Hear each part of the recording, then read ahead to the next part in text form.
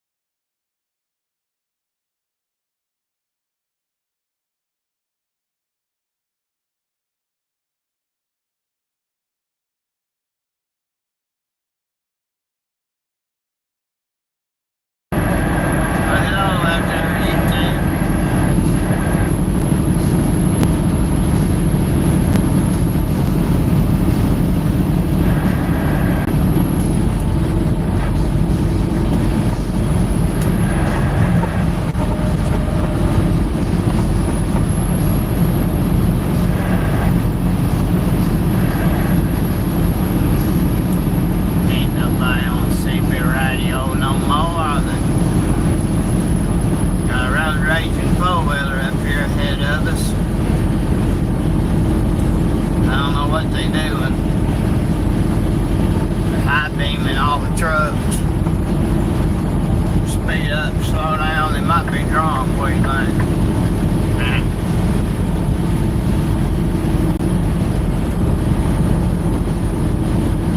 I'm beginning to wonder, they either asleep, drunk, or none. Can y'all see that?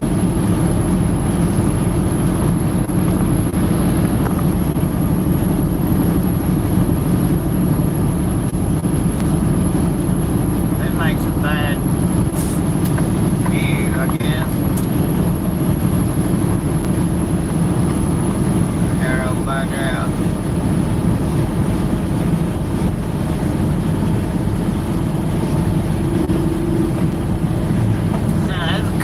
Bus, a high beat zone.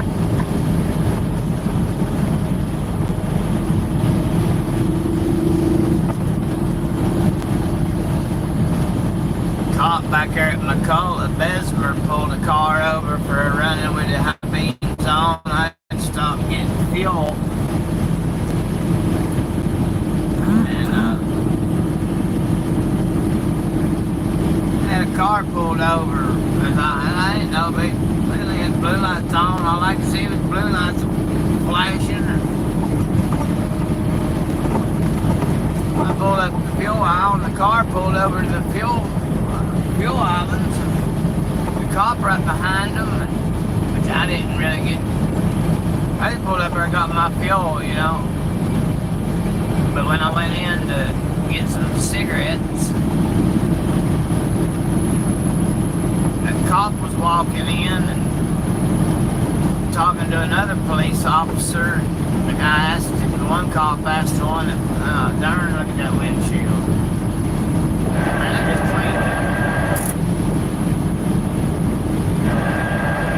I hate putting my windshield swipers on there after I cleaned it, but I gotta do a little better. Anyway, I just kind of overheard him talking, and he said he pulled him over for running the high beams, and once they got him stopped at the Flying J,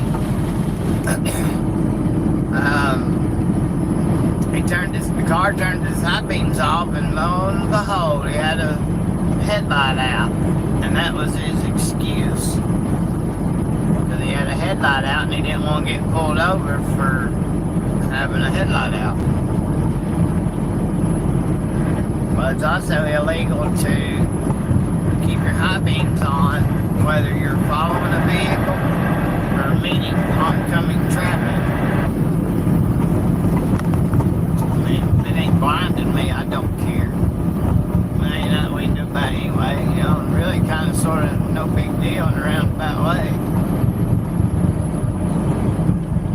Unless there's a car right beside of you passing you. And blinding in the mirror, now it kind of gets aggravating, but, you know, I ain't complaining. Just saying. Tonight. Been hit and miss and raining. I ran my clock last night into this morning. Stopped down there in Mississippi. Take a shower. Well, I went to bed. Got up, took a shower. Stopped at McCullough, Alabama. Getting diesel fuel. Trailer fuel.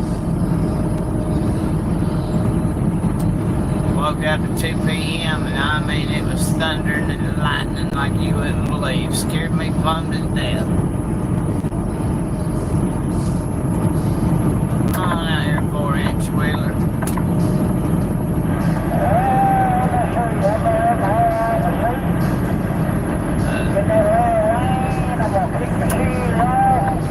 That's why I started this little.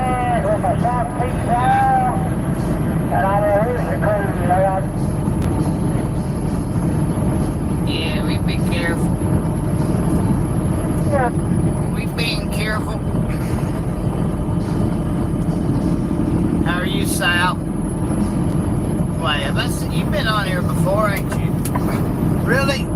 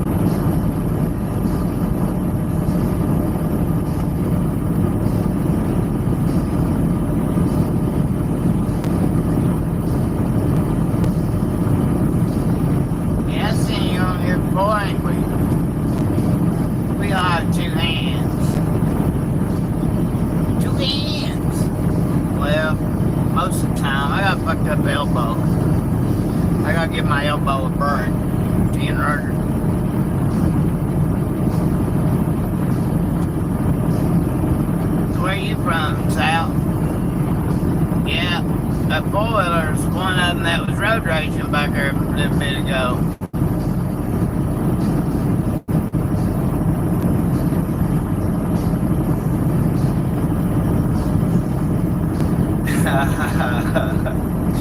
Well,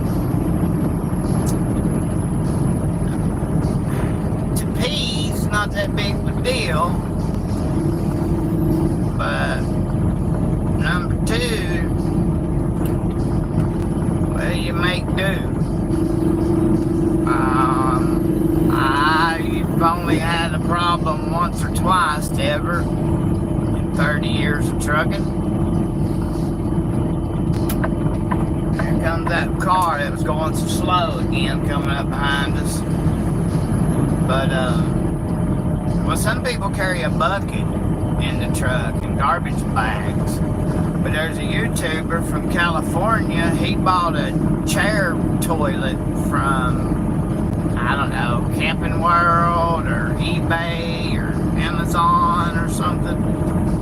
And it's like a folding chair. And you can buy, well, I guess you can use any kind of garbage bag. But he carries kitty litter with him. And he put a little bit of kitty litter down in his bag and then do his business. And then throw a little kitty litter on top. Boom. Tie it up, roll it up, and then throw it away. I try not to do stuff like that. A lot of drivers poop in a garbage bag or a bilo bag. Y'all probably don't know what bilo means. Walmart bag or Dollar General bag or something, grocery store bag, and then they throw it in the parking lot. It's nasty.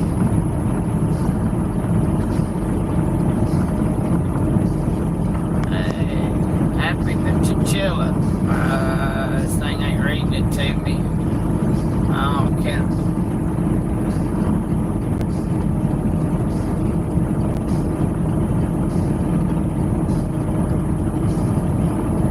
Yeah, we're watching out for them. We got 2 road rangers tonight.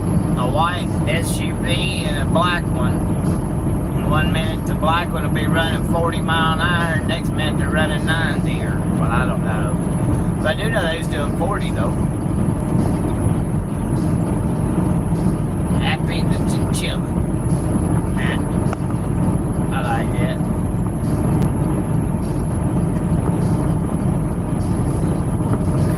Alright. Yeah. I've always been fortunate enough to be able to use the restroom. And a time or two I've had to make do. I've gotten on the catwalk back there between the truck and this trailer, back of the sleeper. Took care of business. Oh, okay. Yeah, I come across Texas. I come out of, I had a load went to Tolleson and they rejected 12 pallets of avocado, and I had to take it on out there to Santa Paula, California. Then I reloaded produce in Oxnard.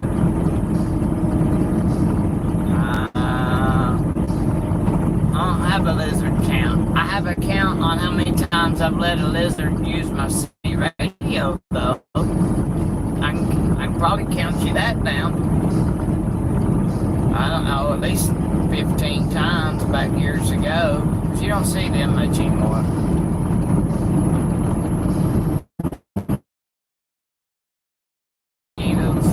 Yeah. But I have used that catwalk back there a few times in my life. But I'm usually pretty fortunate though. But some people carry a 5-gallon bucket.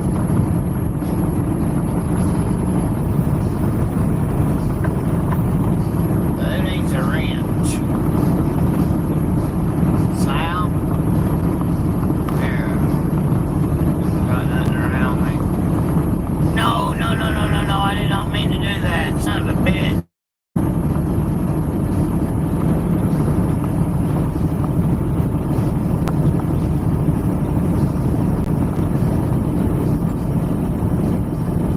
There you go.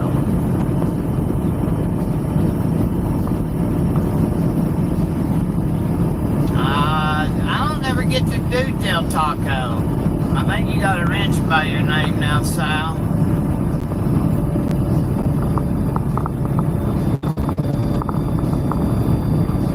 But, man, I don't ever get to eat Del Taco. But Love's hot dogs tear me up. Yeah, I don't eat the Love's roller grill items. the roller grill stuff much at all. I usually eat out of my truck.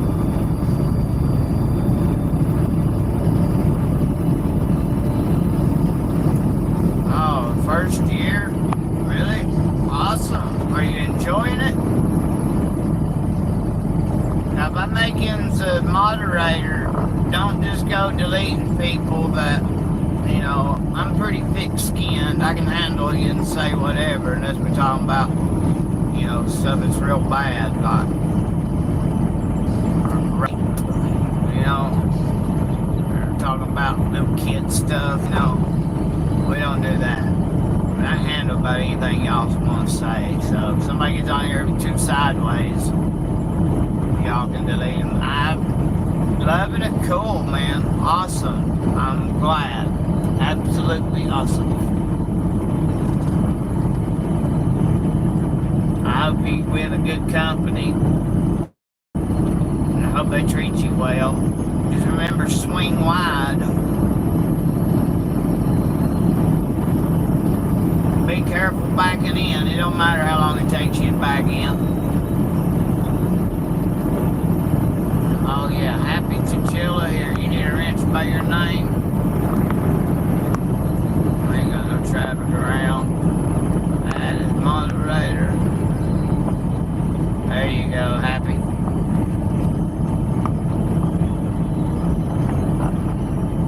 Loving it. You want a wrench? There. Let me do that too. Yeah, I like it. Thanksgiving made my 30th year. I'm 49-year-old.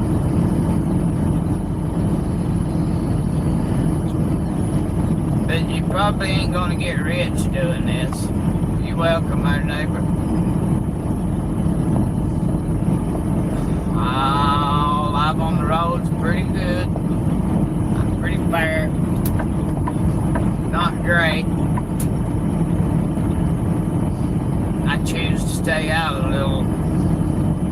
quite a while. I'm out a month to 6 or 7 weeks at a time.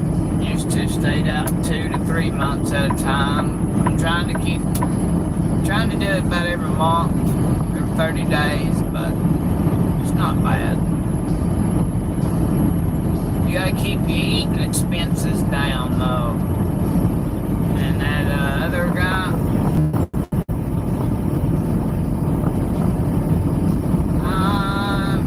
well, my go-tos really, I like rest areas. That's my go-to.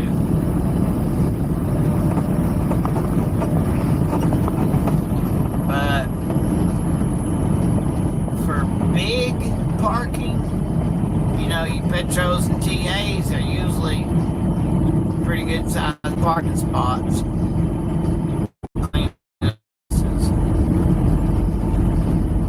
But I got a microwave, but hell, damn old salads in the pies, damn $8, $9 a damn salad in some places. No, I ain't never been to Tijuana. I've been down there in San Diego at that truck stop that's right on border. And behind it is a truck entrance into Mexico. I can't think of the name of that truck, so I ain't been down there in a long time. But I know it's still there, though. I've seen Mexico. I go through El Paso a lot. I'd like to come to Tijuana. But I can't leave the country. Since, yeah.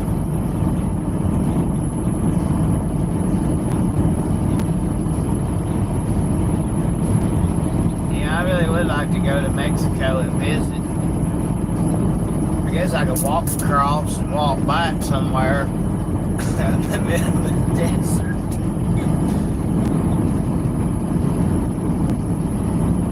Cleveland, Tennessee, near Chattanooga.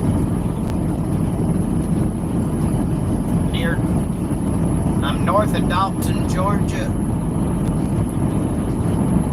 east of Chattanooga, and a touch south. But I'm 3 miles north of the Georgia line and 18 miles east of the North Carolina line. Oh, here comes the rain. Y'all ain't gonna enjoy this very much, huh? Temecula, California. Mexico. California, okay, I see. Okay. Temecula. I've been there. It's been a while. It's a bunch of dirt bike riding down that way. Winery, wine fields, vineyards, that's what they call it. Don't, didn't Brian Deegan used to live in Temecula? Murfreesboro? No way. Heck yeah. My sister used to live in Murfreesboro. She went to Murfreesboro State. No, I ain't called E-Bone. Listen to me. Middle Tennessee State University. I always call it Murfreesboro State University. But she lived, you know where the TA is? I guess they call that TA Antioch. If you get off that exit, you're going east, get off and go south, turn right. And like one or two red lights, turn right. Well, Murfreesboro Road from the TA, I think you turn right on there, and like one block turn right, and there's some apartments. Real, I wouldn't call them real, well, they're pretty fancy though. She used to live there. I think there's a little white church near it. But she lives more in Nashville now. She's a school teacher in Nashville. Well, I think she's in administration now. I don't think she teaches the teachers, or helps teach the teachers.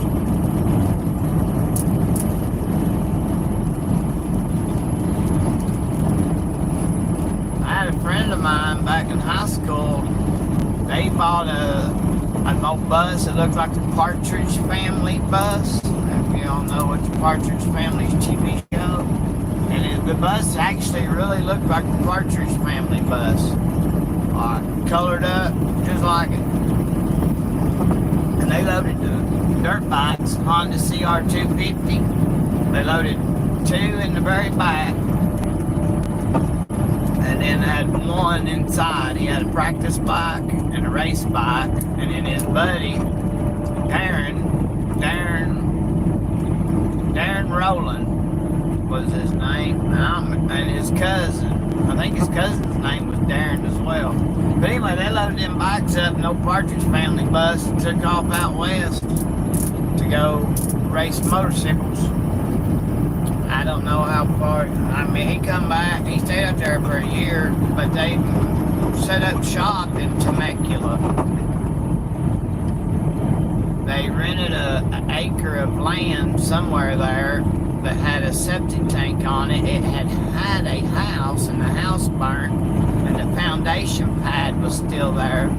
So they set the bus up there and hooked it up to the sewer, and then it had a bathroom in it. Shower, but they ended up building a little shack and a little pole barn, but they made it themselves, the pole barn, and they raced out of there. And then his cousin had family out there. That's how they found this little piece of property. And they had property down the road, a farm, a vineyard. And they bought the property on the back side of the acre of land that they was renting.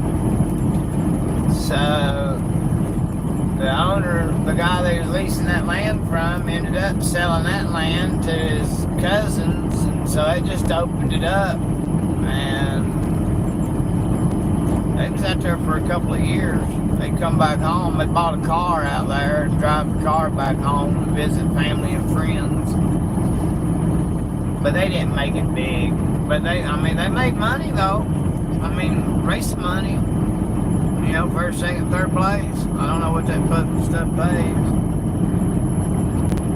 Living the dream. Oh, really? Okay.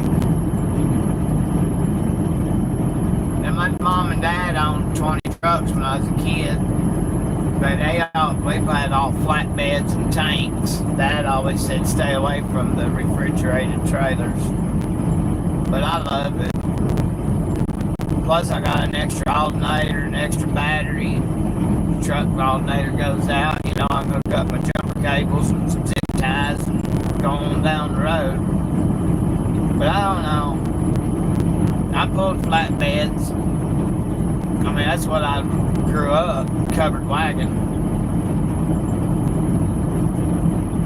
You know, back in the day we had Transcrafts and such, but in '87, we bought a brand new City aluminum flatbed, and that trailer was awesome.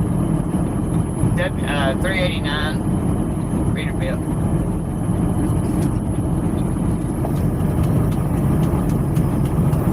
I can pull a flatbed, but I'm not climbing up on top of 13.6 no more after my accident in Cincinnati, Ohio, loading Firestone insulation. The wind caught the front tarp, and I was up, I don't know how high in the air, way above 13.6.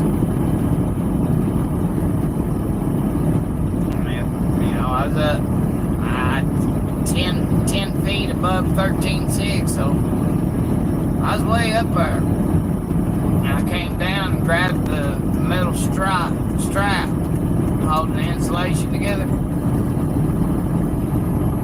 I caught it with my right hand to cut my fingers right where my knuckles are. And I slid down a couple inches holding on to the metal straps, bands. And the forklift driver seen what was going on and come over and put the forks underneath my feet and lowered me down. And then I got a bunch of crazy glue and tape, and crazy glue and taped my hands back together, and then went home. Yeah, but I don't mind a covered wagon though. That 13.6 insulation though, that, I don't know, it wasn't even raining. Did you really? Oh, I'm sorry about that. Part of your stepdad. I'm sorry. I really am. I hope it wasn't too awful bad. We had that City aluminum. That was a heck of a trailer right there. Now you couldn't flatten it out. We put a 50,000-pound coil right dead square in the middle of that sucker.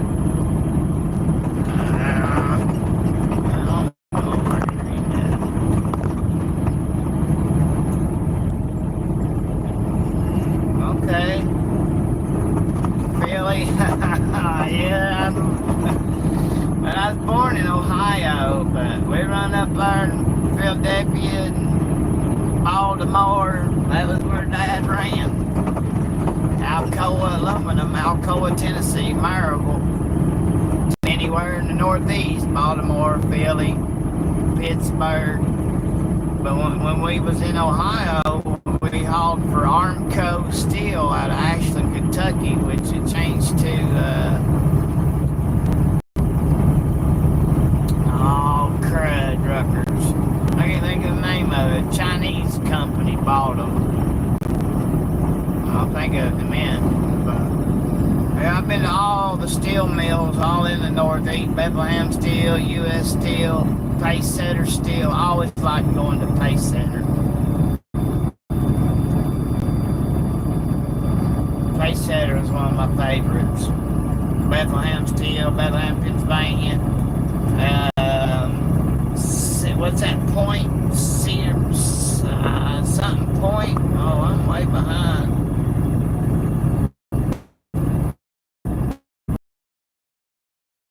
Not much. I do, yeah.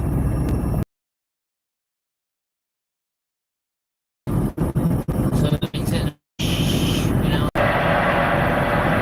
yes, I still call out the cops. Most definitely. My dad passed away January 11th, but he wouldn't be too happy with me if he found out I was in the truck without a radio on.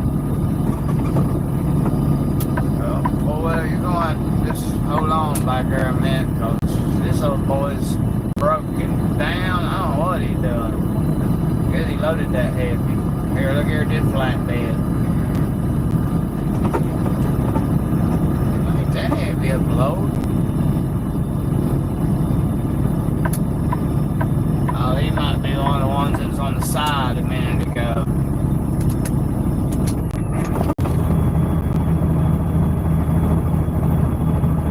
But yeah, I'd like to get back into flatbed. I get the urge. From 2005 till 2013, one week I'd pull flatbed, next week I'd pull dry van. Not a lot riding around, Sap. Thanks for stopping by and saying hello. Let your presence be known. Man, I had so many people on here the other morning, I couldn't. You better either come on or get back, because I'm ready to come back out. See there? Radio on. Ain't got no radio on.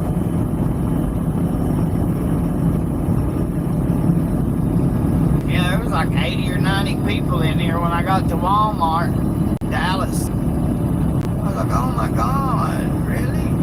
Heck yeah. I had to check in and I come back and there's people still on there. Was you on here the other morning, Zach? I know you was on there off and on.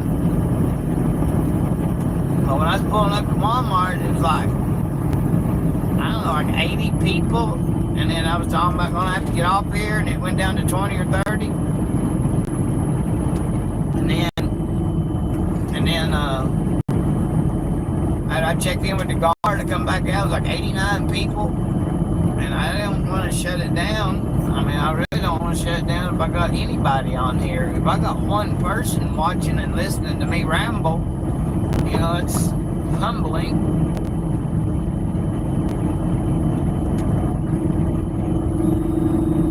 Oh no.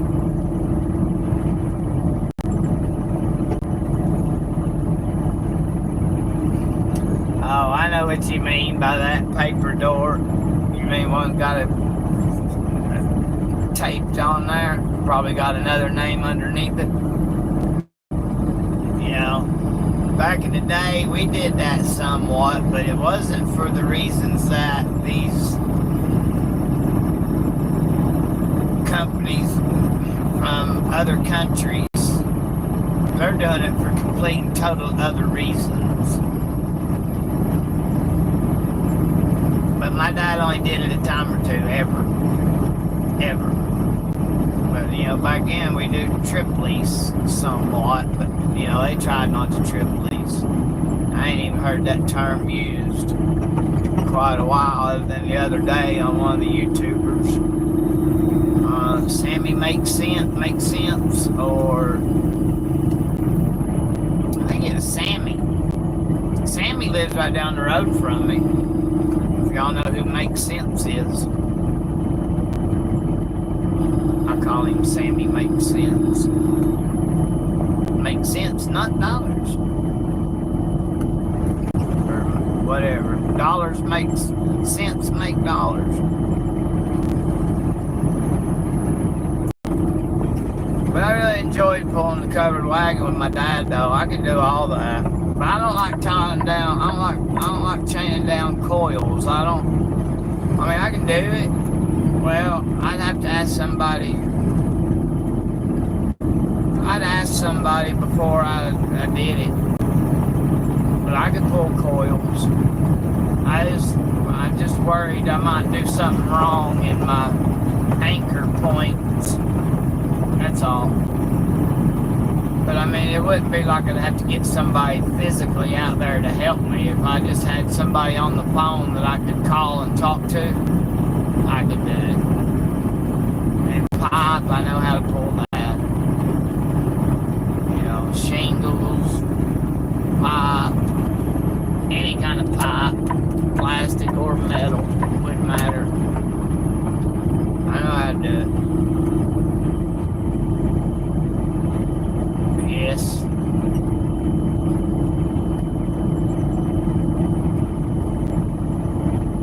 Yeah, coils can be tricky. I haven't hauled a coil in a long time. But growing up, like I said, we had flatbeds and tanks. And if I didn't have school the next day or whatever, I was in the truck with Dad. I mean, he could go in, we could, like U.S. Pike, Chattanooga, which I guess all that's closed down now, but we was hauling pipe out of there. They'd get us loaded, and he'd go in for paperwork, and he'd come back out, and I'd have it all tied down, ready to go, and I was 13 years old.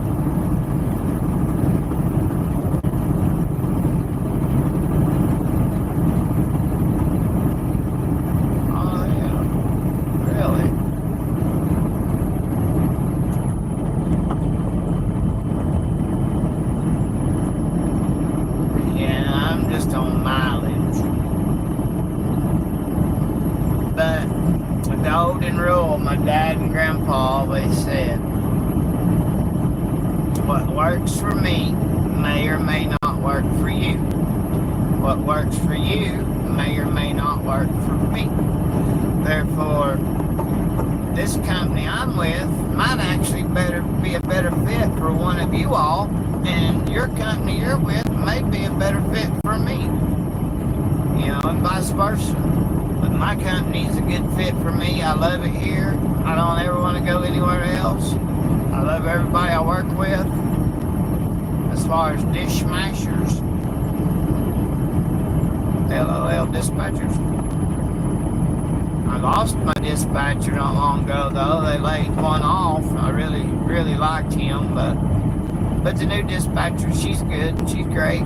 I get along with her. She knows how to let shit go in one ear and out the other. She don't hold grudges. But I haven't got in. We had an argument. I mean, I was a bit upset the other day, but it wasn't no big deal. It's all good. I was mad for 10 minutes, and then I was over it. And it all worked out in my favor anyway. So that's one piece of advice. If you get mad over something, well, I mean, that's okay. But don't stay mad over it. Calm down, chill out, and then reevaluate whatever the situation is and think ahead and be like, damn, what?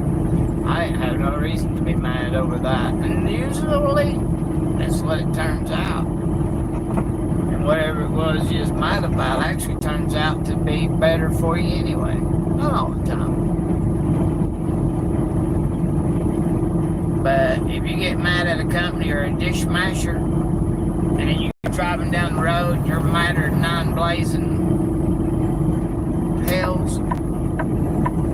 I guess y'all, I can say that, but I'm going to. You get madder than 9 blazing hells, go jump in the truck, slam the door, and take off flying down the road, and you're just mad at everything, and you're cutting people off, and da-da-da-da-da, somebody might cut you off, and you get mad, and you're trying to road rage and everything, and it all started because of a phone call to the company. If an hour later, after that call, you're still madder than hell, well, something needs to give. Maybe it's time to see if you can get another dispatcher, or think on what the situation is, and maybe wait till tomorrow and assess it and think about it. But if you sit there and you're driving down the road and you're madder than hell for 2 or 3 hours, well, something needs to give one way or the other. I'm not saying go quit your job. Yes, you do have to keep your cool. But the people I drove for 10 years, one phone call would be just super great. They might call you back 5 minutes later and have you so daggone mad you can't see straight.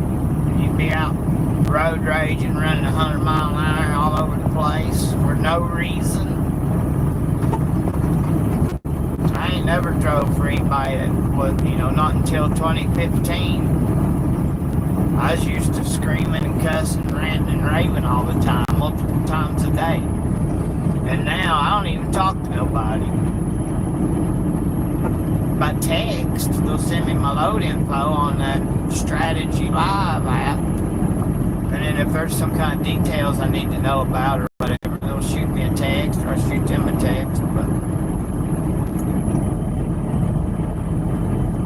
no, do that no more. Run down the road, matter than 9 blazing hells.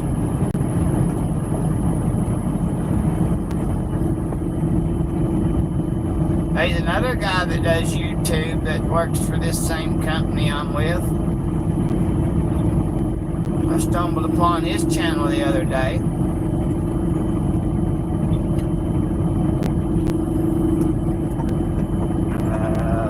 Backwoods something.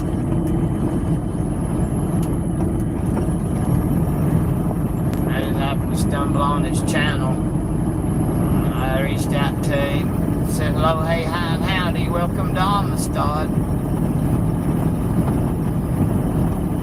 But for some reason I'm getting the earning to go pulling a flatbed, and I don't know why, or a RGN. That's something I've never done, RGN. I've been with my dad an RGN, but I've never actually pulled an RGN with a load on it myself.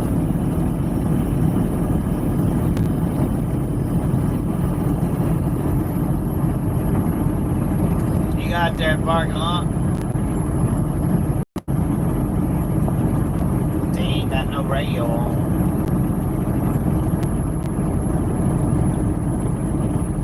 Gentry gets into some pretty cool stuff. I've always wanted to get into hauling boats. That'd be fun. That'd be a blast. It can be aggravating. My dad hauled boats for 2 years for Seagrate. Well, boy, I mentioned her a second ago. He's been trying to get his foot in the door up there at Gentry's for years, and they won't. I mean, up there at Seagrate.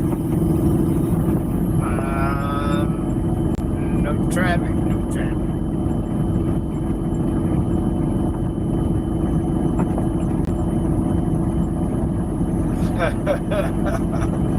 Yeah, I guess when you get an oversized load, you have to go in the scale, every scale you come to, and take your paperwork in, don't you?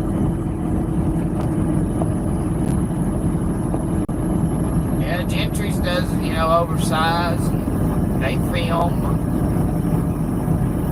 Try not to say that name too awful much. Don't want him getting mad at me for saying Gentry and Sons, but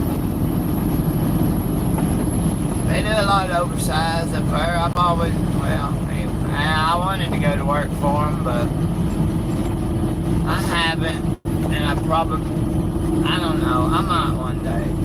I know a couple of guys that used to work there, but that's about all I can say. I am not going to badmouth another. I'm not going to do it. And I don't know personally anyway.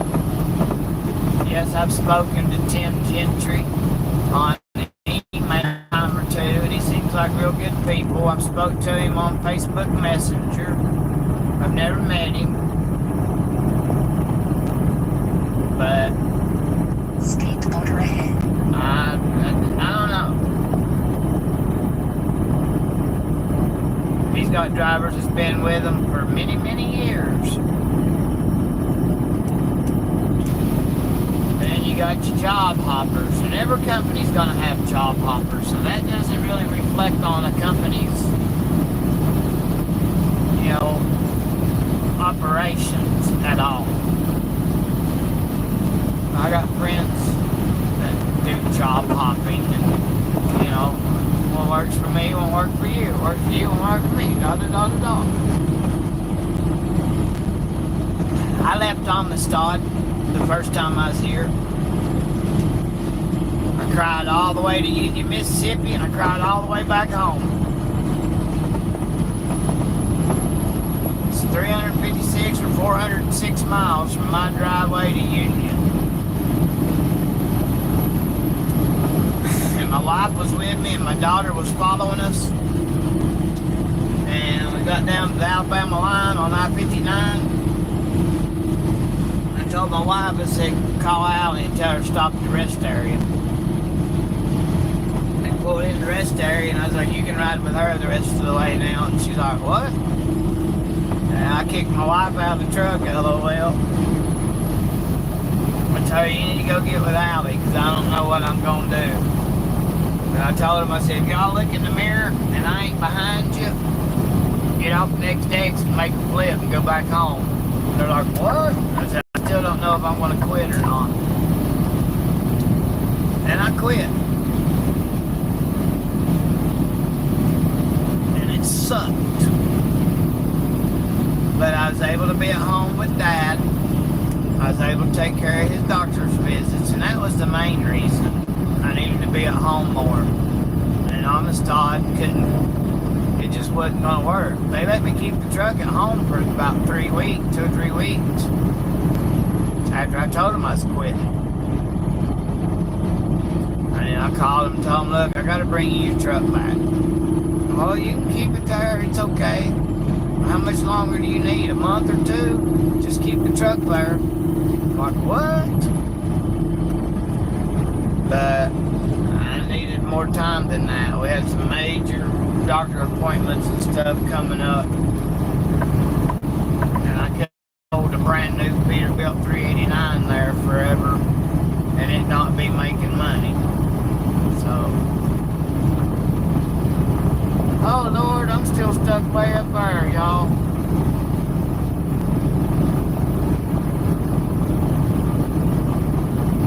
Oh yeah, I'm not a job hopper. No sirree, Bob. Now I do have quite a few jobs under my belt, but up until 2015, I could count my trucking jobs on one hand. Yeah, be good. Thanks for coming on, Happy. Seriously. I appreciate it more than you could ever imagine. Don't drag no lizard in there. You'll be alright. Come on, man.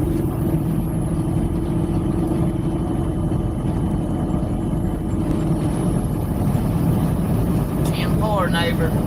10-4. 5-2. That's a half-past 10-4. Roger. Roger Rabbit.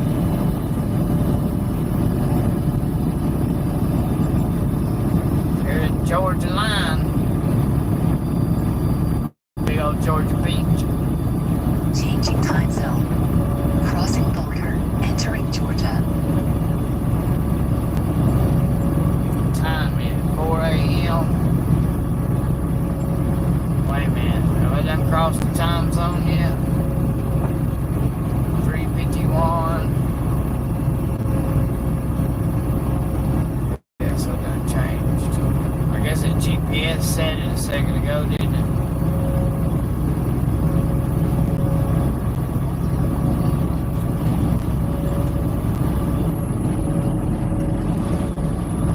Getting into a little bit of traffic. Entering Eastern time zone.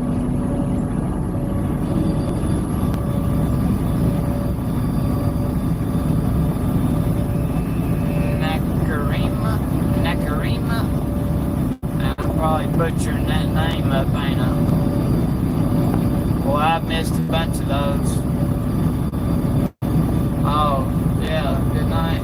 Oh, he was talking to Chinchilla B1. But I just want to make a statement here. This phone is right at my steering wheel. Here, you want to see? Turn the line on here. Flip it around. Where's the camera at? I'm holding on to the steering wheel right there. And you go.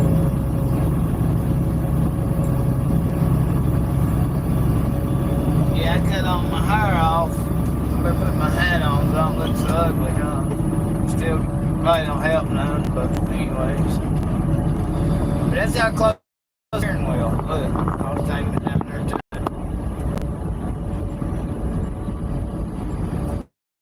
Message is, that's the steering wheel.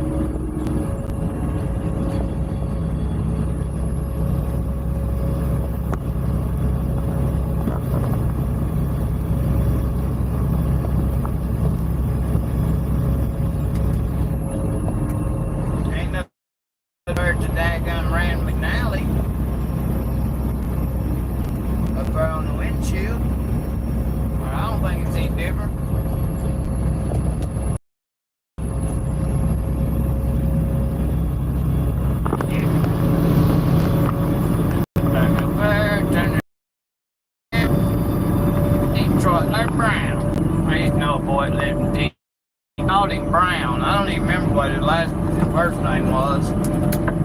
I called him Detroit Larry Brown. And his name wasn't Larry.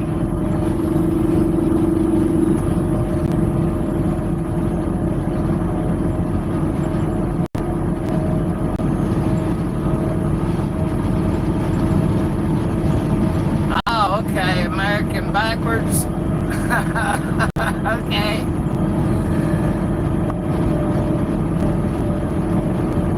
I like that. Tallapoosa. Target. Walmart, Kmart, Target. I know that joke.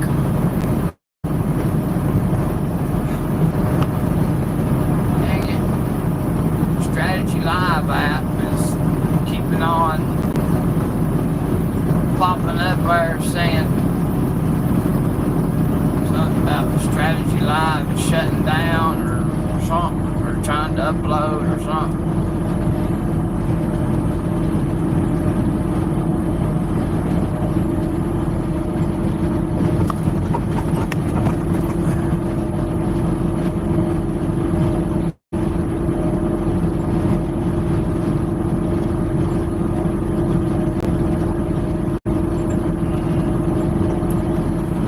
Well, pneumatic tanker. Really wasn't trying to run this fast, but look, a four-wheeler behind me.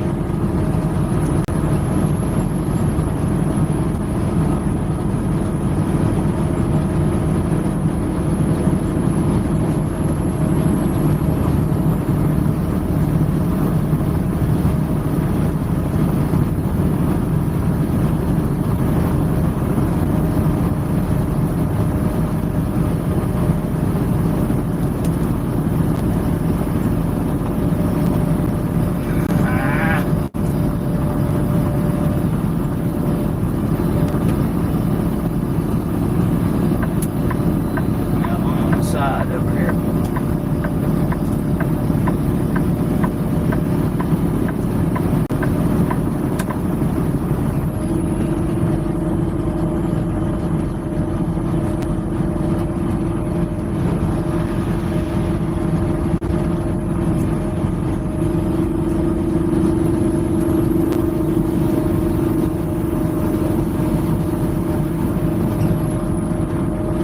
Big truck on the side over here.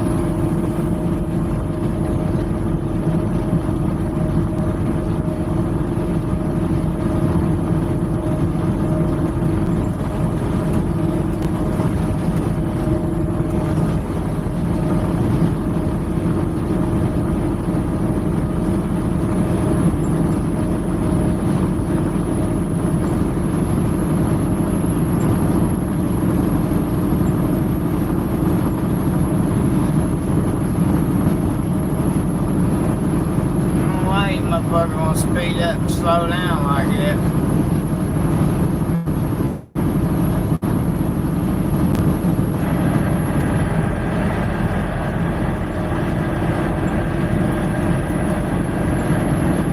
Waco, Georgia. Billy Bob Thornton.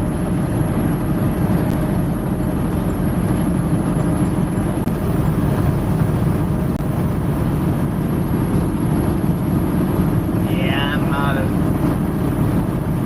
very good looking man.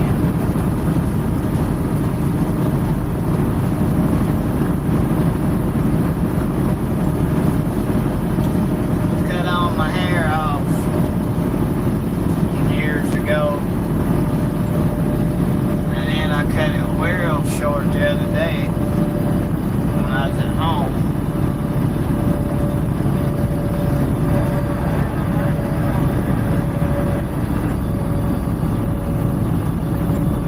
And my wife just cut her down short. Now I don't mix my hair no more.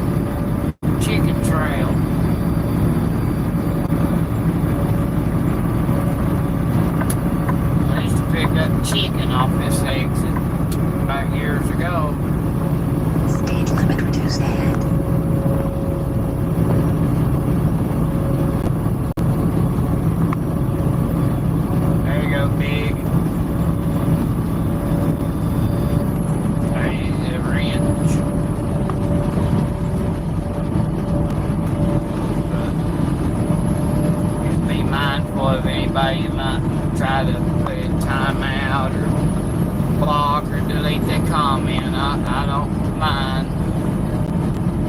As long as people don't get too sideways. Like really sideways. And you can do what you do. We don't be talking about little kids.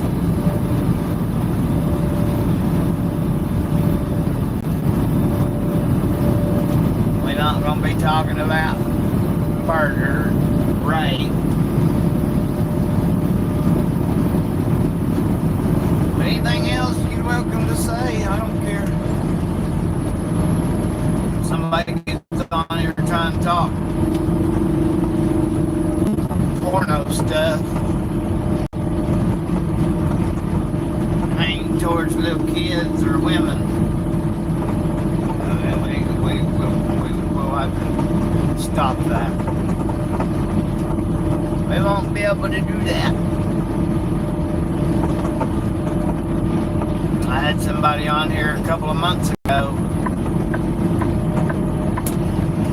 Got real sideways and I quit.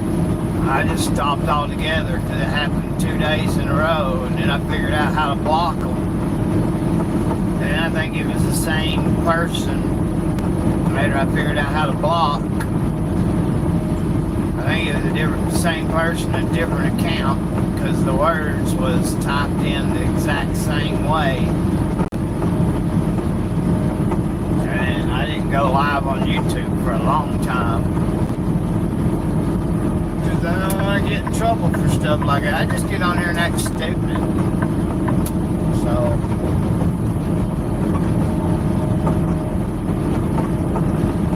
I figured out how to go live. Well,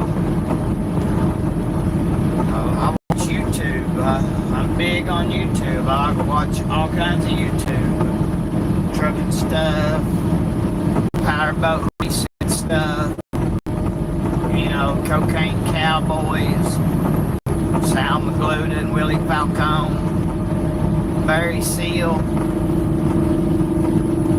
the Iran-Contra War, Oliver North, all that stuff, anything. I watch all kinds of crap. Motorcycles, sprint cars, late models, a little bit dirt bike, motocross, supercross. I like to see Hayden Dealin do good. I hope he don't ever get hurt. That boy's fast. Fast. But he got some things. He better do a little more trying if we're gonna be ranked up there with Ryan Villapoto and Chad Reed, Jeremy McGrath, Ricky Carmichael. He got some big shoes to fill. And I'm sure James Bubba Stewart, I'm sure he's got it in him to do it if he don't get hurt. Pray he don't get hurt, because Hayden Deegan's really good. He's really, really good. He's got it. He's got it to do. He's got the heart. When he got the sponsor, he's got the backup. You know, mom and daddy got big money. Freestyle motocross money. Vineyards in Temecula, California. I guess they sold that property. I'm not sure. I think they did. Well, he made a bunch of money on that. So even if he did get hurt, he's not going to be broke. I think he's already got some real estate bought.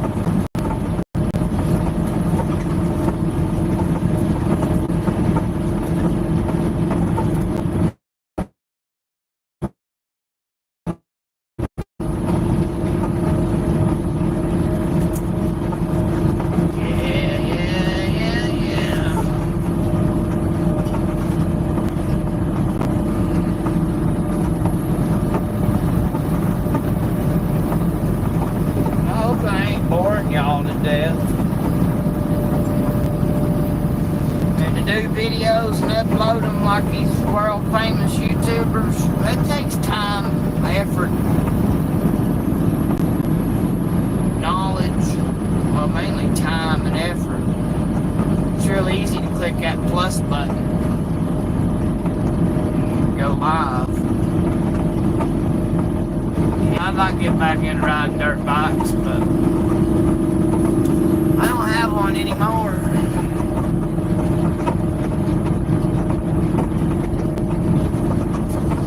I had a CR 125.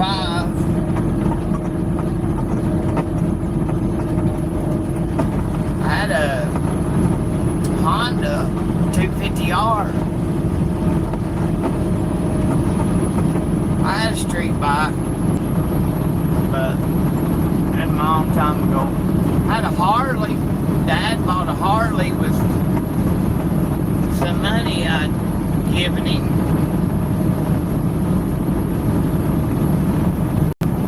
Back in 2019, I think we bought the Harley, and he had it for a couple of years. He told me, he said, well, you know, I used your money to buy it, son. I'm like, okay, that's fine. I just wanted to buy it. Your mom died, and I don't do nothing but go to Walmart and the Dealin. So, well, you ain't gonna explain nothing to me. Have fun. Be careful. And then he called one day, and he's like, thinking about selling the Harley. I'm like, okay. And you don't have a problem with it? No. No, I ain't got a problem with it. Do what you want. Well, I used your money to buy the Harley. You know, I told you, you know, it's yours. It was in my name. He put it in my name.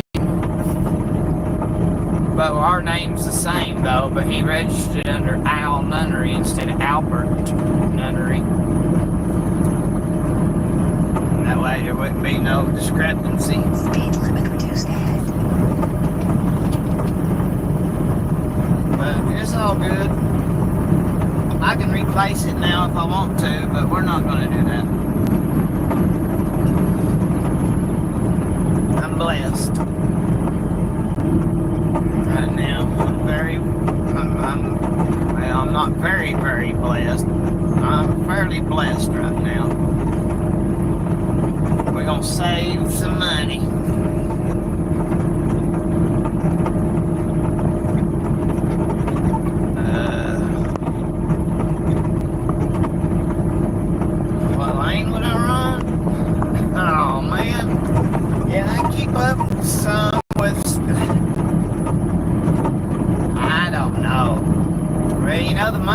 Northeast, but I do. Oh, you've been looking at my videos. That was in 2020 or 2021. I'd have to go back and look at the video, but that was in the first Peterbilt 389 when I was here the first time. I do reefer. I haul reefer, but that question about if you're gonna get into the reefer industry and you live like in between Atlanta and Chicago, well, it'd be best if you lived around right, exactly, Northeast. You only run the Northeast, that's where your money's at. I mean, probably still ain't gonna get rich though. But on authority, I'd pull a flatbed and run the Northeast, Baltimore, Philly, Pittsburgh. But if you live in the South around Atlanta, I would holler at Phil Martin. Well, you said on authority, never mind. Yeah, I don't know. If I had my own authority, I guess I'd have to lean towards a flatbed and run. I hate saying that. But on authority, I guess I'd run the Northeast, especially right now. Maybe out to St. Louis. I don't know where you're from, but I'd get me a load going to the Northeast and reload and go anywhere you want out of there, and then unload that, and then head back to whatever and make a triangle. That's what I do. That's what my dad always did. He load out of Alcoa Aluminum, Maryville, Tennessee, or U.S. Pipe or U.S. Pipe and Fitting, Chattanooga, and go to Baltimore or Philly, wherever the pipe or fittings was going. And he tried to just go up there and then load right back home, you know, Knoxville, Chattanooga, Atlanta, Birmingham, and so on. But if there wasn't nothing that's paying anything, he would load and go over to Cleveland, Ohio, Chicago, and then load out of there, and then come back home. But that was a covered wagon, though, you know. But if I was looking for a company to lease on with, and you like doing LTL refrigerated freight, if you live around Atlanta, there ain't one company I'd call.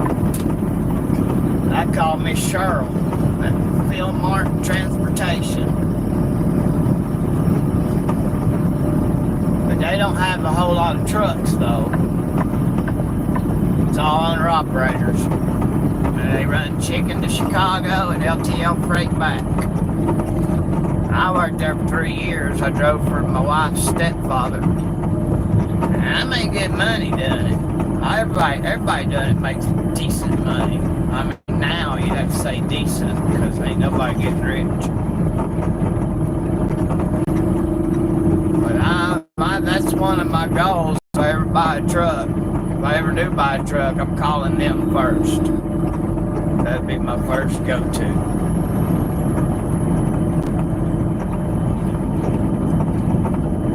Yeah, dedicated steel would be awesome. Yeah, I'm not sure about the LTL on the load boards. That's a whole other beast of burden. Because I'm not linked up with none of them load boards. But I watch Sammy Make Sense. And he posts from the DAT load board from time to time. And talks about it. But he pulls a dry van. But he shows a little bit of loads from, you know, a little bit of everything.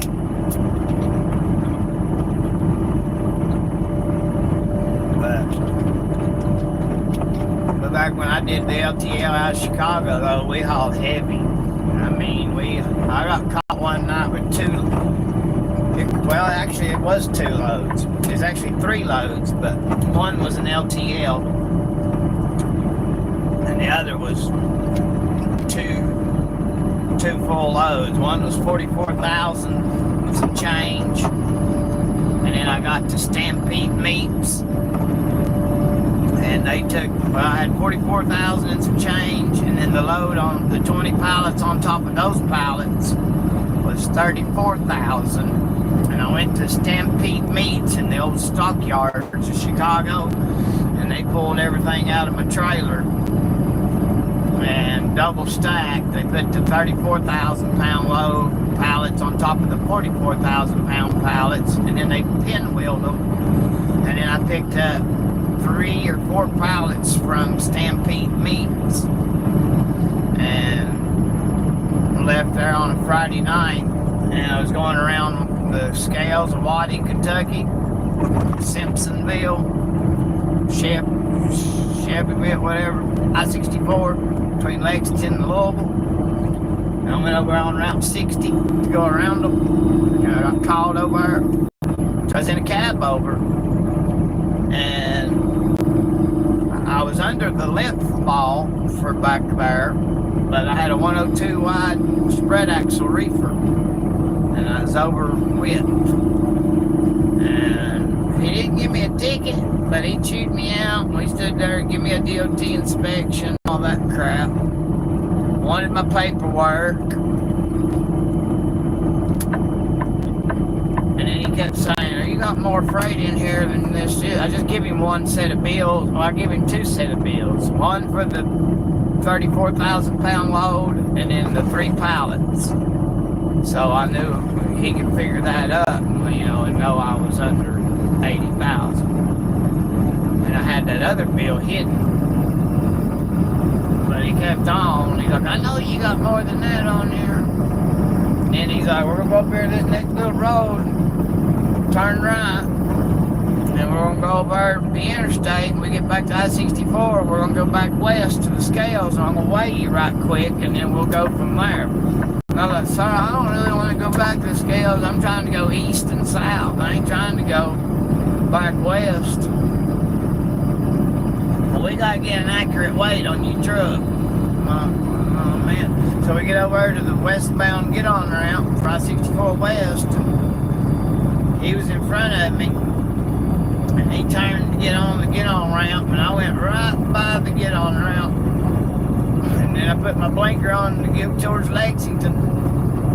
And he made a flip on that westbound get-on ramp. Came back underneath the overpass and flipped his blue lights on. Off, on, off. And then he made another U-turn underneath the overpass, and he got on going westbound, and I got on going eastbound, and I dropped the hammer. I let her rip. I hauling. I had her in the wind, and I didn't let out of it till I was south of Richmond, Kentucky. I figured by that point in time I was far enough away it wouldn't be no problem. And I got down to London, Corbin, and they was locked up.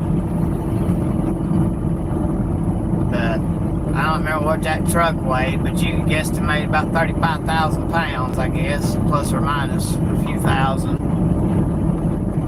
Georgia Rob, what's up? Good morning. But yeah, I got down there. I made it home by daylight on Saturday morning, but I had a 44,000 pound load, a 35,000 pound load, plus 3 pallets that probably weighed about 5,000, and the truck weighed about 35,000. But that's back when you could get away with stuff like that. Manchester, Tennessee, the scales, Phil Mart Transportation had an account, like a little account with them, so we got called over there. They would just fill out a form and fax it to Phil Mart, and then if it was in the middle of the night, which we ran at night, they'd fax it to them, and then they'd see it in the morning, and they'd call you, be like, hey, you get called to Manchester? Yeah, which I never got called, but I know people that did. And they just pay the bill every month, whatever it was. Now, Indiana, though, they catch you. Sometimes they make you fucking unloaded. I got called at Seymour one night, 87,000 pounds gross. But all he did was give me a ticket to let me go. And it wasn't that much. I don't remember, like $180, I think.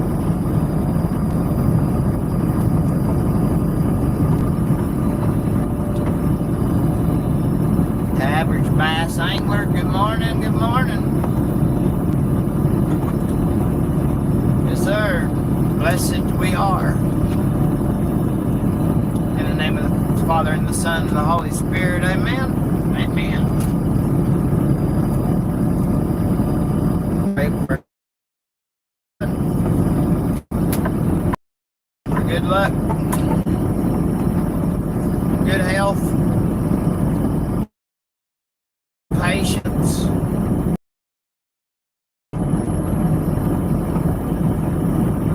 Is good. God has took care of me all my life, and He's still taking care of me, and I still don't know why, but He sure is. Traffic getting thick.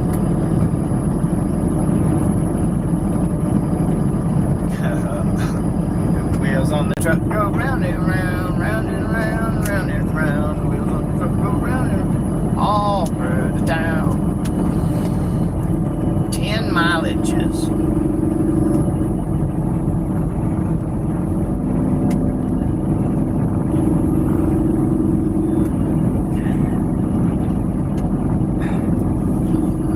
I wanted to stop and clean my windows and mirrors again before I got over here.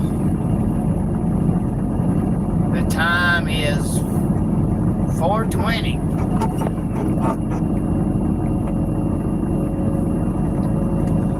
420. No, I'm not smoking the weed. Fucking government. Uncle Sam said you truckers can't smoke the marijuana. Why not?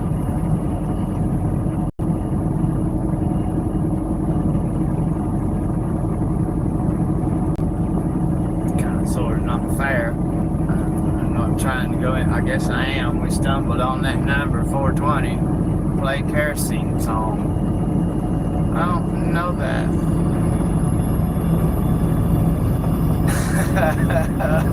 I wish I had a Motorola flip. Dude, I miss my flip phone. Oh, I miss my flip phone. It's a Samsung Galaxy A14. Man, I miss my flip phone, dude. T9 word text, and I can text and drive to anywhere, man. Never even look at the phone. T9 word.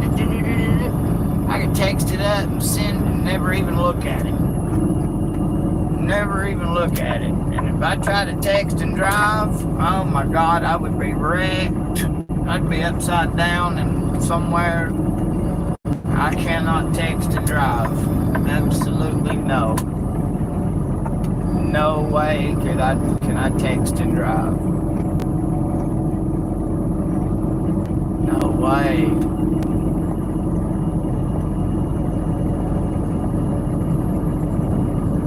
No way! What did they do?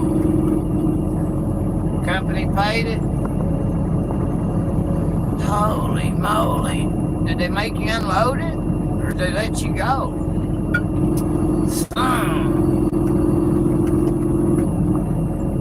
You were pushing some poundage, wasn't you? Damn it. Really?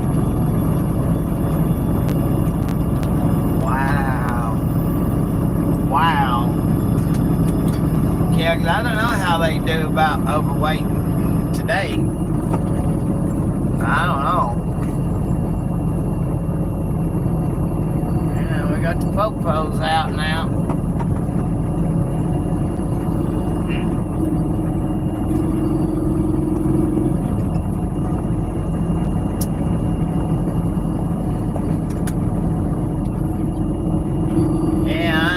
Here this morning, and I'll be done till tomorrow.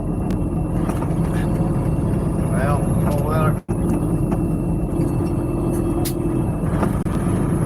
No, I'm kind of acting stupid. Come on, gas on it, dude. I ain't getting back over. I'm almost to my exit. I get in 4 or 5 miles of my exit. I just stay in the right lane and deal with it.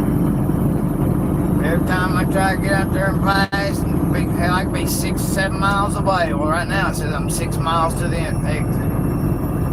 I could be 7 miles from the exit and get over there and pass 7 miles away and end up getting stuck out there and not be able to get back over. Police station ahead.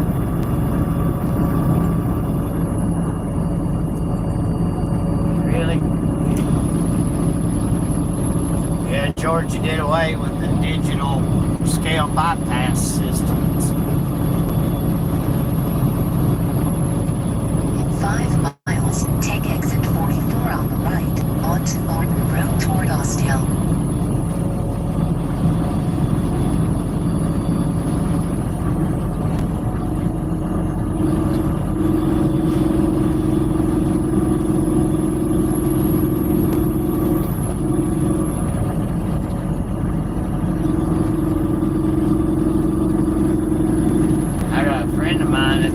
Right here in this town.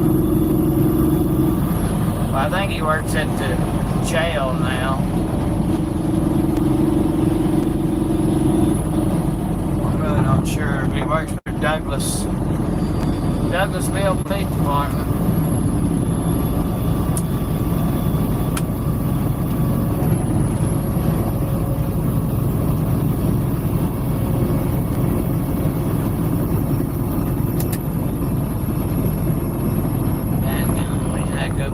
On there. Yeah, come on, Total.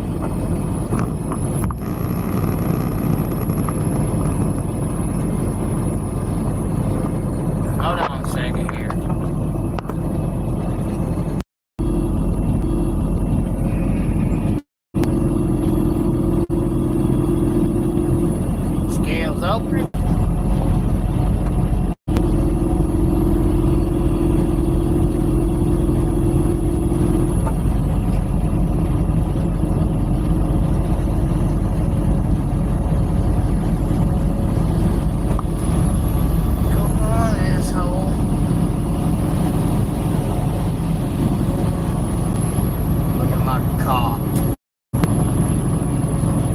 Drive-wise coming on saying, non-drive-wise side ahead.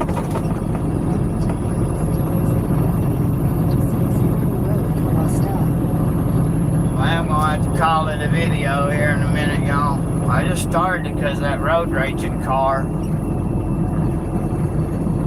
them two dark colored SUV was actually road raging the white SUV, but the white one never did pass us again.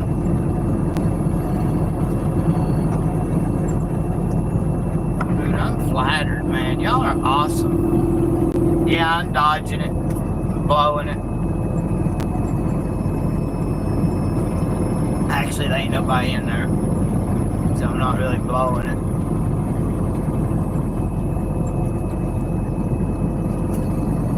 I got drive-bys and pre-pass, so, but Georgia don't do that no more, you know. Most of y'all know.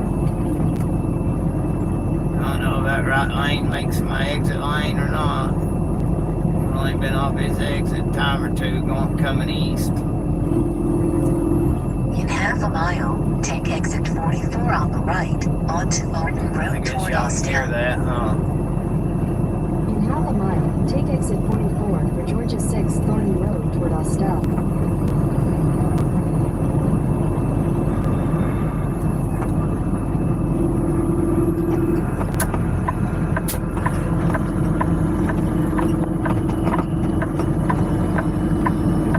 Take exit 44. Speed limit reduced ahead.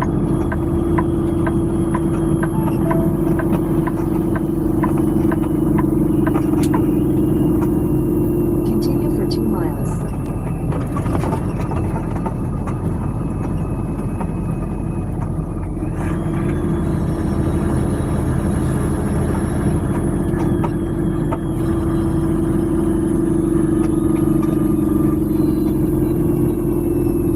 Turn right onto Thorny Road toward Kent County Parkway.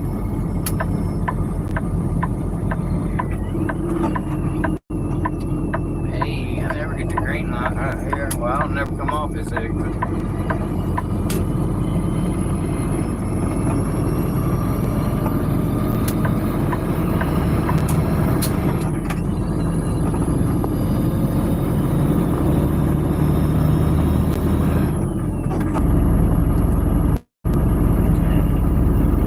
Come on, Take the first Wheelerz. exit on the left, onto Martin Road. I got to get over. First left onto Interstate West Parkway. Last time I turned in down that little road right there. First right onto Six Flags Road. Speed limit reduced ahead.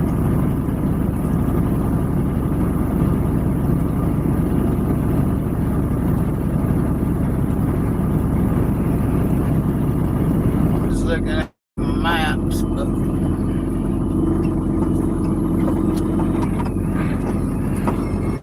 I ain't trying to be rude or nothing, but trying to make my turns, figure out where I gotta go. I think I came in this same way, came out this same.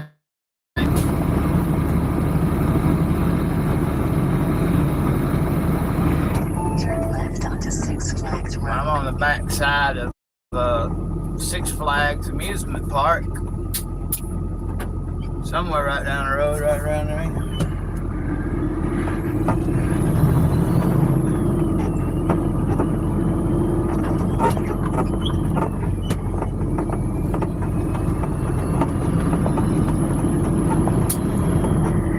Mentioned that bathroom, Mingo. What are you doing, a pickle? Take the next left, then you will arrive at your destination. Well, I need a bathroom.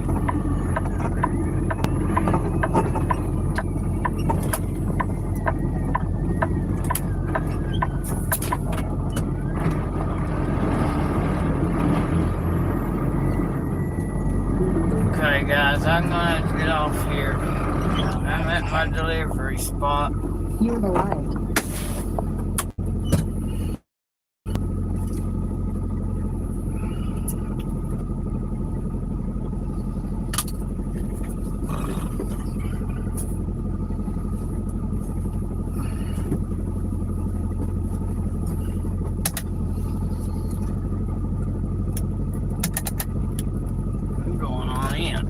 like I did last time. Yeah, he's saying come on in.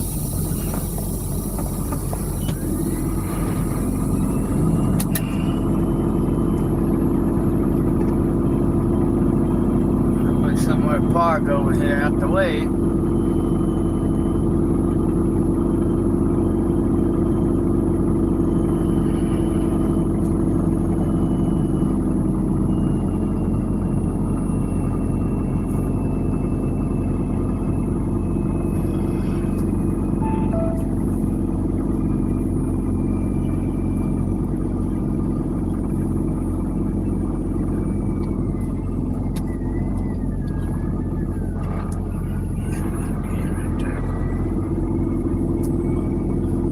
Turn at the first left.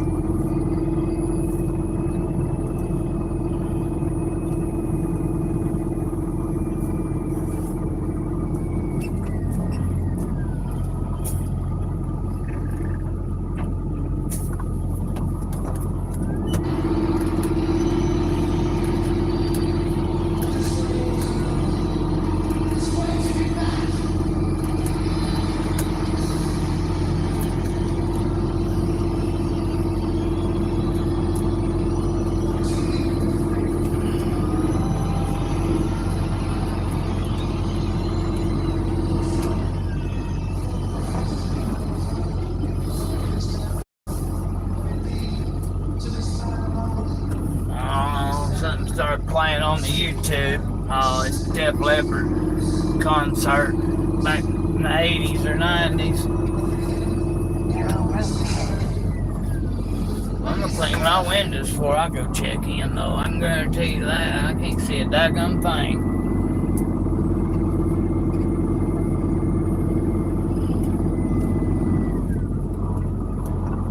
I can't see a thing.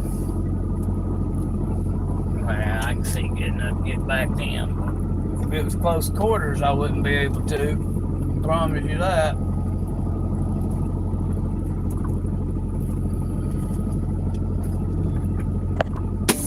Baba Booey. Man, y'all are awesome. We're cracking here. Okay, I'll stream more often.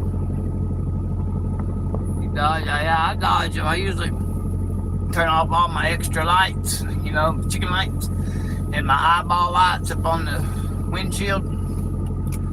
I got them LED matrix lights. My daughter got them for me for Christmas from TikTok Shop. I've had some people get on here and tell me that I'm stupid, which I know I'm stupid. Durr. But, you know, what one person likes, I may not like, and vice versa. And I just get on here and act dumb, and ramble. Rambling man. I ain't nobody special. I'm just plain old Al that drives a truck. That's it. Just plain old Al drives a truck.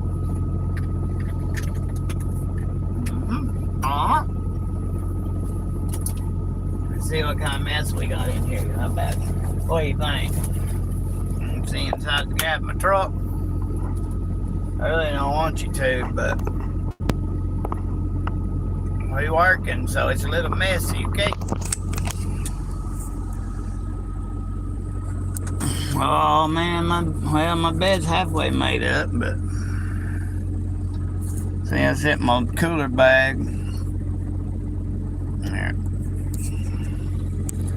I set my cooler bag right there on the floor, and I can reach it from the driver's seat.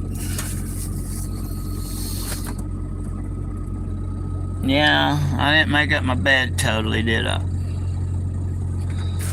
But, see, all I gotta do is put that up there where it belongs. It fell off the shelf. And that's garbage.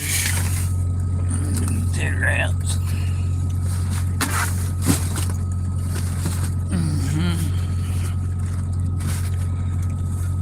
And I got a fairly clean truck.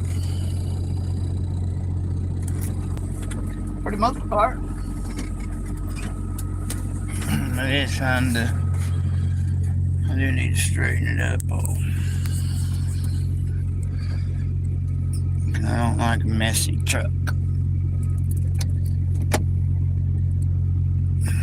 It's alright. Stay right there.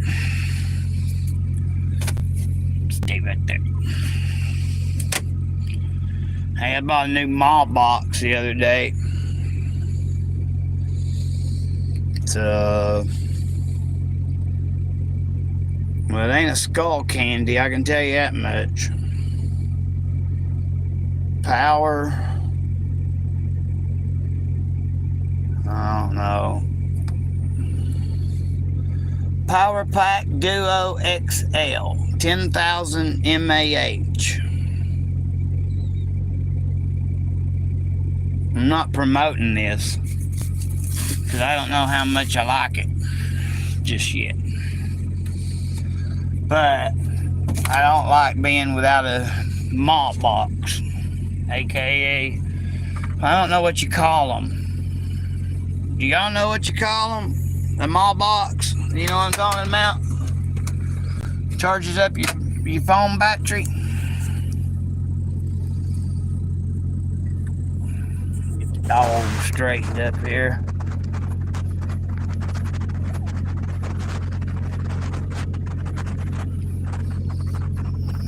Yeah.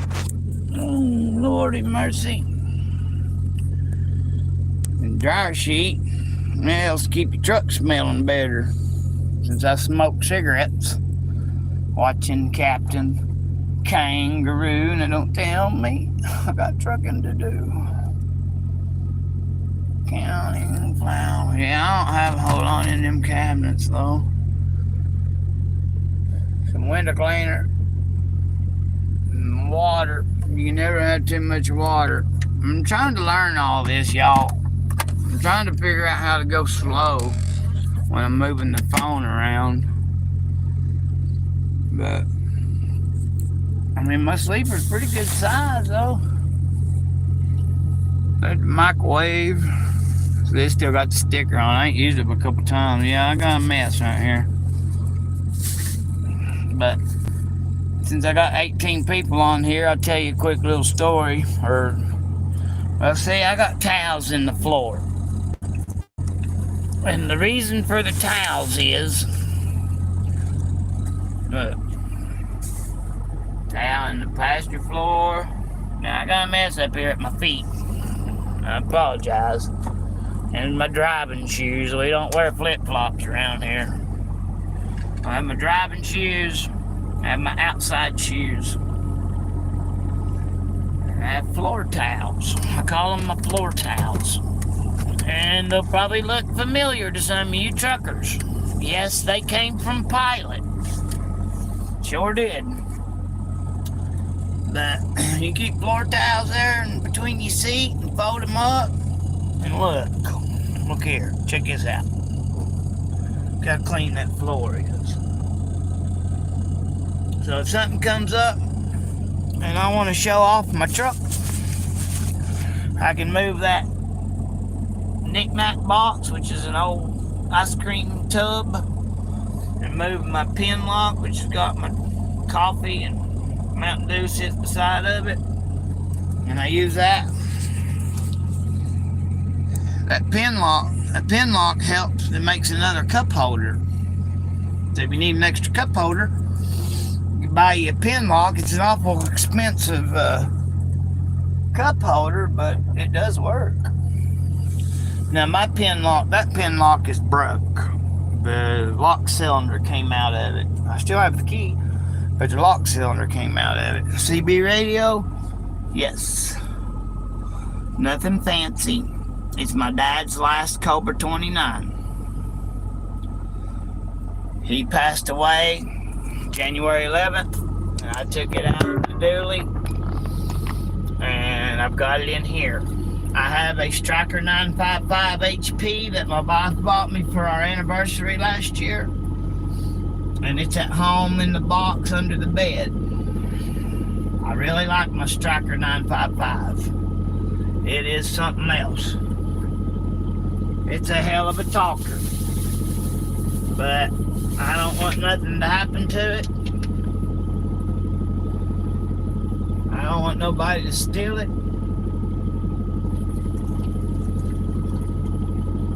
And I don't want to beat it to death driving up and down these roads. I used it for a little while, but then I took it out because, like I said, I don't want nothing to happen to it. I'm very proud. I'm very fond of a Striker 955 HPCB radio. I have a General Lee at home that I need to get fixed. Now I would bring it back out with me. That is, I do need to get that fixed. But Rooster's CB connection in Charleston, Tennessee, he's not taking mail-in orders for repairs. Unless it's a radio that you purchase from Rooster. Now, that's where my Striker 955 came from. It came from Rooster CB Radio in Charleston, Tennessee.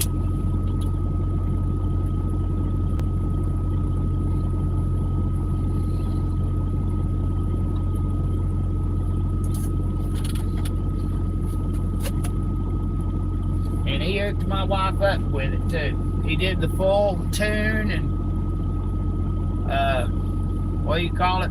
Calibration or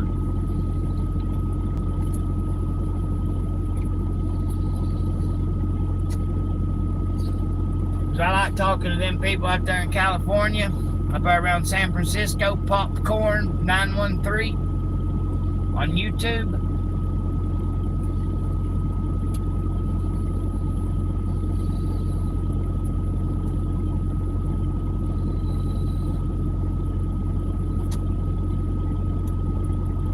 I do have an old school linear under the bed right here. It's a Bimbo bilinear 100.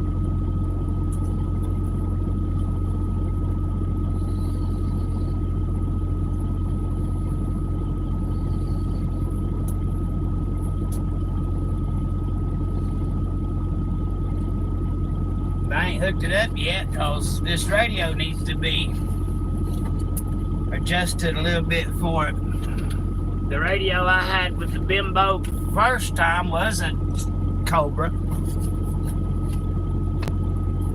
But I bought it from Roger up in Charleston, Tennessee.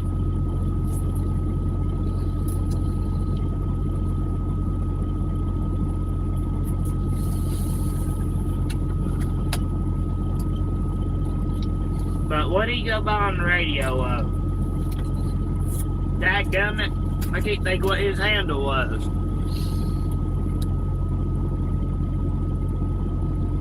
Exit 33 in Charleston. And then he moved up to Nyota. Now, I can't think of what he went by on the radio. I really can't. He'll come to me in a minute by the time I turn off this YouTube.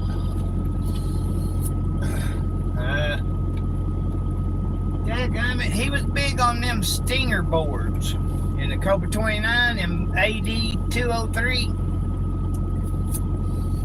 Stinger boards. He was big at using them, putting them in radios. Narrow road ahead. Roger, what the hell? Anyway, I got my Bimbo bilinear 100 from him. And the Cobra 29 that I got with it had already been turned down somewhat. Or, I don't know, whatever you do to turn the radio up. Right there's the linear. Bimbo. Underneath that tape it said bilinear 100. It does have the that won't focus in there, will it? It says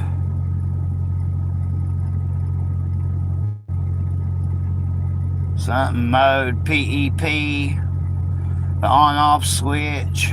Oh yeah, and the SSB delay.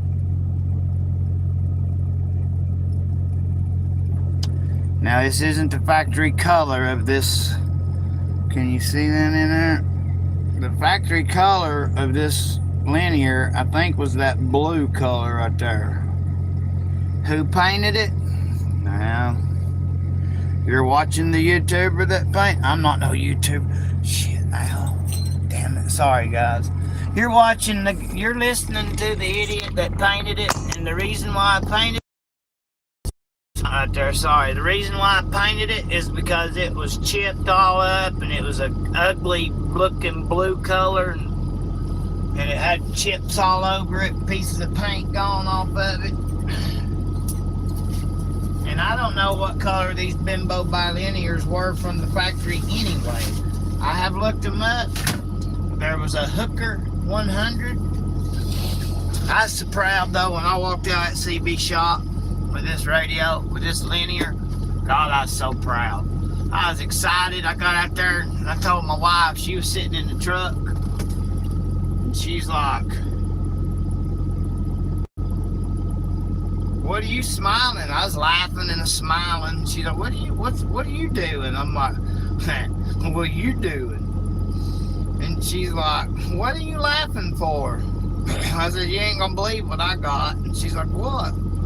I said, "I got my very own bimbo bilinear 100.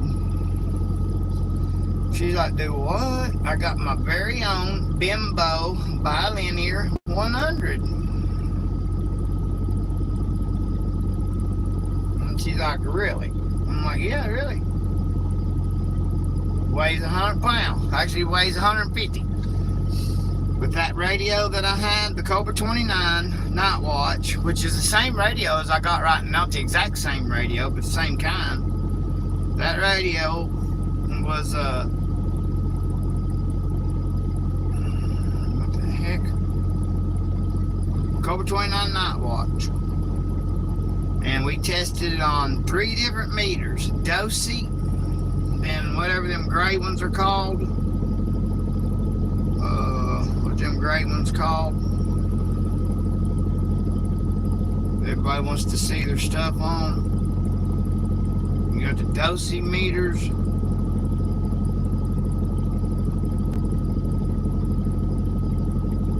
Bird meter. And something else. He tried it on.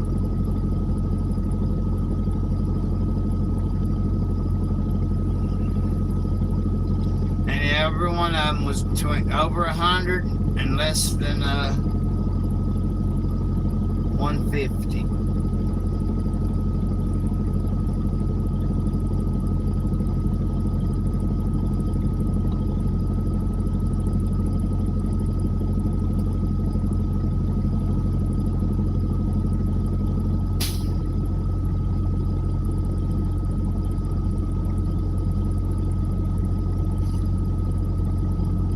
Logs.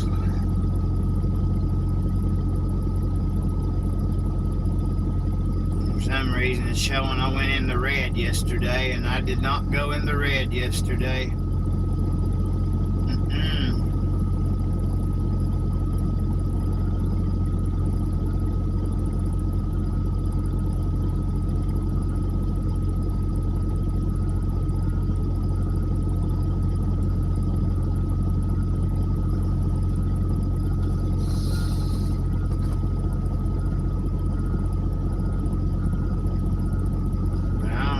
Saying I'm in the red.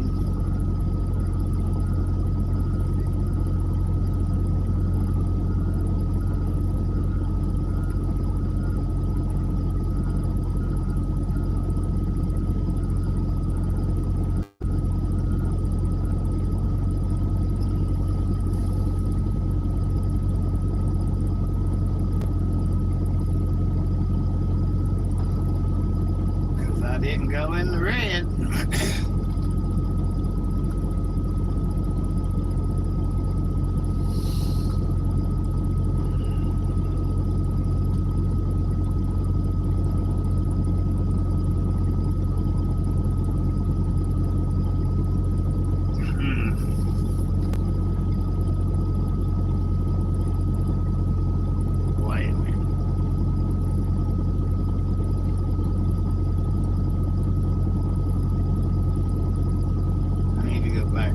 Tuesday.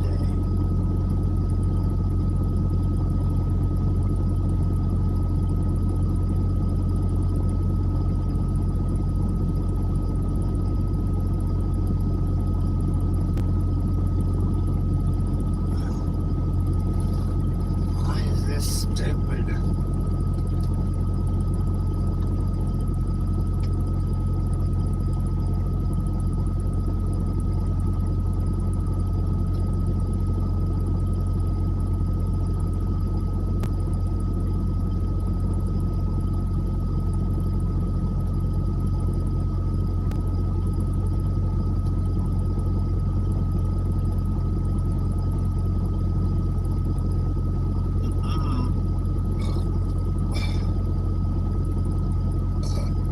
Excuse me.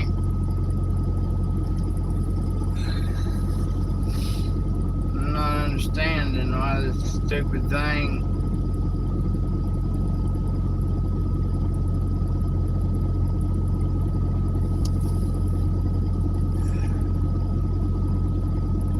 So 10:53.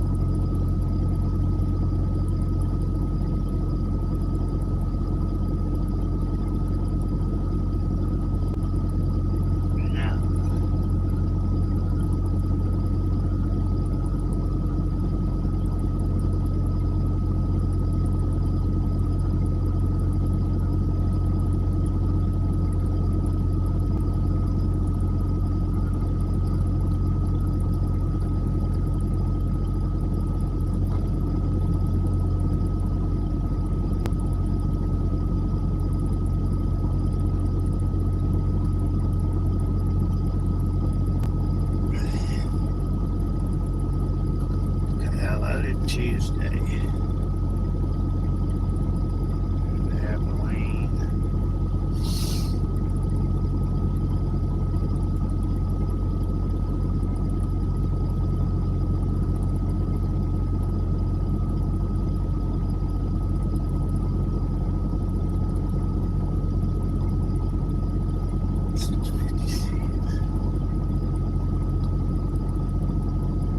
I did my split sleeper berth exactly correctly.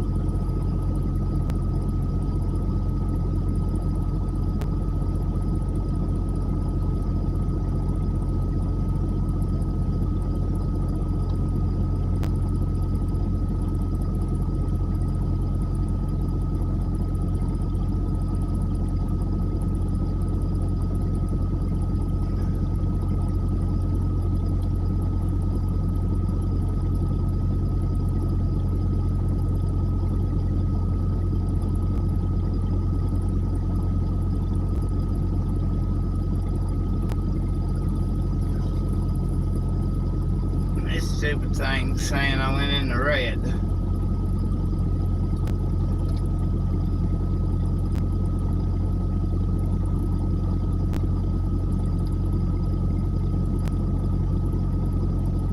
It ain't no more.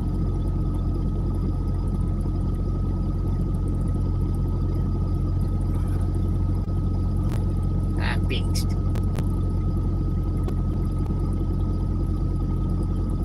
Eloy, Arizona.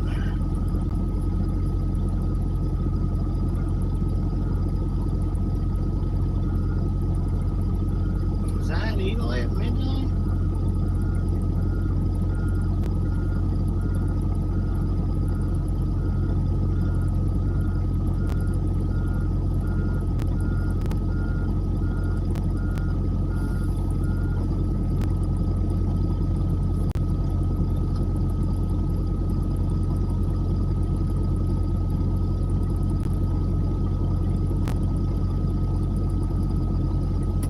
Y'all, I'm sorry I'm not being very talkative right for this moment here. I'm studying.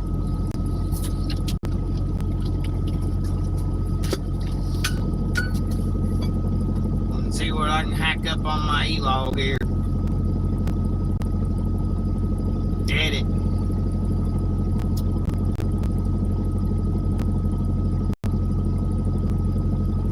Not Eloy at midnight. I guess it was. Squirrel.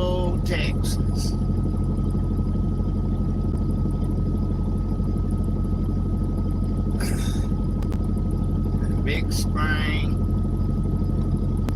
Okay, so I didn't have to do another.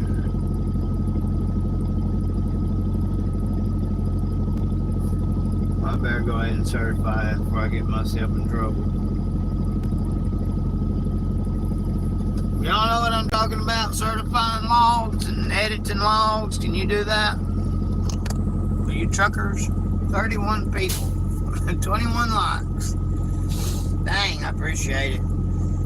I try very hard to not. Well, I don't really try. I just don't do it. I don't ask for you to hit the like button. You can if you want. You can even give a thumbs down if you'd like. You don't have to watch. I mean, don't take that the wrong way, please, Lord God. Don't take that the wrong way. Now it's saying I'm already in violation again after I cleaned it up and straightened it out. Ain't no way. Ain't no way, no how, Bubba.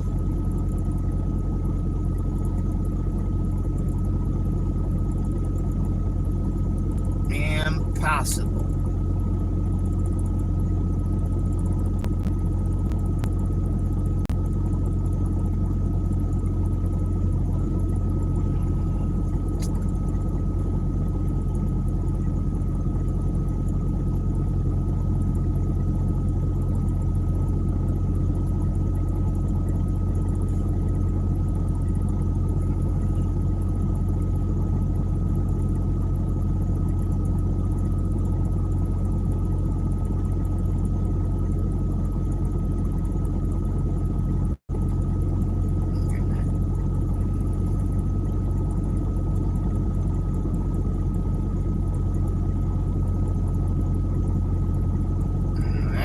Put me in the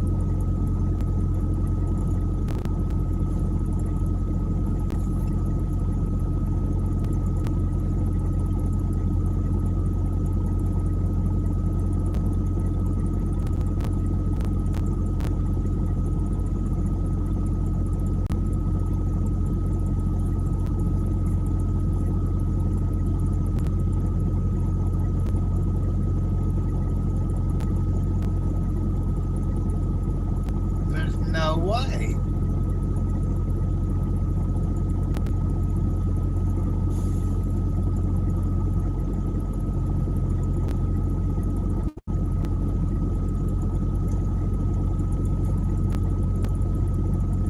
No way did I break.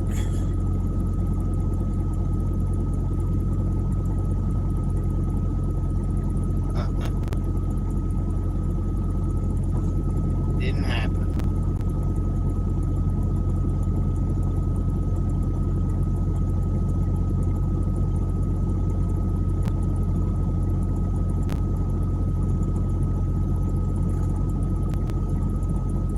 Okay, so today, Thursday. Yesterday was Wednesday.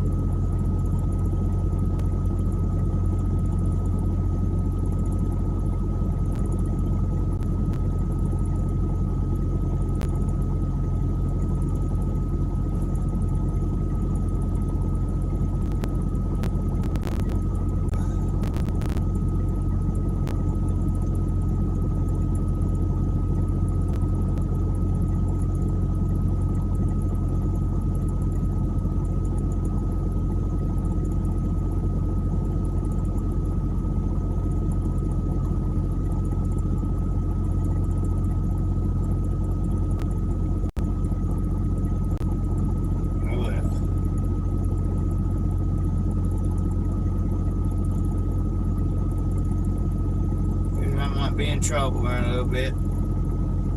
Oh well. The E-log says you're good to drive. I stopped and took a 2-hour nap, and it says that I'm winning the red. And I ain't going the red. But now I'm going to do what I said and clean my winders. Hold on a second.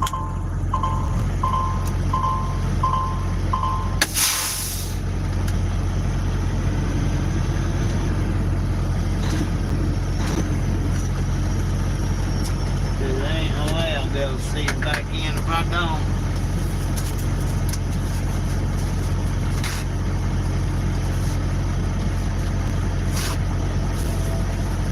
Yeah, I hope I get to take me a nappy wacky.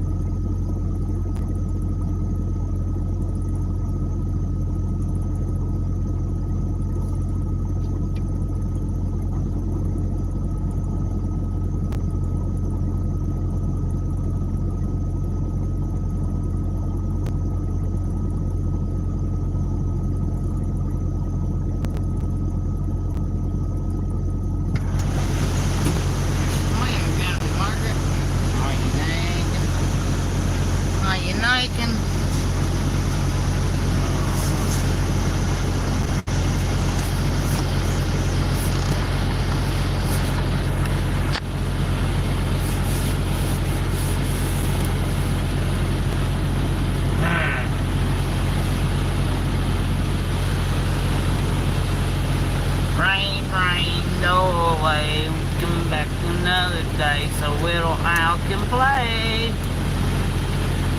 Shut up, Stick. Am I really that interested?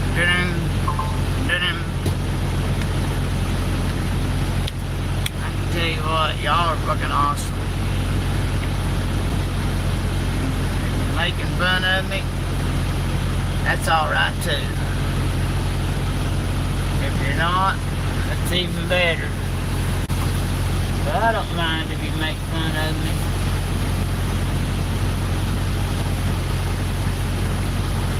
I'll probably sound real country. But I ain't as country as a lot of folks. There's a lot that are more rednecker than me.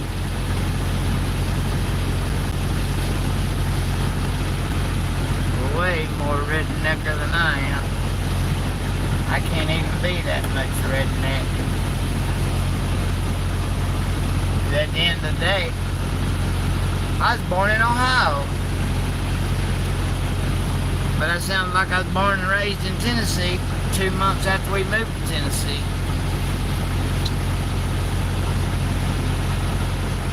Yeah, let's go check.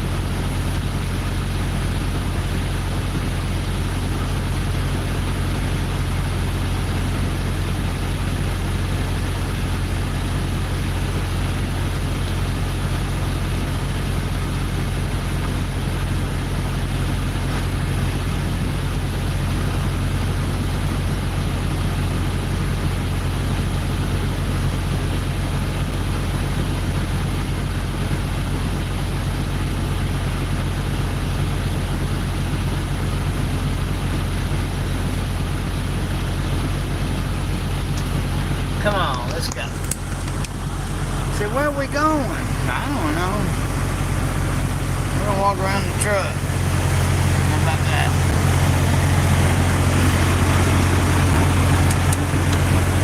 Check out our trailer. Make sure everything's good. Oh, wait a minute. Wait just a minute. Turn on our lights back here.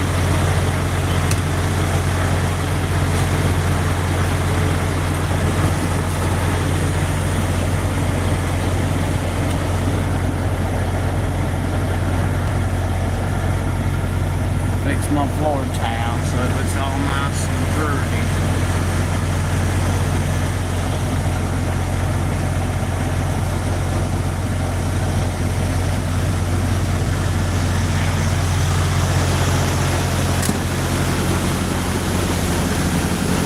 I don't know how these other YouTubers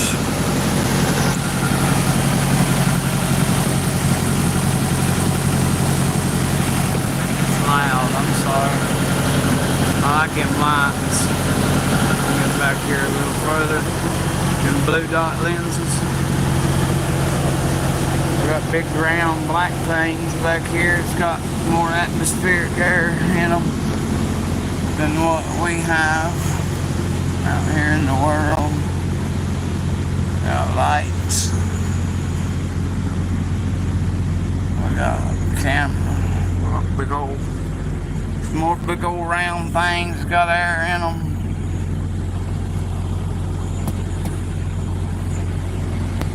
I'm glad it ain't super singles.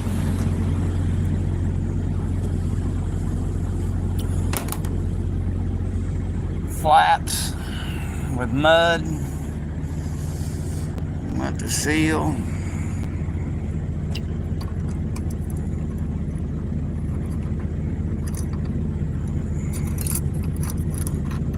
See that seal number? Why they do that backwards, upside down? I can't hold the phone for crap. How these other YouTubers film while they're doing it? While they're doing stuff, walking around.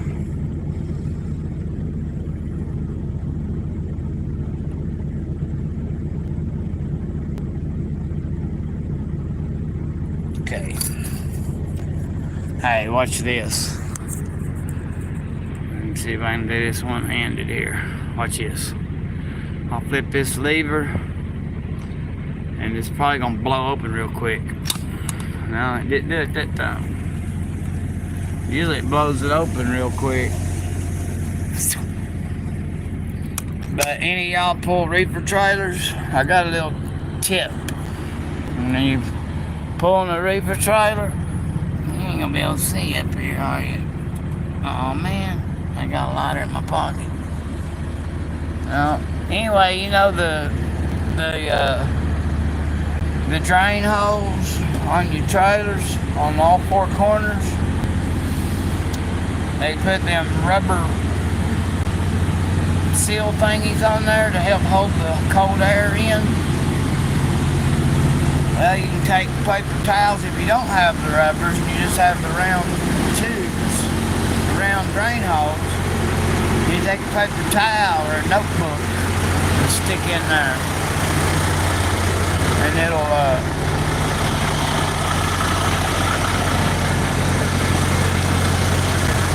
hold your air in there, and you can cool a trailer down much faster that way.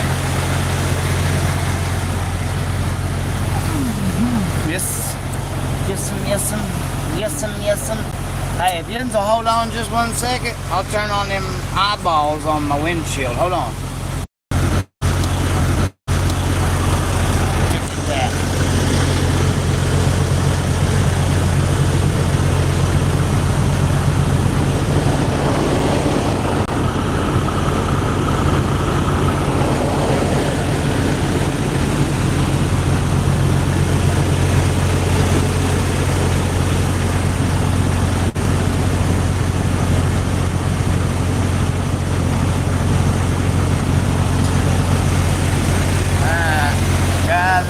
Check in. It's about all the fun I can have for today. I got trucking and stuff to do. Counting flowers all. Shit don't. Alright, y'all. 42 people.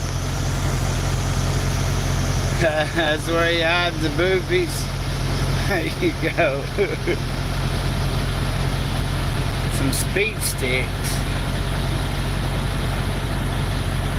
I ain't been reading y'all's thing. Power bank, yeah. Power bank, that's what we call that.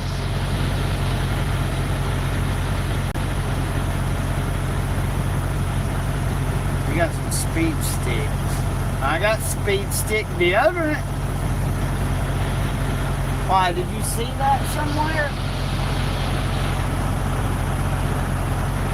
My speed sticks put up.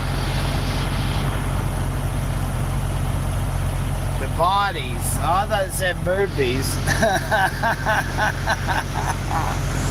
Hey, back in the 80s, down there in Miami, those cocaine cartel and DEA agents, they rented reefer trailers from Burger King to hide all the bodies from the cocaine cowboys.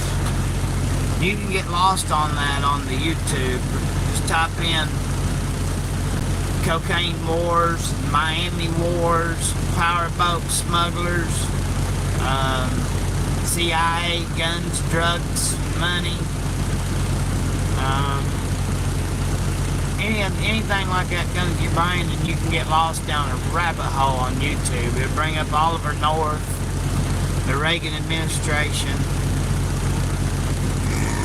Rafa Salazar, Pablo Escobar, Carlos Slater, George Young,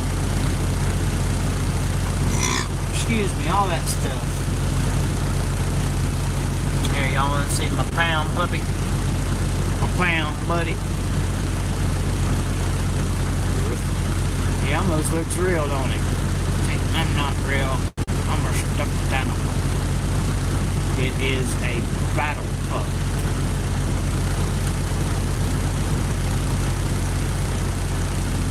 It is.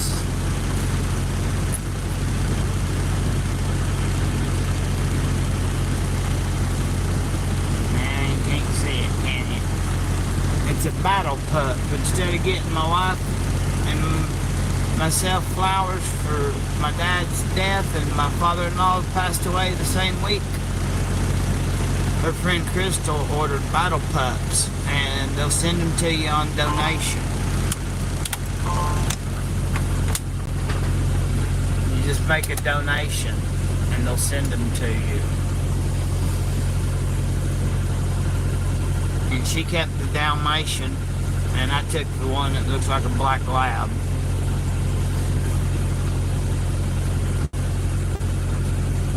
I did it out of respect. No, I don't have to have a stuffed animal. But it's pretty cool. if you know anybody that's going through a troubling time, or a death in the family, or a kid that's going through a rough time, it's a good gesture. A very good gesture. There's a little girl that my daughter works at, one of her employees. Daughter was getting ramen noodles out of the microwave for her dad, and she spilled it. Sorry, man, I've been burnt before. My fuel tank blew up and burnt me from my forehead, top of my forehead, plumb to my waistline. My ears, burnt my throat, my mouth, my eyes. I couldn't see for 2 months. Burnt my fingers from my fingertips halfway up my arms. I had to fly me to Vanderbilt in Nashville, and I spent like a week there in the ICU burn unit. And this little girl, I have pictures of it on my phone. She's like, I don't know how old she is. She's little though, 4 or 5 years old, or 6 or 7 years old. And she's got great big old burn blisters on her arms and on her feet because she dropped the ball. It was hot, and she dropped it, and it burned her chest. Which I only have pictures of her arms and her hands and her feet, but it burned her bad. She got deep 3rd-degree burns, and I think she's going to escape without having to have skin grafts. And we ordered her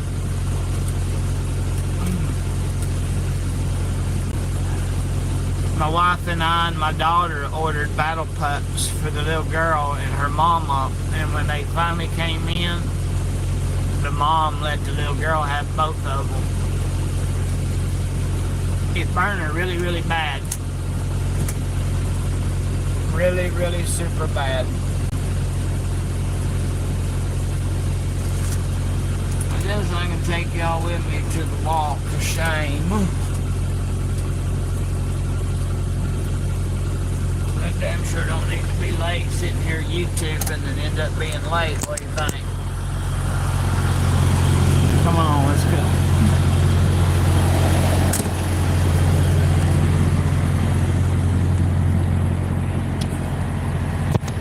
And this is McLean. But anyway, what I was saying a little bit ago, how these YouTubers film and walk around and it not be like chanky. That big truck. But when I'm on the backside of McLean, well, of course I'm on the backside of McLean. There's the docks.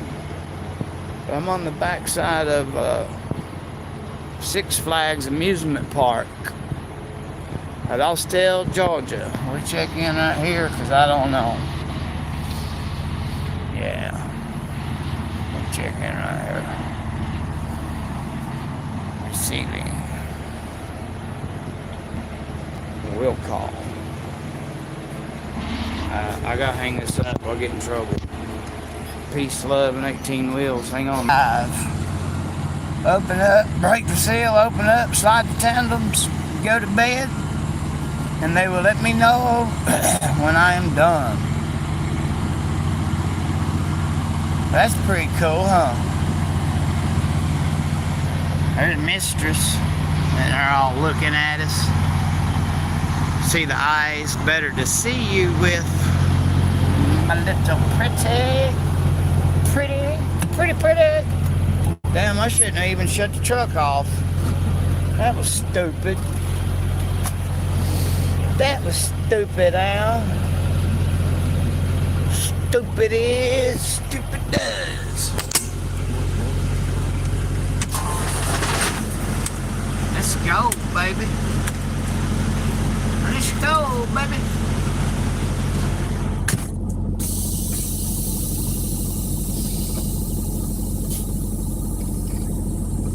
Oh, what the hell's this guy doing now? What the hell's he backing up here for? Come on, McLean. Insane McLean.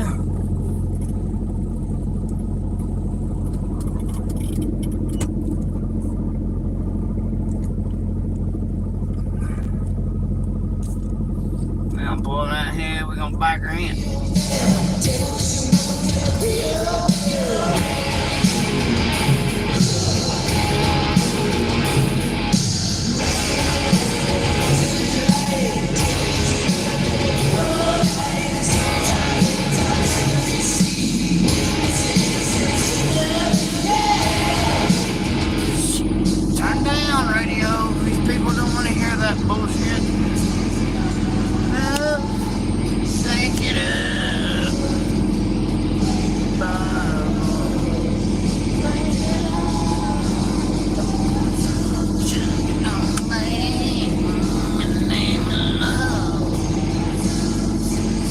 on and back in.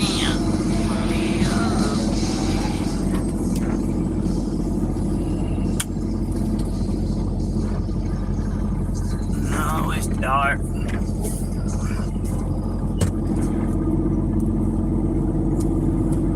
That's cool. When I put it in reverse, it turns the radio off. No matter if you're listening to music on YouTube Music, well, it don't matter what you're listening to.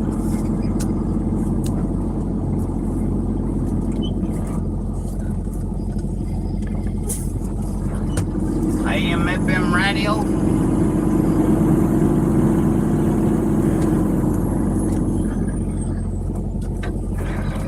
don't know how I had so many people. Now that time when I went back in neutral and then back into gear, now it's playing it again.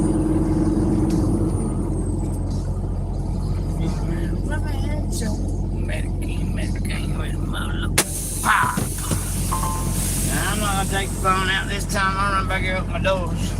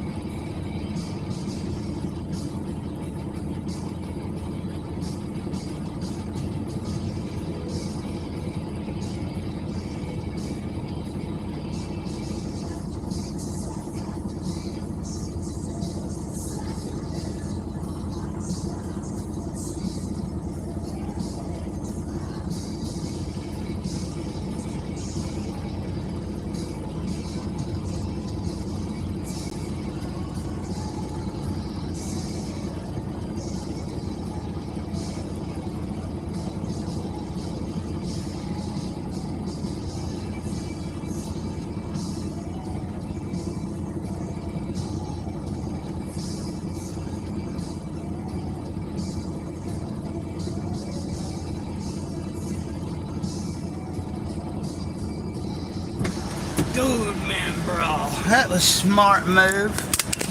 That was real stupid, Al. I took my load bars off, and when I popped the bottom one loose, it fell on my toe. Here we gotta pop this valve.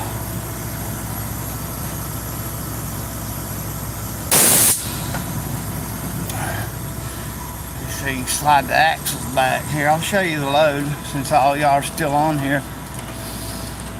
If you want to see.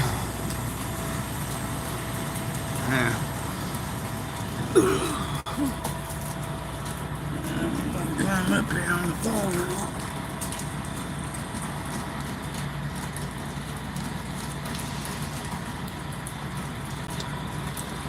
You can see what they're hauling.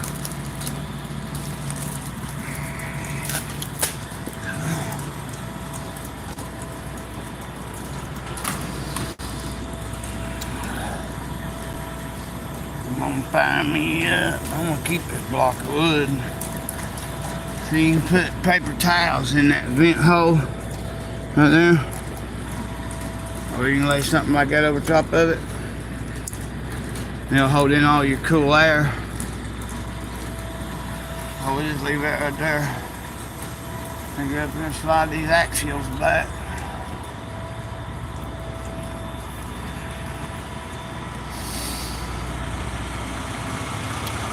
have a negative 10 degree load on.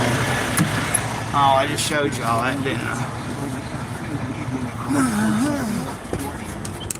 Snap, crackle, pop.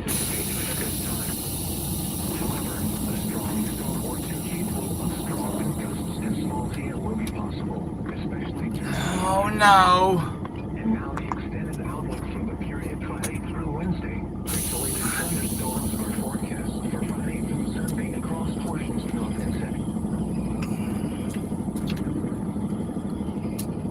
With a negative 10 degree load on, y'all, if the conditions are exactly right, when you open the trailer doors, it will form snow somewhere within the trailer or right at the back door. It will form snow almost every time if the conditions are right. I don't know if you can hear me or not. All done. Yeah, if conditions are right, you can form snow.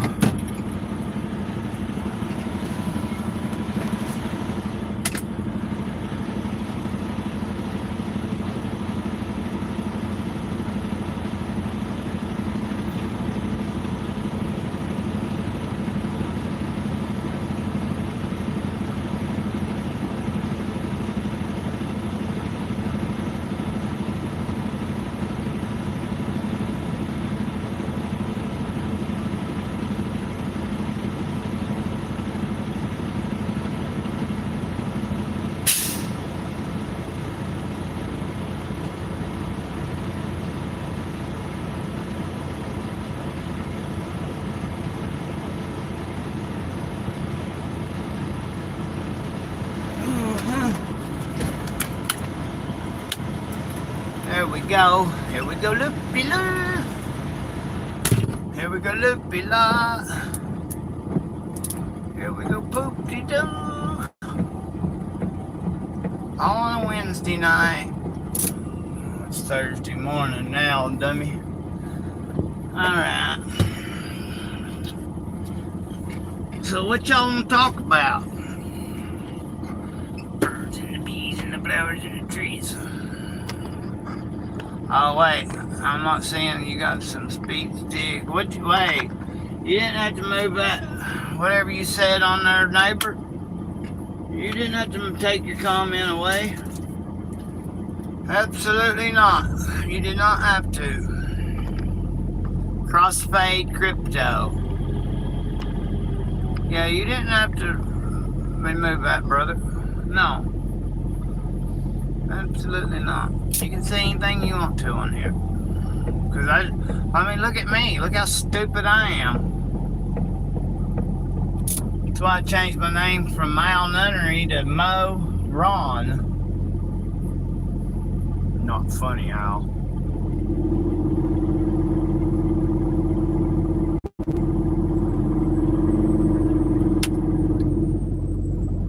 Where are we gonna go park? Should I go home? I don't live far from here. And I don't load till tomorrow morning. 5:45 in the morning.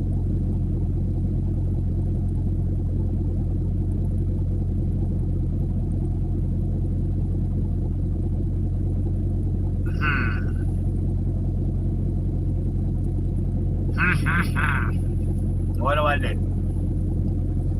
Don't know if I get in trouble. I'm a new dispatcher. I don't know if she'd go for that.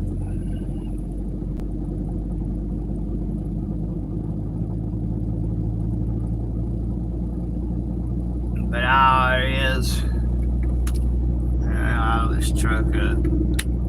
I don't want shutting off, I don't think. We're gonna let her idle. 115 mile. It'd be 230 mile round trip.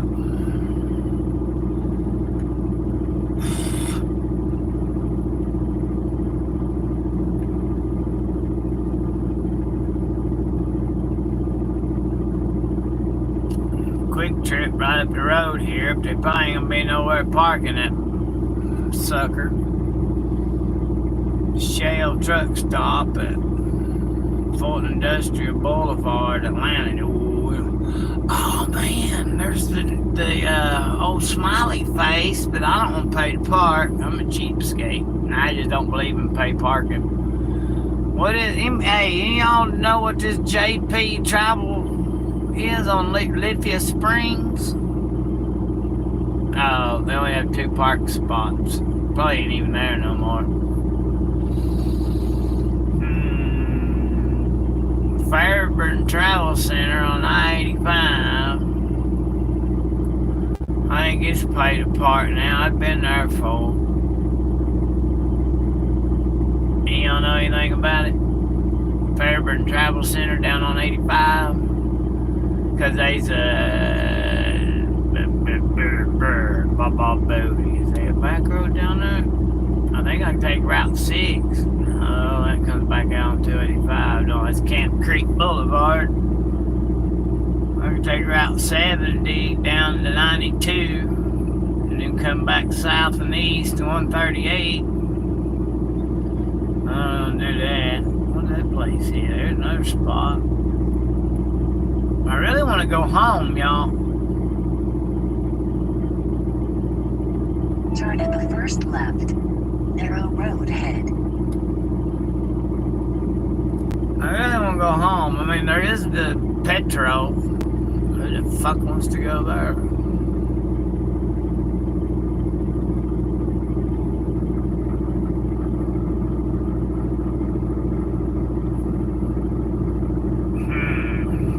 What do I do? What do we do? What do we do, Al? I don't know, brother. Like, I took a shower before I started my trip. But the pylon. Turn at the first left.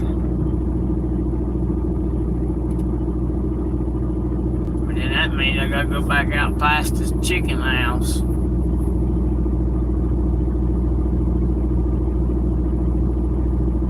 Don't want to do that. Damn it.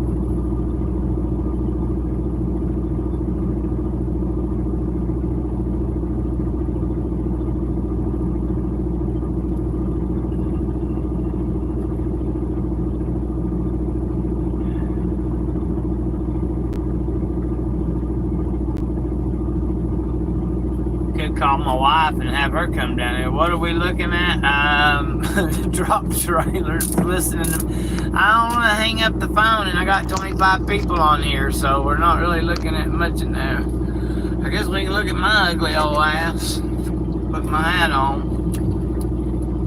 Yeah, I have to wear reading glasses now.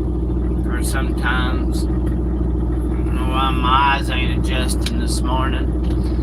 I was seeing that shit just fine there a little while ago. I guess I turn the engine down somewhat. Hit the throttle, keep it running. It's got no idle.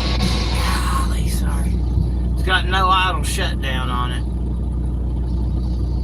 So you have to idle it up. And it'll idle for days until you shut it down.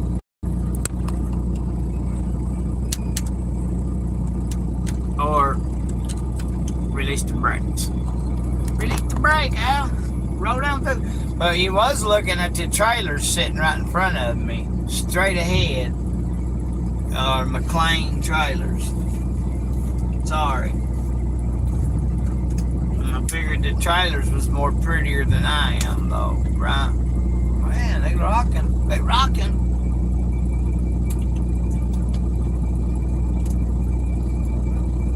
Pull that freight off his trailer, people. But I reload tomorrow morning in downtown, city center, Atlanta, Georgia. But I don't want to go to the. Is that bright? Tired of looking at this shit. Is that better?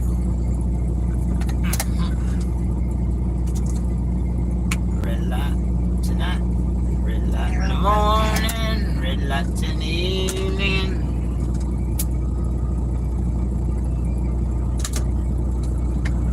Smoking cigarettes. I don't know what to do. I could call my wife and have her drive the car down here and meet me.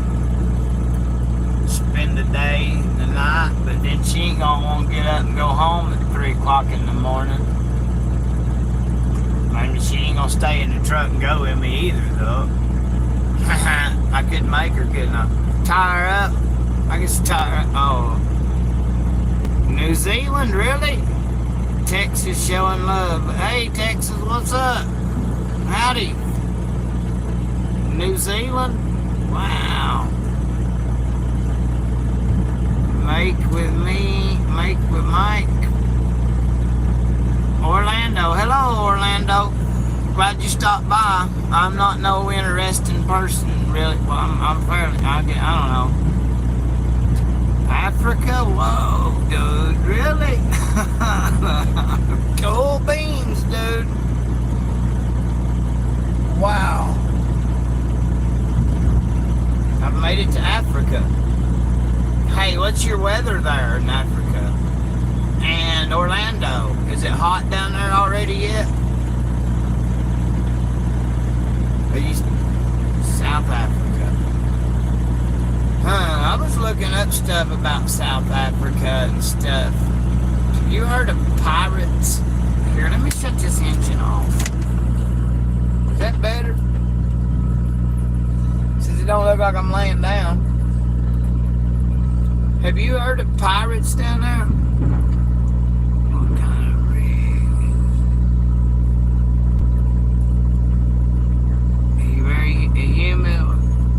It's a Peterbilt, 389 Peterbilt. Bald-headed. But I'm not here for no fashion show. But it's 389 Peterbilt. 2024 model.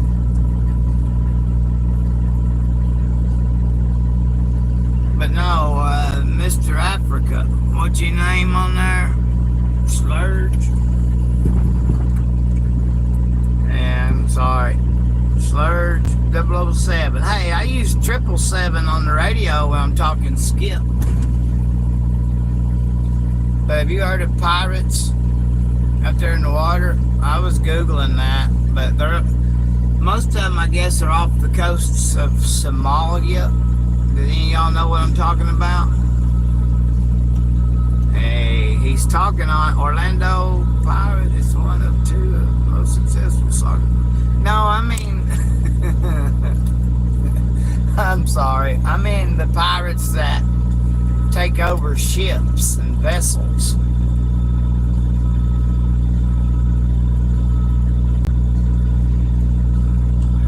Did I get something wrong up here? No, I got, yeah. No way, really? I didn't know that. Bless them. Bless them, bless them, bless them. 3 million? Wow. Or a Hellcat.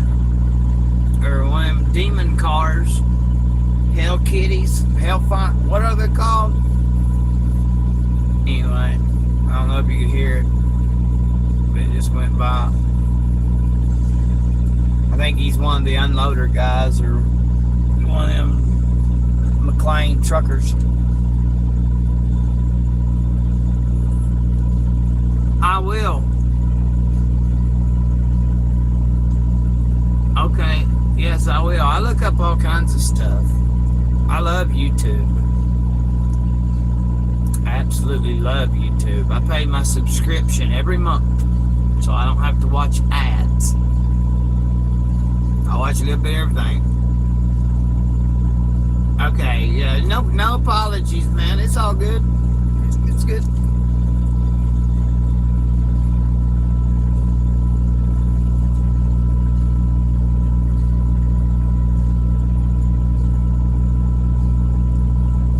I would like to go to Africa, though.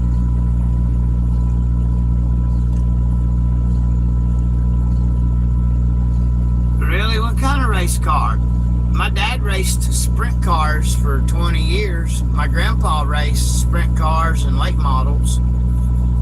But Dad, well, they come out, the World of Outlaws started their little organization, was big now. In 1974, I think it was when they actually organized, but I think most of the races didn't happen until 75, which is the year I was born. But all the old-time sprint car racers always said that those guys was pansies because they had power steering. That's when they put power steering on sprint cars.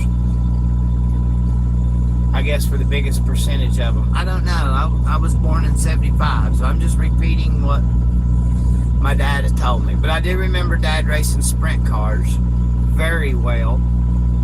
Very, very well.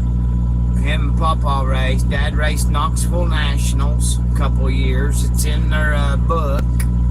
He set fast time and so on. What? 18-inch sleeve? Really? No way, dude. For real? Oh, dude. A Monza and a Camaro? Dang, man.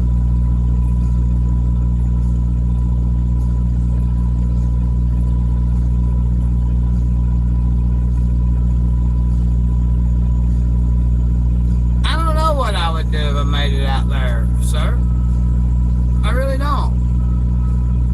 I wouldn't have no idea what to do. I guess holler at you and have you show me around. Fish? Do they have like motorcycle tours? That would be cool. But I mean, I'm sure, you know, I don't know. I mean, I know y'all got some kind of motorcycle. It'd probably be fairly easy to take a motorcycle tour, wouldn't it? Man, I like riding that race car.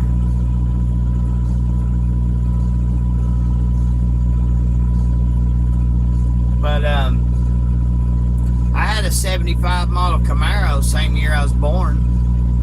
It had a 383 stroker motor in it. Double hump heads. On the dyno in Chattanooga, it done like 550 horsepower, I think. And right at 600 foot-pounds of torque. Then I put aluminum heads on it. Brodix track ones. I guess that's old school stuff. But it done 575 horsepower and I think 605 foot-pounds of torque.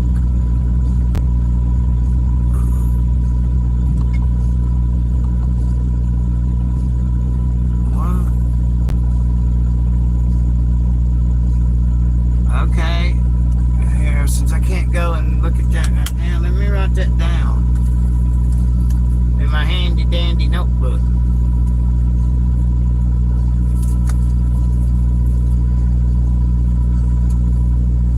I probably won't be able to remember it.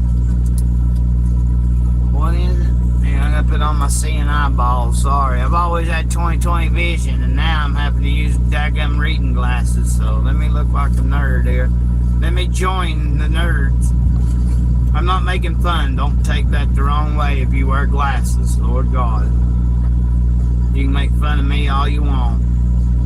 Kyalami Racing. Hey, is that them boats with diesel engines on them? Is that what that is? Oh yeah, I can screenshot. Well, I got it over there.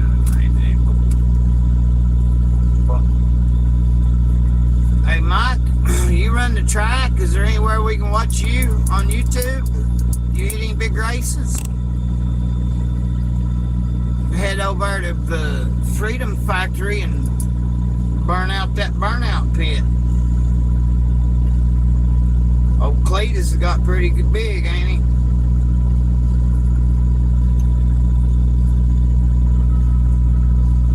My daughter's man, they live in Dealin, Florida. I used to haul produce out of down there though. Still do every once in a while. I used to run Orlando. We used to go down there to what is it? Performance Food Group Orlando. And the big one, the green store. Publix, right there off of I-4. I used to go there a lot. And then Palatka, we'd load potatoes in Palatka coming back here to Atlanta. Wait, whoa. I'm trying to read, y'all. No, I just okay.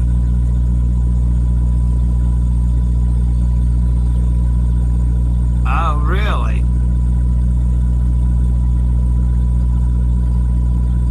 Not your license.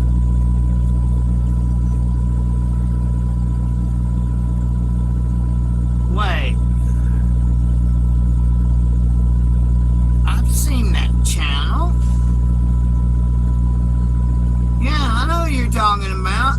Yeah.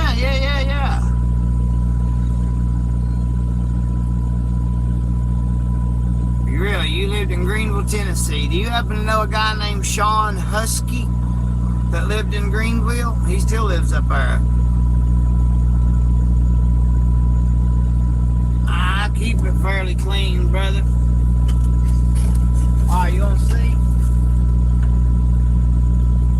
Yeah, I showed it a minute ago, but we'll show it again. Now, I've got clutter. Now, you can't count clutter, but... Oh, wait, flip that around. My drink. But anyway, that's my lunch box. There's some air freshener. But, I mean, it may not look clean to y'all, but it's clean to me. Now, I got some clothes up there trying to fall out. I need to put them in the laundry bag, but...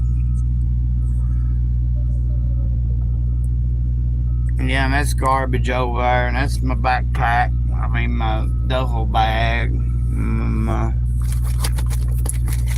microwave, my rain jacket, and see, here's the laundry bag that, you know, those dirty clothes are supposed to go in there. Now that's a mess. This is a shit show right here, but you know, it's my little shit show. Closet. It's kind of a mess, but we got truck parts down in, well, below them Mountain Dews. You can't see them. There's truck parts down in there for the PM to PM the trailer, the reefer unit. And this goes up front, and I just keep forgetting it. And I just been leaving it right there. But yeah, I try to keep pretty straight rig. Oh my God, my dad would die if he heard. Well, he's already heard me. He's dead. That wasn't a very good joke, was it? We got Mountainous Dews. We got some orange juice. We got some chocolate milk. I ain't throw that away. Do y'all eat Tostitos cheese dip, salsa con queso? I don't know. Cause I do. I love it. But when you buy it and then you open it up, then 2 days later, that shit turns to liquid, and I don't know why. And I stirred in it the other day for 20 minutes before it got liquidy, and I Googled it, and it says it's because the fatty oils separating from the cheese causes it to separate and then turn to liquid. Now what's under that blanket is my Peterbilt blanket.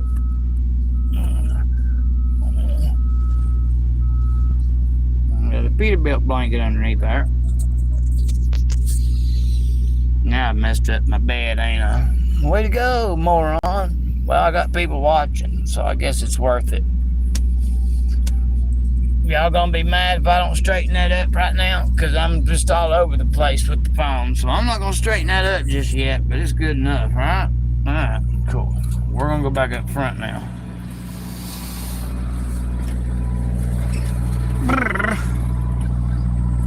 back up front. Put the phone back in its holder. Oh, I missed your comment right here. Hold on. Let me get my seeing eyeballs on here.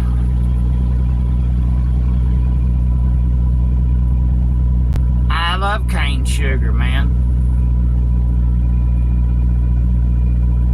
Yes. You're definitely right. Exactly.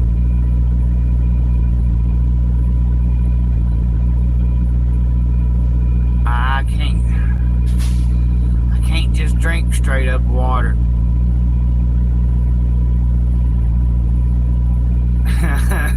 Beer. I like drinking some moonshine from time to time. I have a quart. Well, it was supposed to have been just straight corn liquor, and when they brought it to me, it's apple pie. So I know 5 and 6, 7 years ago, apple pie moonshine, they couldn't get it over a certain percentage of alcohol volume, but I guess now they figured it out, because I put it on a spoon and stuck my cigarette lighter to it, and it burns. So it's pretty hot. Hey, here, wait a minute, some people need wrenches. Hold on, I can't say that now. Add as moderator, yes. MP, here, we're gonna put a wrench by your name. Add as a moderator, yes. Who else did I miss? Wait, did I just do that? Make with Mike? Now y'all, I don't know how long you've been on here, but explosive thing, I missed you. Top 5 lot lizard locations. Are you still on here? I will answer that. I don't know. There, you got a wrench by your name.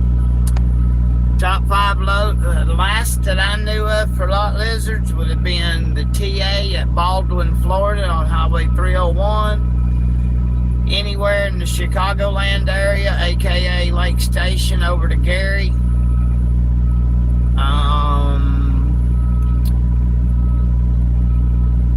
Years ago, Salinas, California, but I don't do that.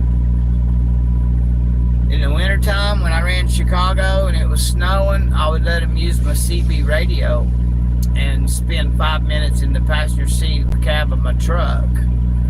My wife didn't like it too well, but I would tell her. She was on the phone one night when I had a lot lizard kept messing with me, wanting money and stuff.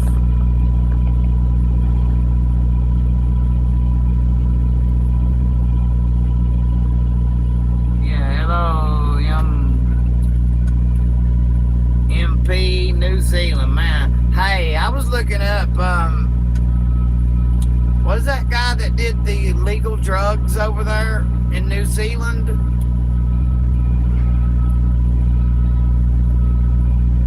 Star Child? What was his real name? Him and his wife was making legal drugs, but I don't think they was doing like K2. They was doing like rave drugs, and he wanted to be a rock star, and he ended up getting, and then what's his name from the Joe Exotic ordeal, Carol Baskins, what's that, Tiger King, the cameraman, he lives over there. What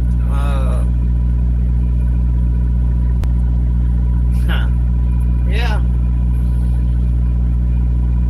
John, no, well, there's John Rinke. Oh, gee. Anyway, don't matter. He was a news reporter here in America for like 30 years. Journalist, news reporter guy.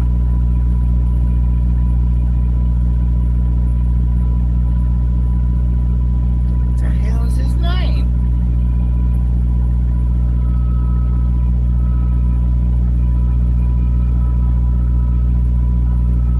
Really? But you know that guy I'm talking about? wanted to be a rock and roll star. And he had a big business. He had scientists and chemical engineers and stuff working with him. I'm pretty sure he went by Star Child for his rock and roll name. He had blonde hair, medium length, and then his wife, they was both skinny as a rail, and his wife had black hair.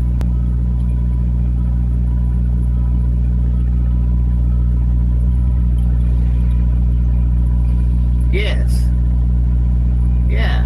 To get off the meth. Meth is bad. Have I done it?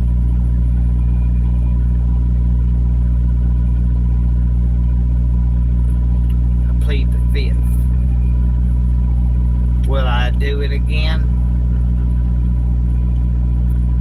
Not since the Hell's Angels ain't making it. Fuck that. But shit's, man, I have done ice. Yes, I have. No, I don't. I can't do it. I get too...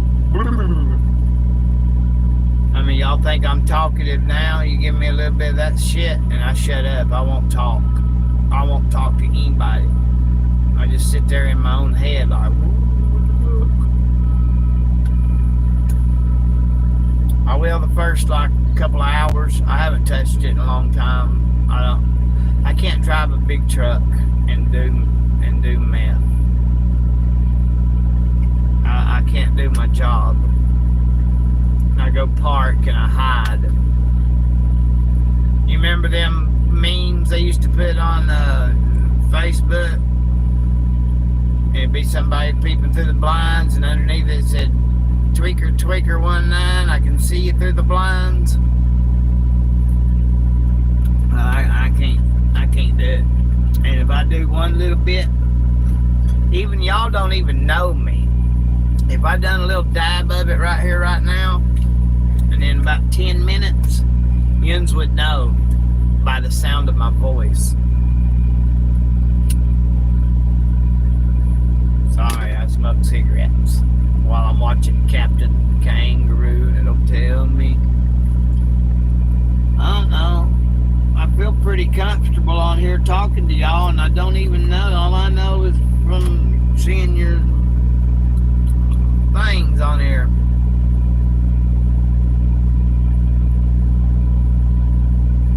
Okay. Mr. Pickman. Yeah, it's still going. What, you mean the rave drugs, the stuff, or you just mean meth in general?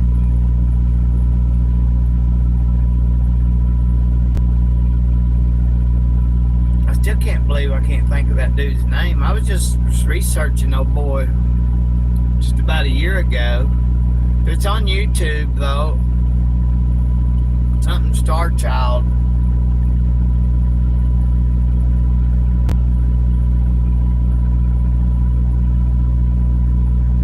And there was another one. There was somebody else from over there that was him and his wife, and then another guy that was.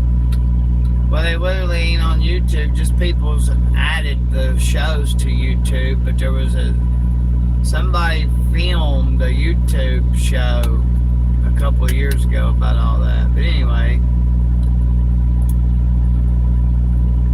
Oh, rave drugs? Really? Oh no, they've made it stronger? For real? I mean, I never done none of the stuff that y'all had over there.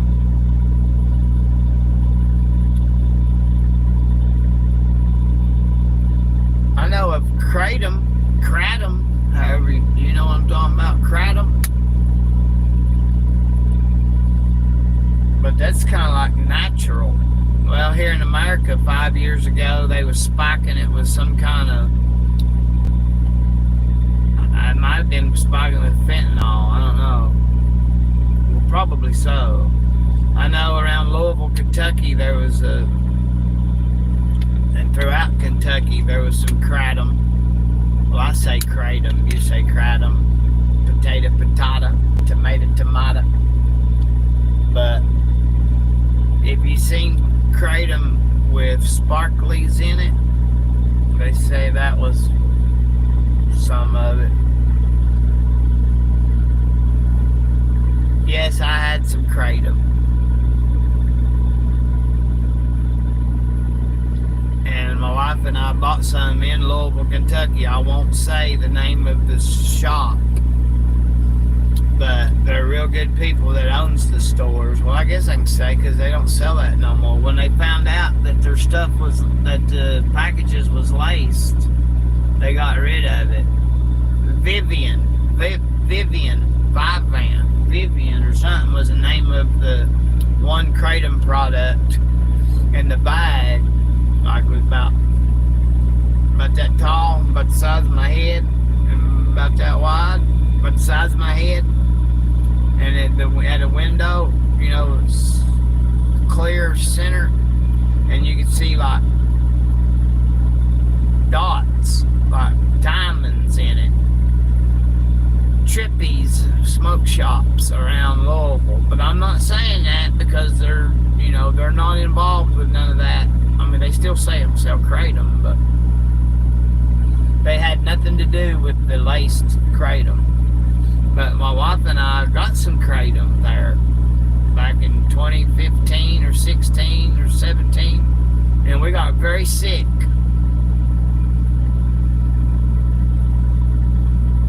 If you take too much kratom, yes, it will put you to sleep. Fentanyl will put you to sleep. I ain't ever touched it. Unless that kratom we got in Louisville was actually spiked.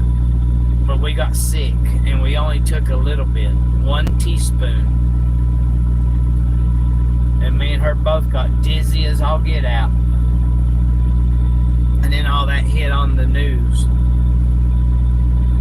But I want to see that car. I'm going to Google that. I'm going to YouTube that, Mike. I know I've seen that YouTube channel. Most definitely I have. Wait a minute. Hey, I got to check, make sure I ain't got a message. Sorry, y'all. I had to go check because I have to pay a unloading fee, lumper fee. Well, there goes the dock plate. Moving around. I had to pay a lumper fee to get unloaded here today, which is another subject. You ever hear of unloading fees over there in New Zealand or South Africa? My neighbor over there, truckers having to pay to unload their truck. And the bad part about it's kind of like, well, it's not kind of like, it is extortion. But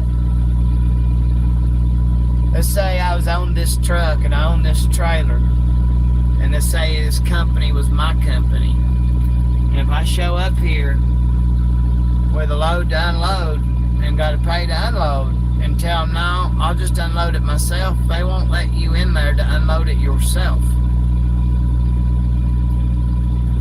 You have to pay them to unload it. Now, I know all this lumper stuff started in the 60s and 70s.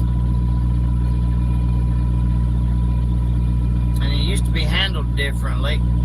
Used to, like, if you went to Save-A-Lot distribution center, there would be guys lined up on the gate, where the truck gate, and there would be guys standing there with lunch boxes, and they'd just sit there all day and all night.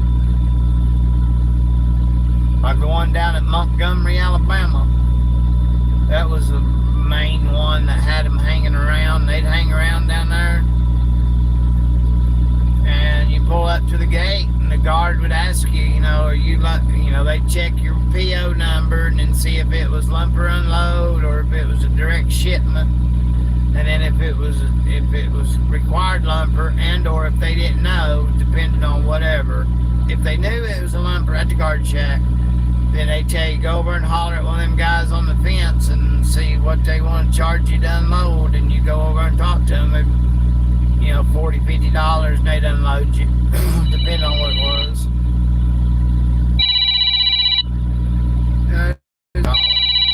Guys, I am empty. It is empty. I ain't have to pay a lumper fee today. What about that? Look like an old bull blowing smoke out, don't it? But we're not going to pull off the dockage door until we get our paperwork in our hand. No sirree, Bob.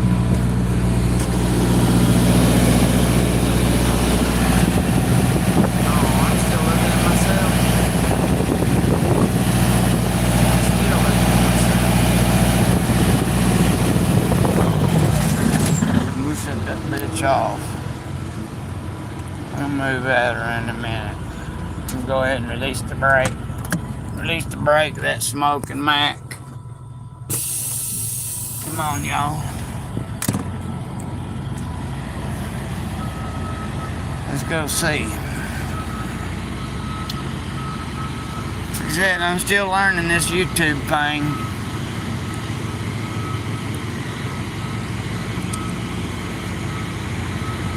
There is a little fuel stop right down the road right here, but I ain't been in it in years. Many years.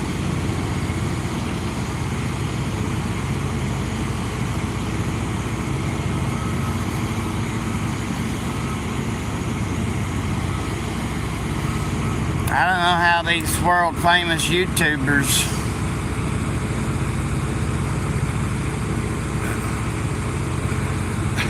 BP.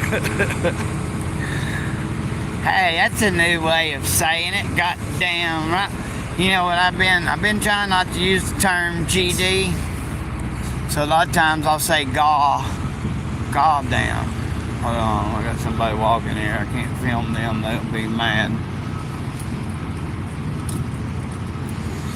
Don't want to film somebody that don't want to be filmed. You know, it'd be kind of rude. But hold on a minute. I gotta go inside this door again and get that paperwork. I'll be back in just a second, y'all. I got a clean BOL. I got a clean BOL. That's fucking cool. Yeah. I got a clean BOL. Clean bills.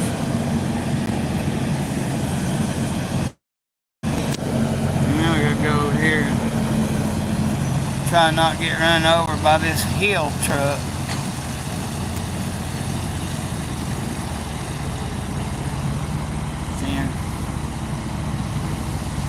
Boy, that company usually has pretty nice trailers.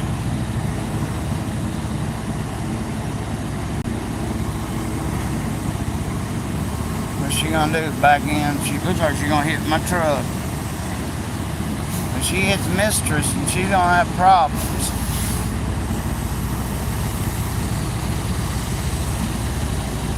That Heil truck company, they usually have real nice trailers, and that one looks a little like it's been put through the bushes or something. What do you think?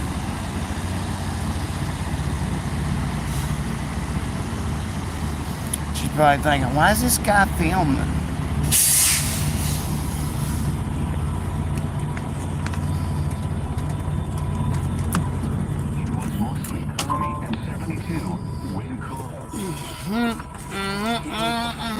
Don't watch it back in. Georgia. For today and tonight, scattered thunderstorms.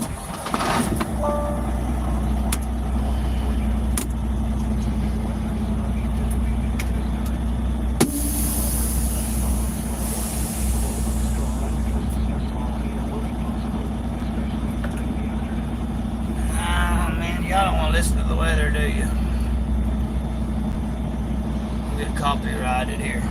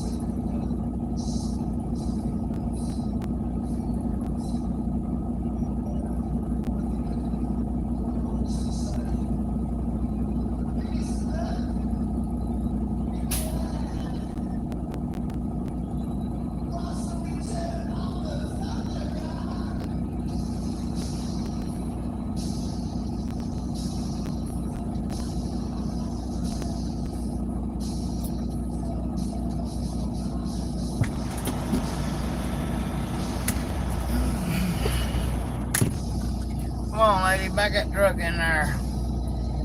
She should have waited to pop her poppers till she is back into the dock. Well, at least you get some kind of excitement.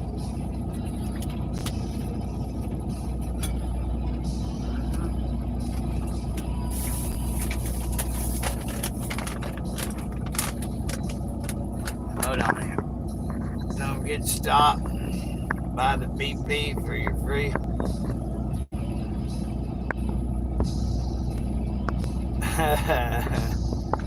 BP got free coffee, really? I don't know. I don't know if they do or not.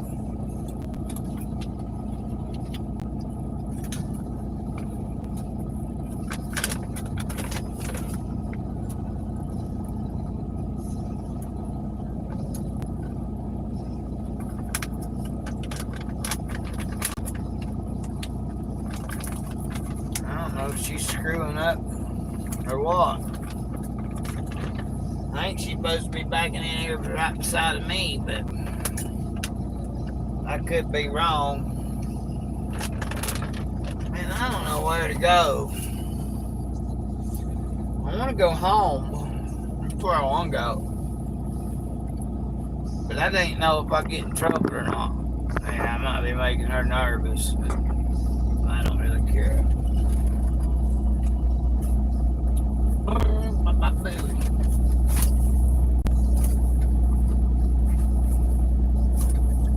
No lumper fee.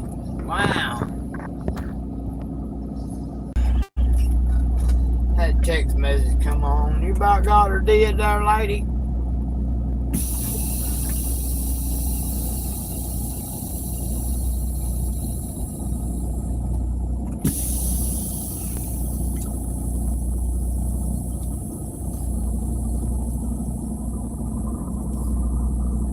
Narrow road ahead.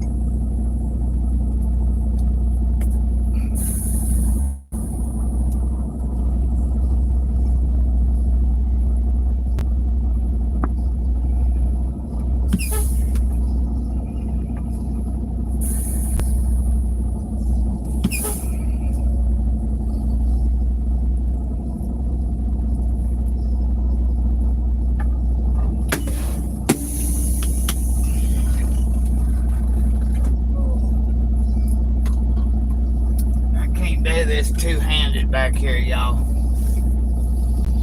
I gotta go do trucking stuff. I gotta get my air blower out. I don't know which way you want to look, forward or backwards.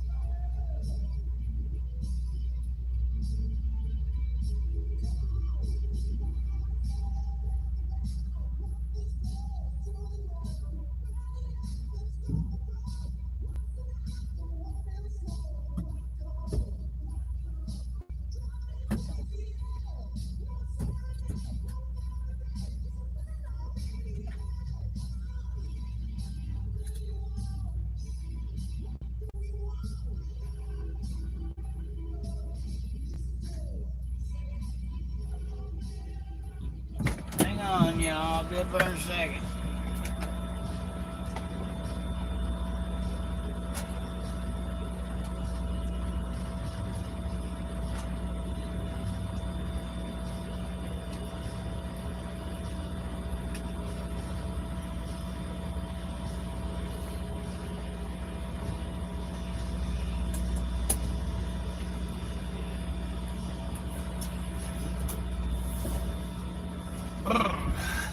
One thing that makes me mad is I don't know what.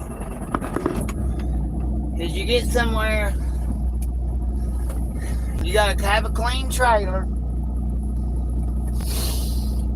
Oh, man, am I going home?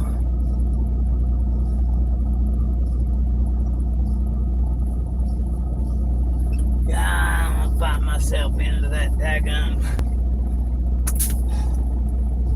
bullshit over here. Quick trip. Fucking sucks, man.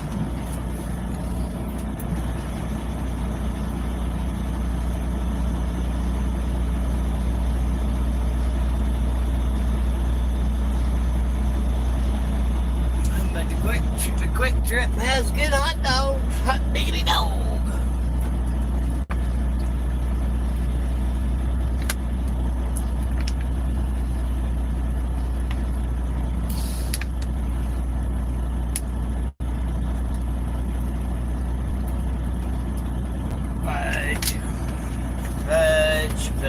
Fudge.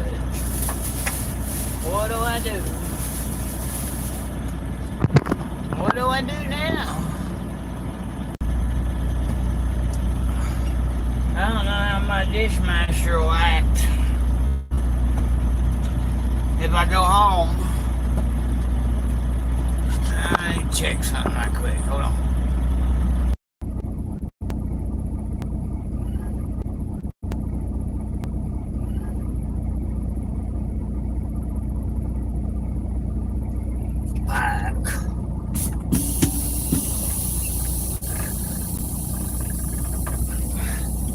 Go in our transmission.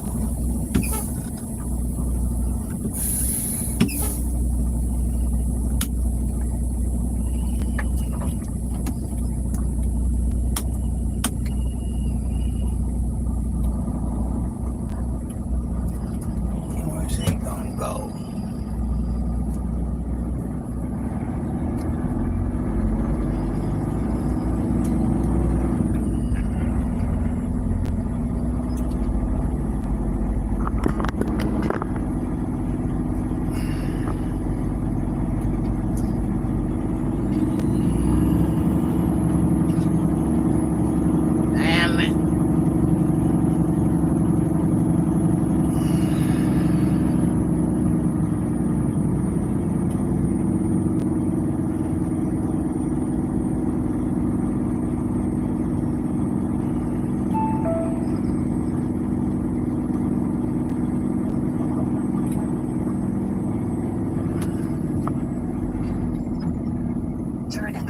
Right onto Third Flags Drive.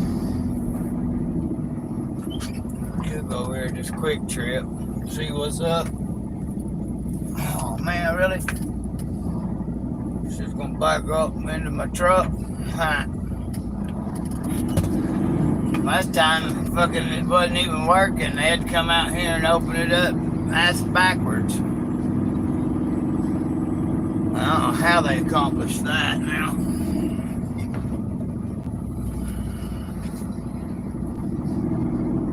Turn at the first right onto Third Flags Drive.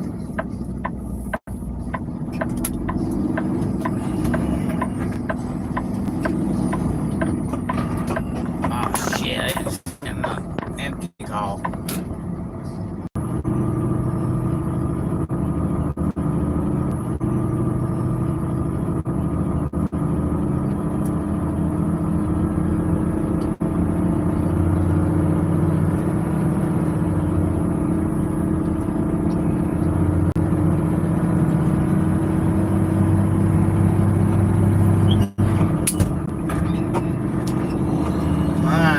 Try the quick trip. I would like to have me a quick trip hot talk today.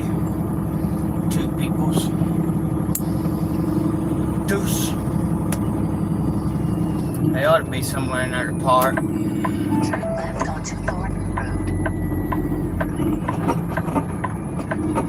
And then if I get a wild hair, take off and go home. If there's somewhere to drop the trailer, I probably would go home. But at least if I go over here this quick trip,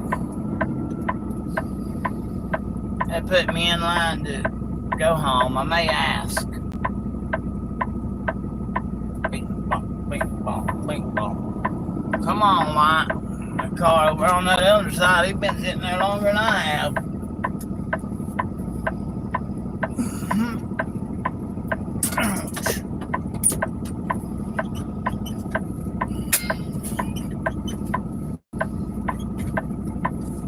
Come on, man. I really don't want to go to this quick trip. I don't even remember how to get in it. I ain't been to it in years.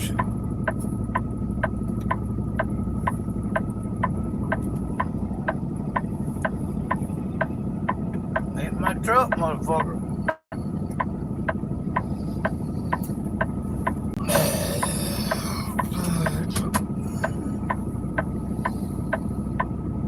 Really? Put the inch up on it.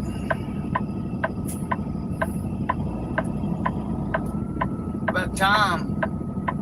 It changed already, man.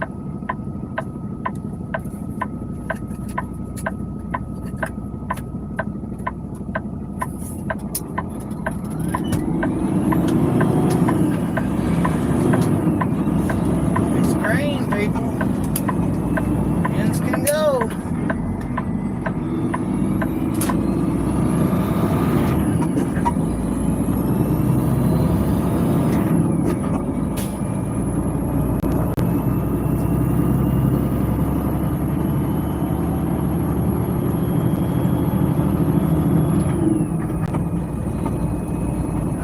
We're not going in that way. We're going in the back way.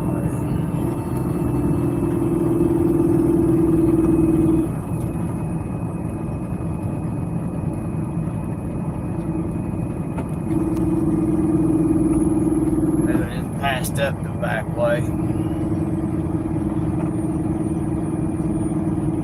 mean, hell, I don't really have to be at a truck stop today.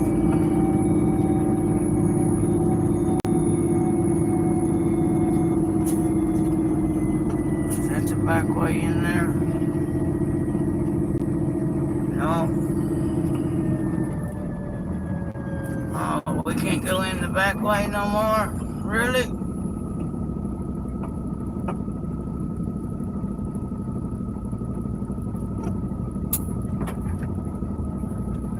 See that car go on the right side of that big truck in the grass?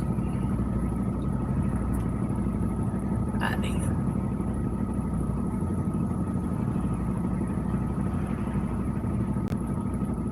Yeah, I can't read, yeah, I must say. I like them all.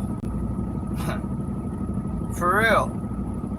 But Mustang or Camaro, if you're talking about 5.0 GT, I do like a 5.0 GT.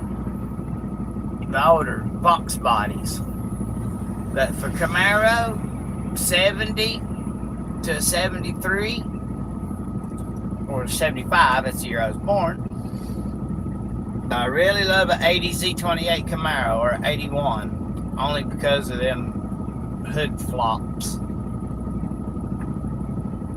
And the body lines. You can't beat a Trans Am Firebird 70, 80s model. I don't like the rectangle 4 headlight ones. I like the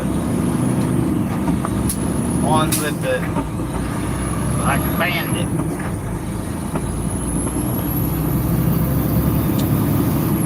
But yeah, I like them all, man. I mean, I never was a big Mopar fan, but I can admire and I appreciate the engineering that was put forth into these new Hell Kitty, whatever they're called, the Badasser and Hellboys cars, you know, Butterfly Bee. I don't mean no disrespect. Hellcats and Half a mile. Make a U-turn at Canton Creek Stuff. Roadway Southwest. what's the other one? Scat Pack. And all are badass. They are.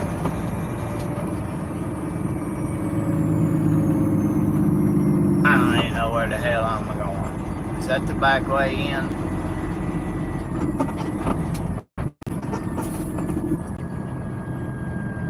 I think it is. Oh man. It was.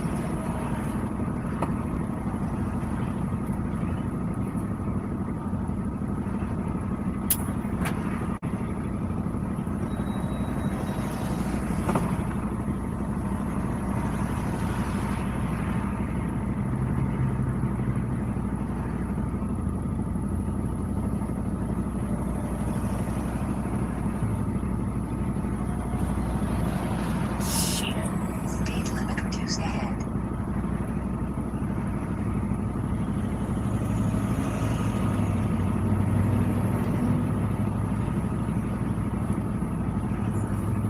Speed limit reduced ahead.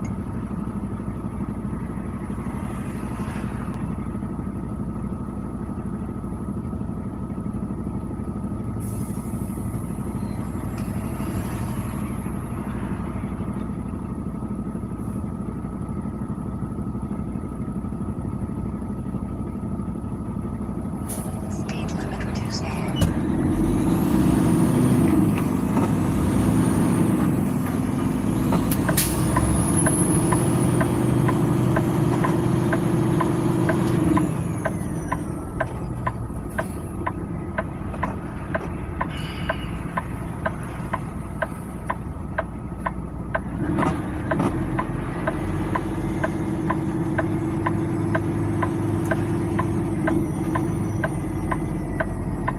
Speed limit reduced ahead.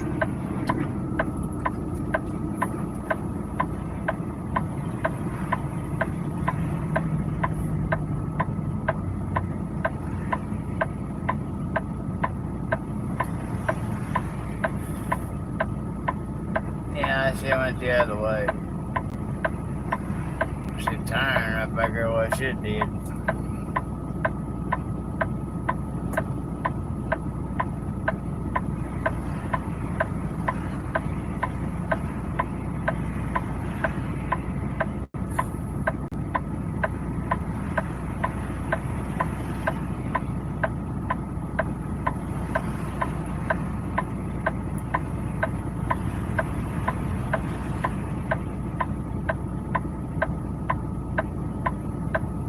Speed limit reduced ahead.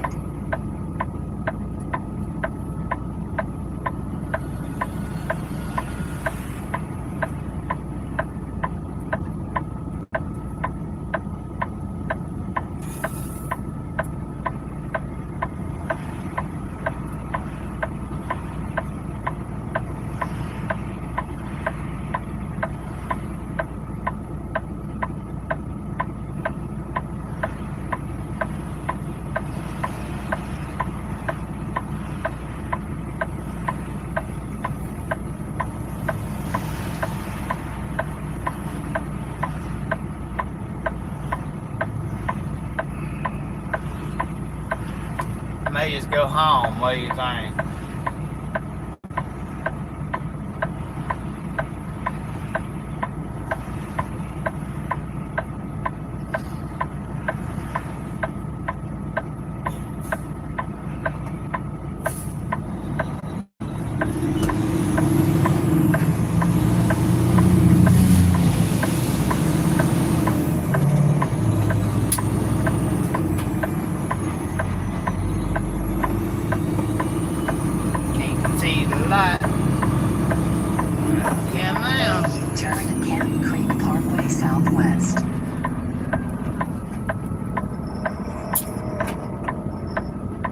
that Dodge. Hammered down. I ain't checked trucker path on that red light. Hold on. I don't know if it's room to park in there right now or not.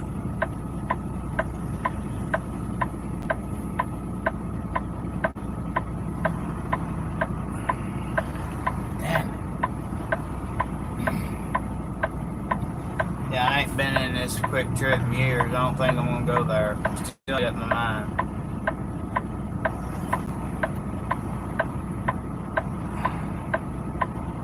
Bullshit, man. We should have got this fucking pulling up our car.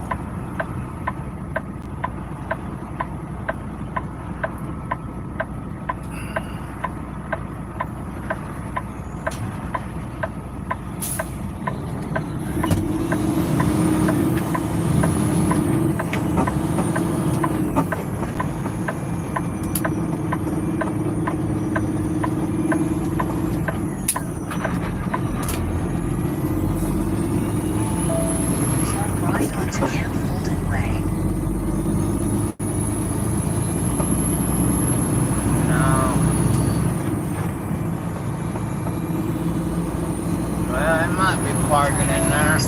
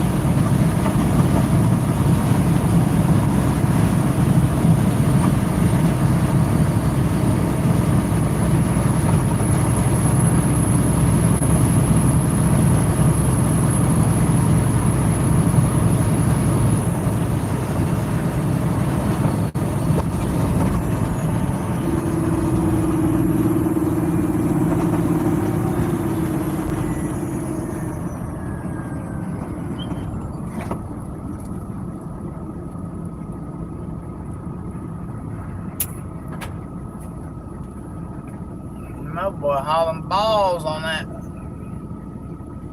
electric scooter thingy. 'Cause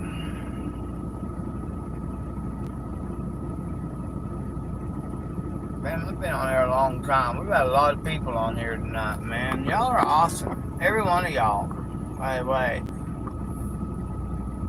Man, we riding on?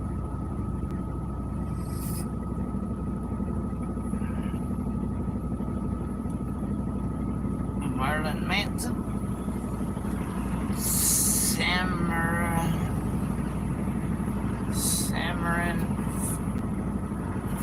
I can't see that. Can't say it. Can't hardly see it. Tim Ford.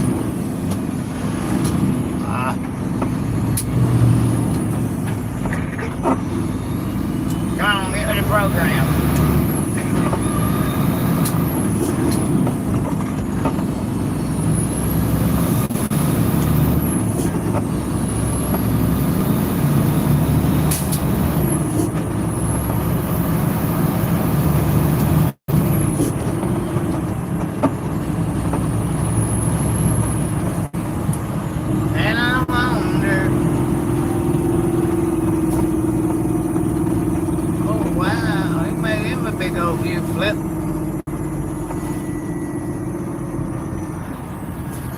People gonna show you green we got.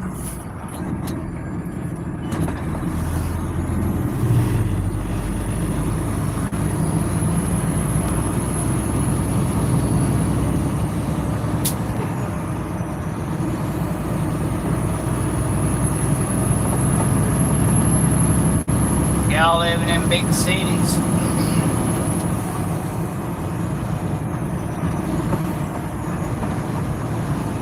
See that car in front of us? His right rear quarter panel. Bet I know how he got that on there. Got that hit.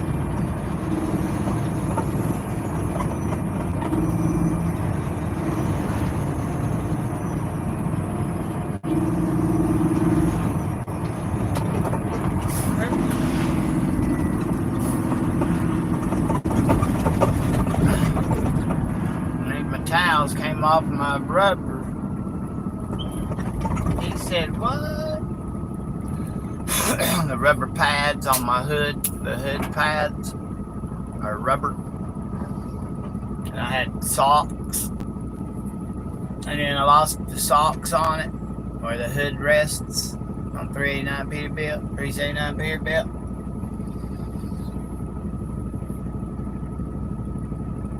Got rubber blocks up there, and they sit there and squeak and scrattle.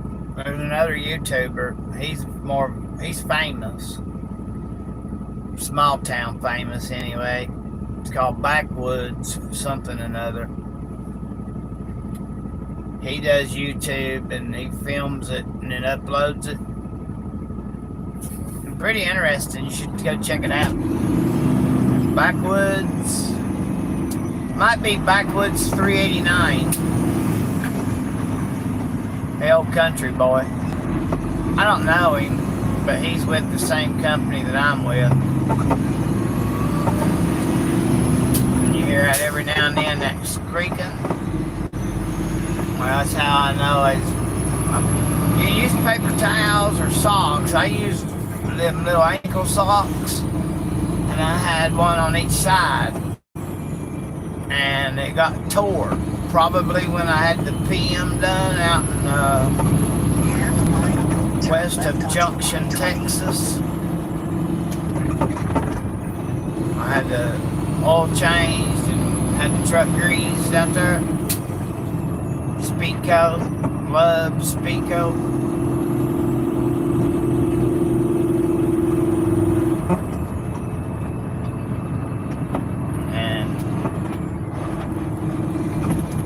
I think it might have came off when they raised the hood. I mean, not their fault, not their, wasn't that they did wrong by any means.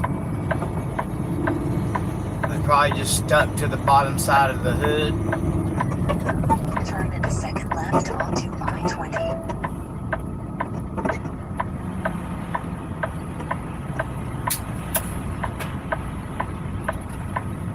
Probably just stuck to the bottom side of the hood.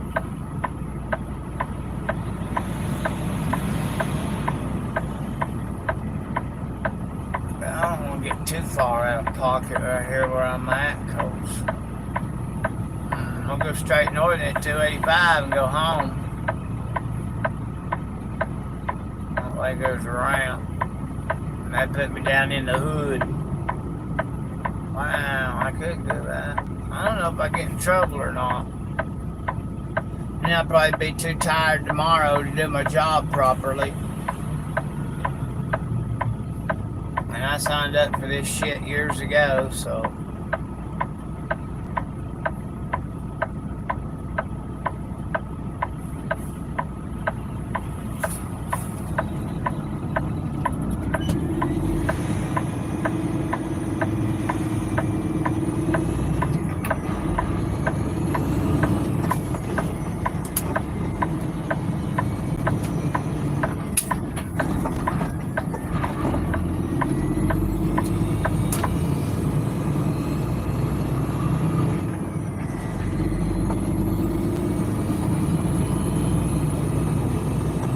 But if I do decide to go home, if I go out this here way,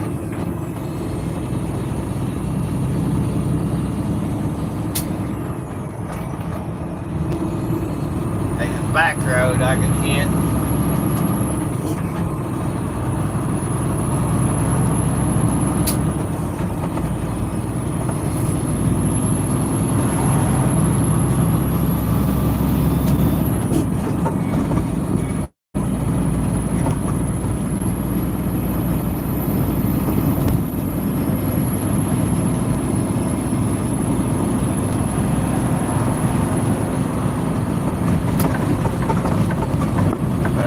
After a while.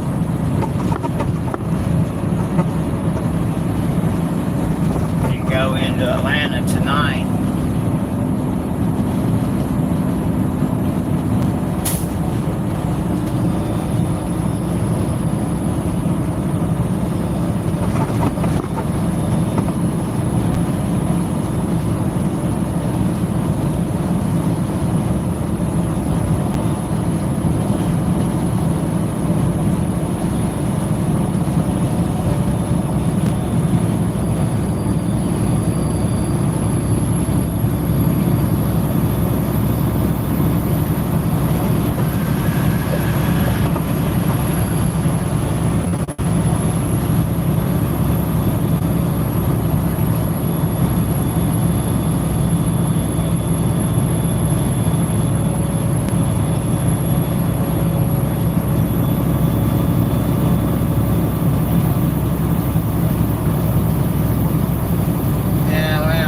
That traffic.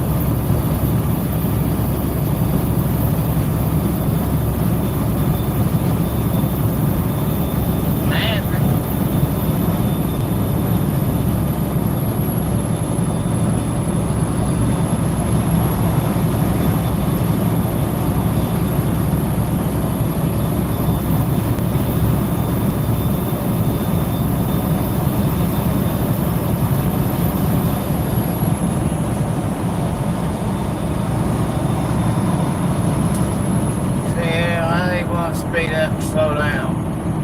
Can't know, driver.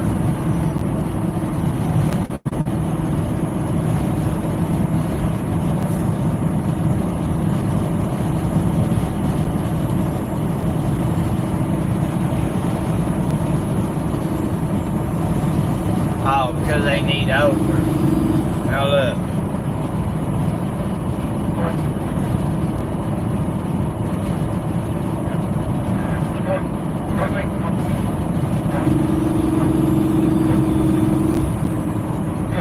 I read something on Truckers Report, Truckers Review yesterday.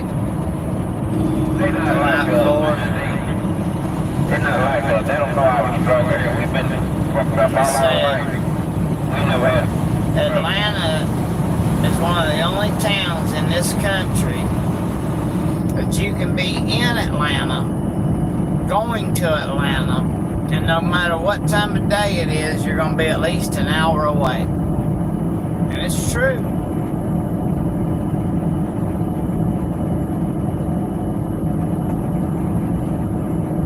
You know, there's traffic backing up, and of course, but if you're on the north side of Atlanta, and you're going to somewhere on this, say if you're on the northeast side of Atlanta and you're going to the northwest side of, southwest side of Atlanta, you'd be an hour away. Back in 2010, 11, 12, somewhere in that ballpark, there was some guys down here with them crotch rockets. You know, Yamaha FZR 1000, CBR 9RR, and KX6, and KX7s, KX9s. Well, you get the picture. Chicks are, and they was racing around 285.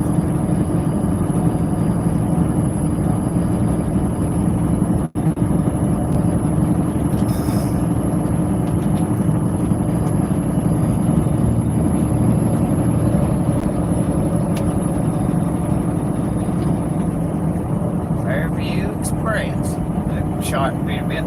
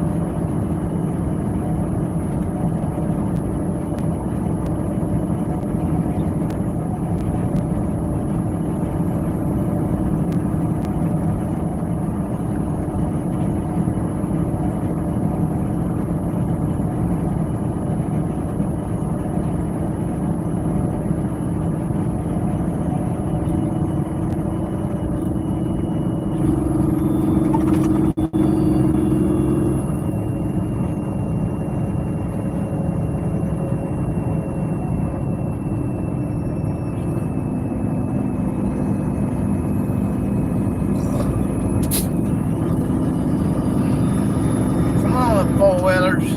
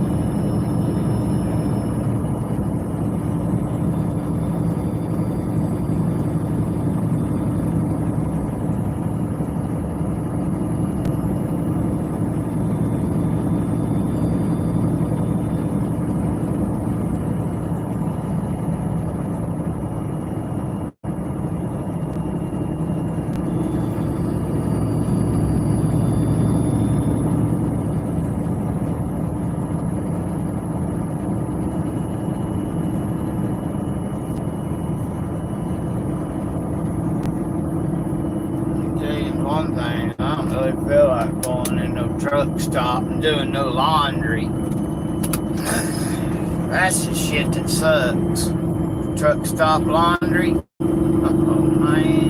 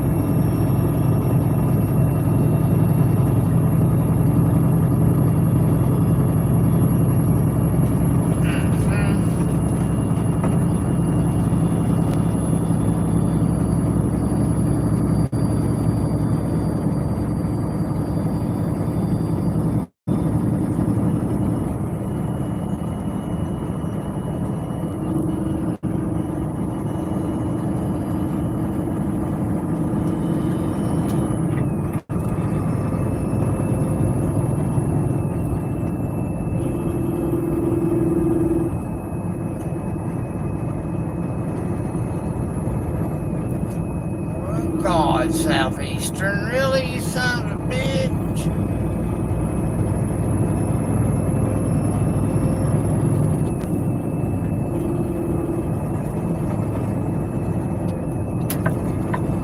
Hit your brake back there, little four-wheeler. Well, we're coming out.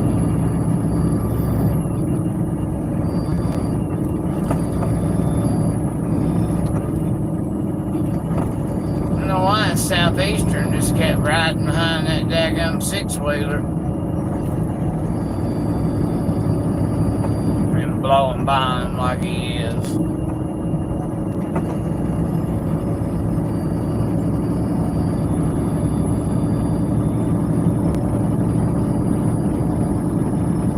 I used to deliver hot tubs off this exit right here. One load would be a flatbed. The next load would be in a dry van. And back and forth. Really?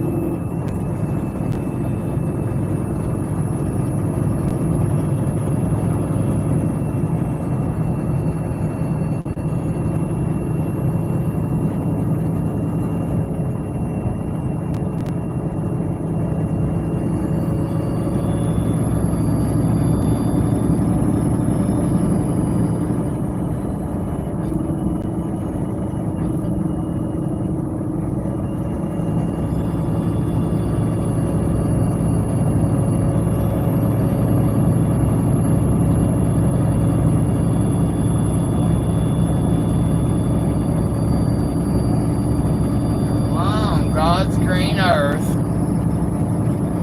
Would he get out there in that far left lane? Trucks ain't allowed out there.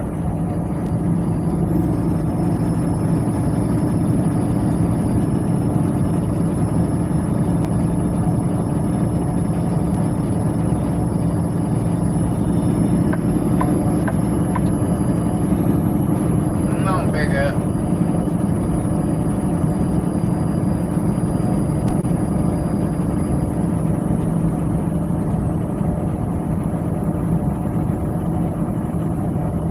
Like they can hear me talking.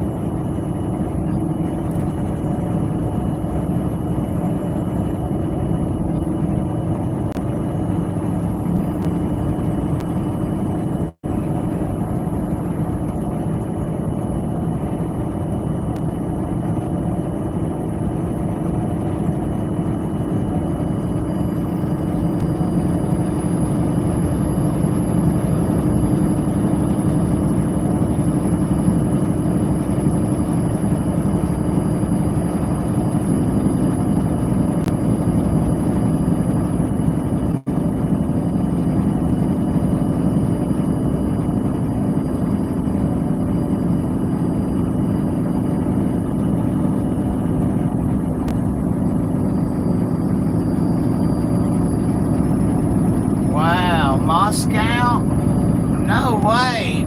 Really? Have you already left the channel? The show? God, I keep referring to it as a channel. I'm not no fucking champ. I mean, I guess I am. Variant, you about to get pulled over, Bubblein. And here he comes.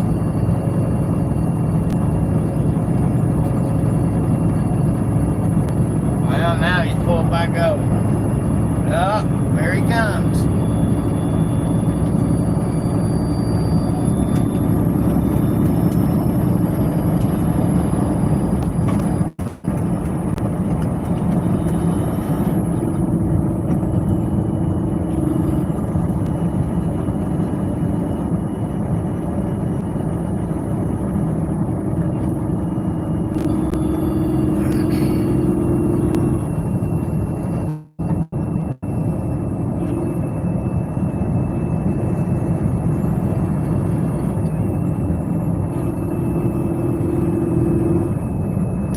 Cars. I'm trying to get a buffer.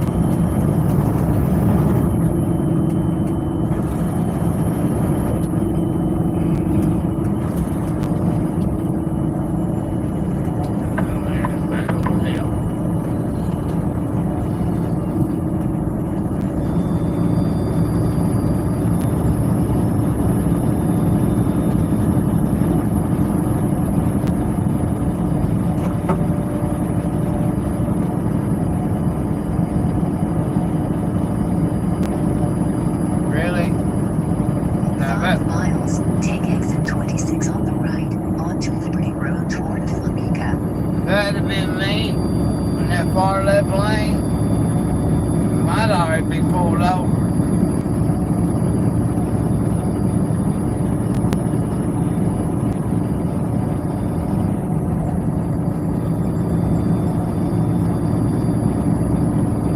For sure.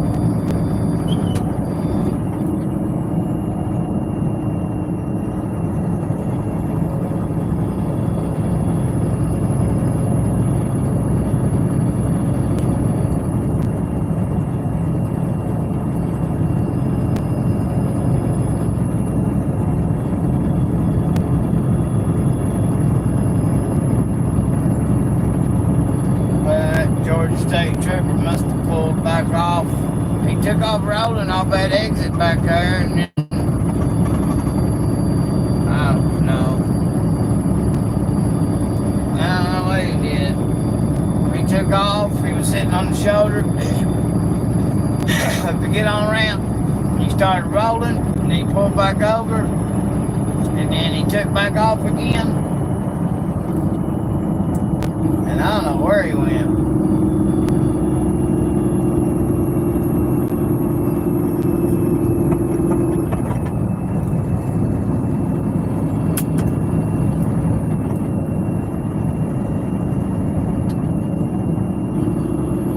Thought he was coming out, gonna pull over that US Express variant. I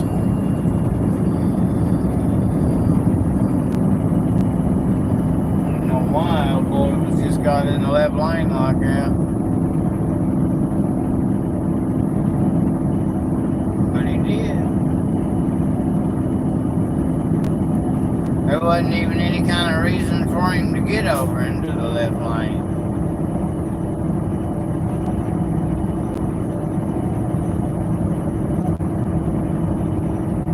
None reasons whatsoever.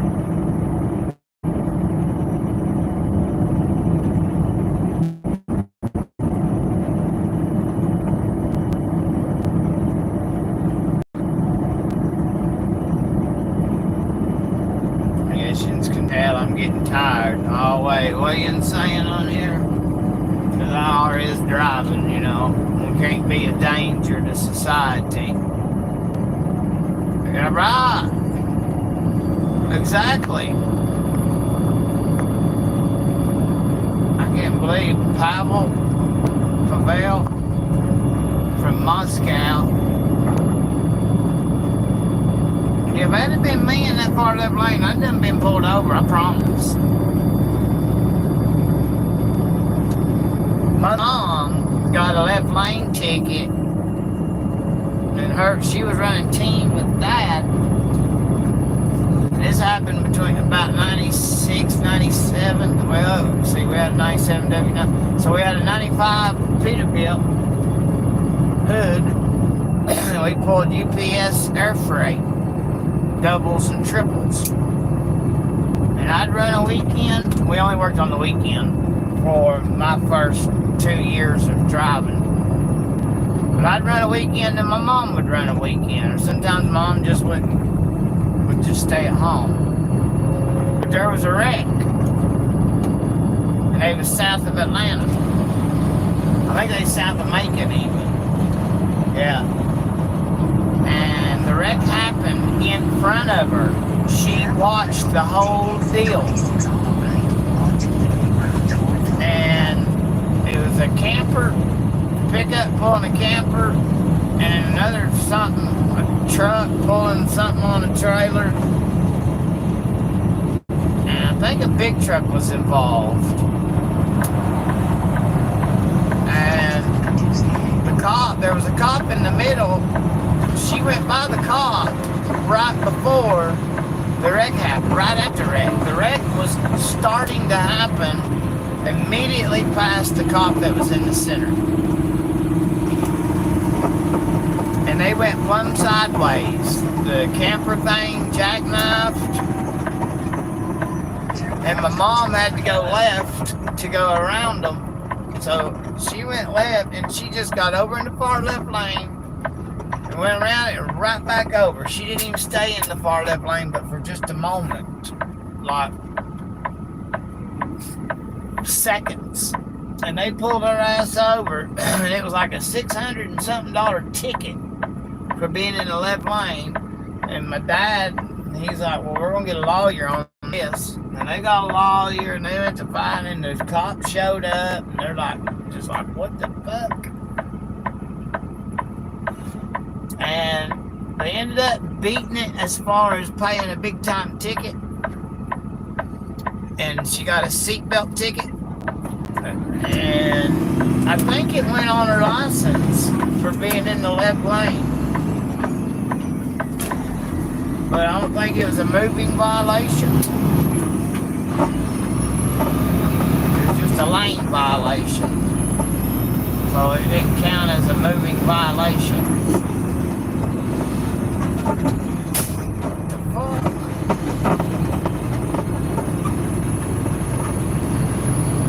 Oh, they should have a red light on this side too.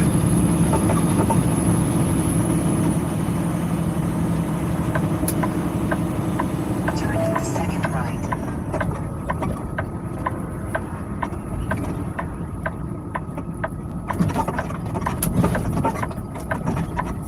Lord have mercy.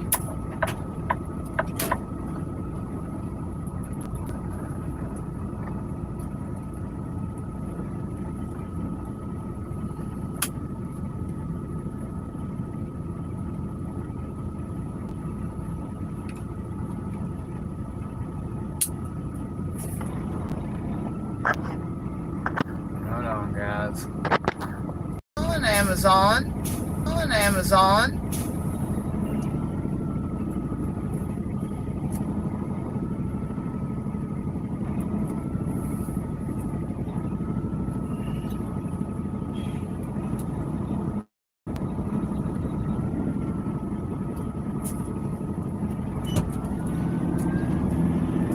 All you lazy ass truck drivers in here don't want to work for a living.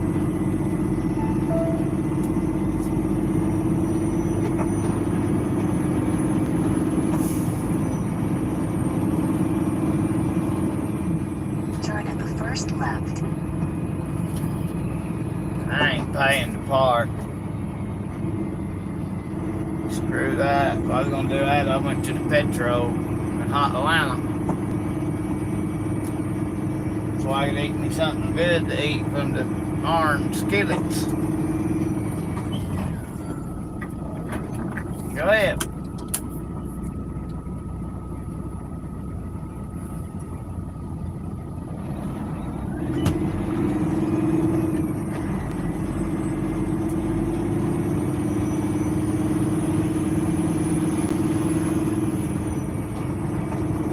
All you motherfuckers in here. Them reserved park spots.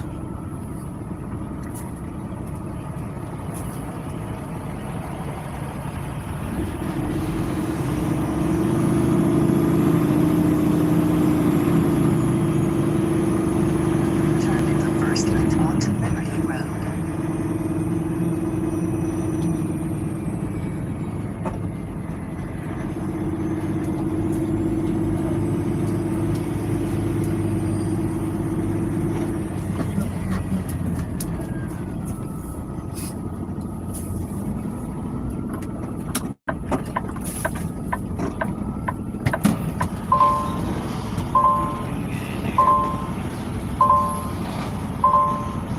I don't really like this. I really don't want to be here.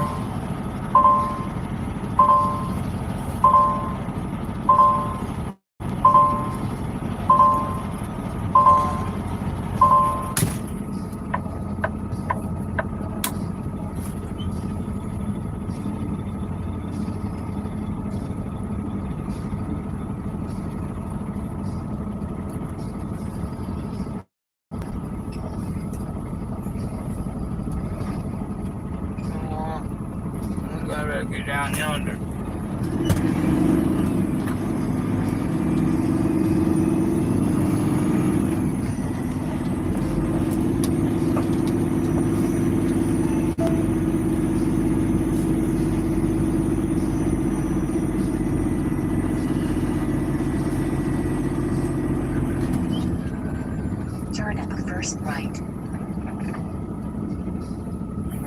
part of this freight line right here. Right, we've got another right here. Make it easier. Ain't no bobtails in here.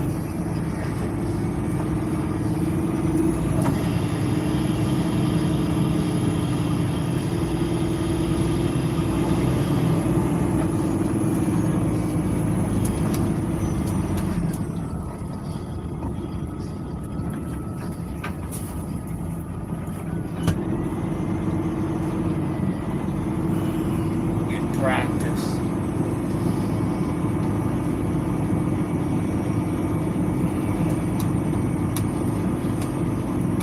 The other day I had a bobtail,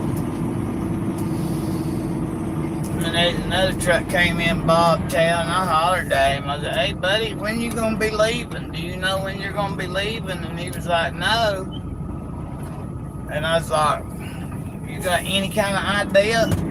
And he's like, "No." And I'm like, "Okay then." I said, "Man, I'm bobtail too. I'm right here beside of you. If you want to get in front of me," I said, "I know I'm not leaving until tomorrow for sure." He's like, "Oh, really?" I was like, "Yeah." So if you want to back in there in front of me, and then if I have to get out, if you ain't going to get too awful mad about me waking you up, then you can back in front of me. Or I'll get in front of you, whichever way you want to do it.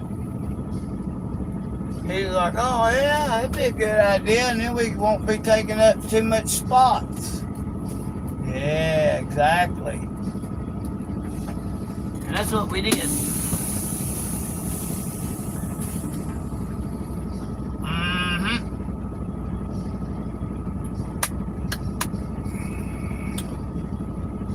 So, yeah, here I go up and go around the fuel aisle and go back in and get out. Yep. Said hi. Hello, Bernard. What's up? 4x4 equals 0. Was you want me to go off-roading? What up, Paul?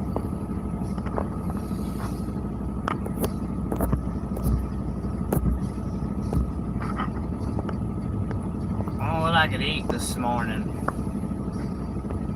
I guess I'm gonna cook.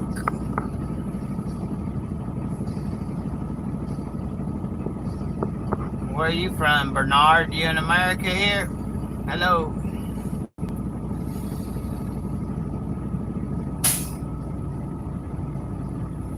I still can't believe that driver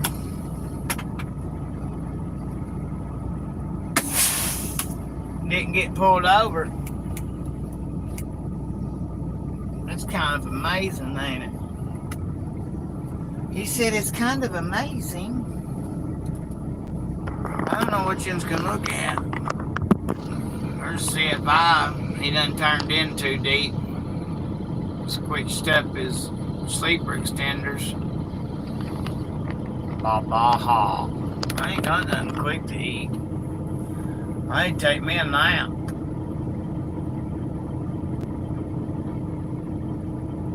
I didn't get to take a nap while I was unloading.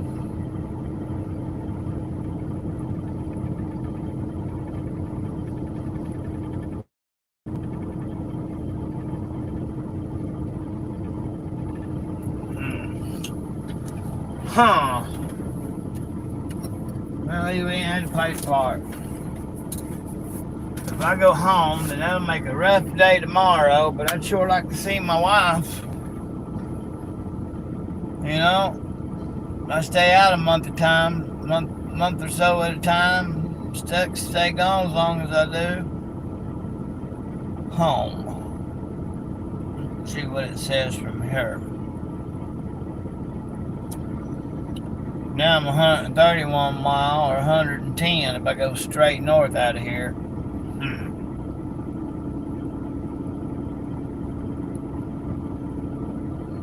Yeah, I can go straight north out of here.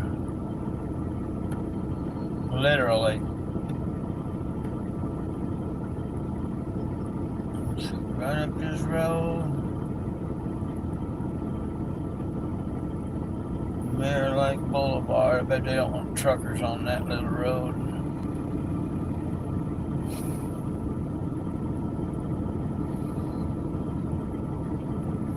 Damn. Damn it, Al. Rise up, gather round, rock the bitch to the ground, rock on. Oh, come on. Eat my ice cream, you scream, we all scream for the ice cream.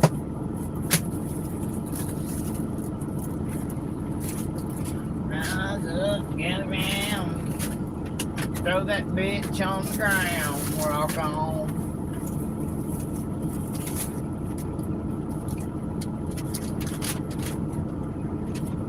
Rock, come on, baby.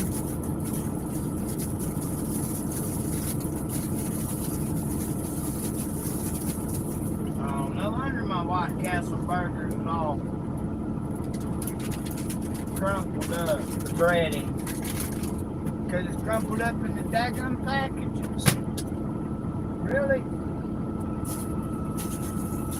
I'd return them if I hadn't already had them for a week. Dishmasher's gonna be barking, "Where's your bills?" Well, she can bark all she wants. She'll get it when I wake up. Rise up. You see that big truck go flying by? Ah! Look at that ugly motherfucker.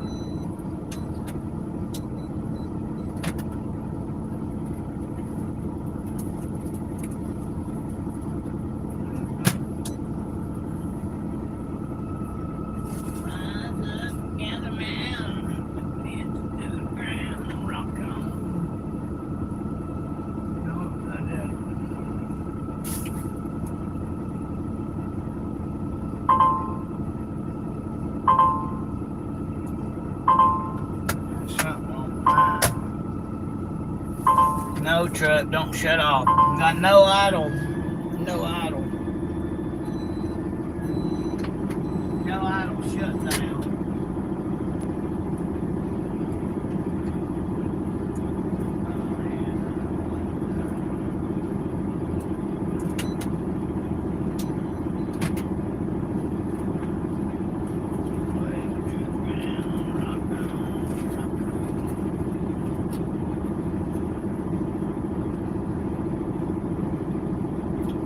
Y'all ever eat White Castle microwave burgers?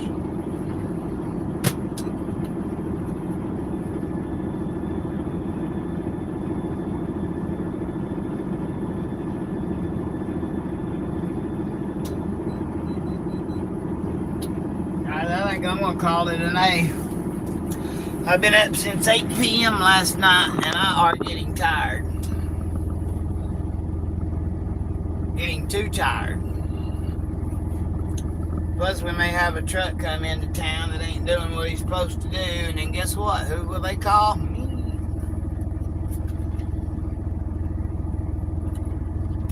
So, for right now, y'all, 25 people, peace, love, and 18 wheels. Yeah, that's a 389. Yes, sir. 2024 with 121,779.6 miles on it.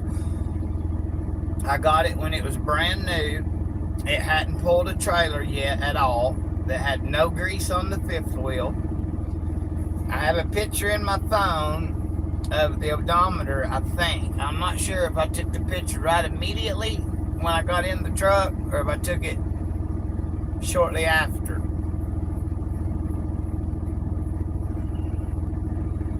I might take it shortly after, but it had 151 or 71 or 251 or 271. Wait, my first one had 271. So I think this one, I have to look.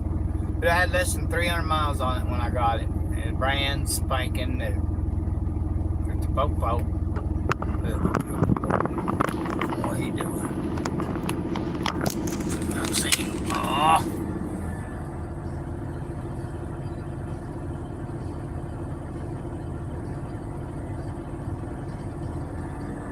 He's not a state trooper though. But anyway, guys, John John Johnson. I went to school with a John Johnson. You're not from Tennessee, are you?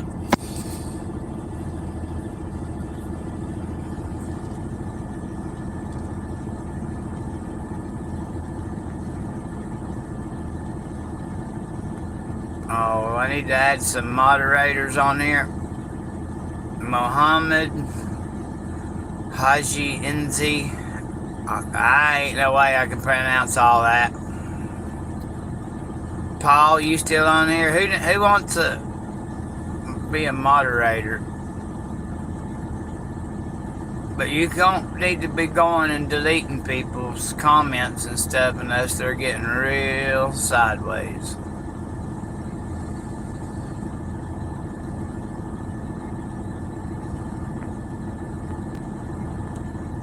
Nobody? Where was that got damn it at? If he ain't a moderator, he deserves one. BP?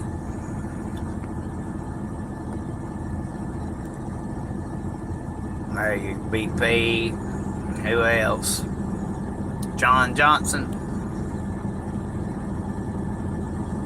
You a pretty cool cat.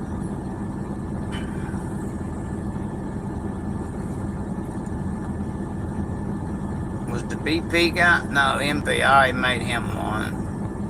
Where was it in South Africa?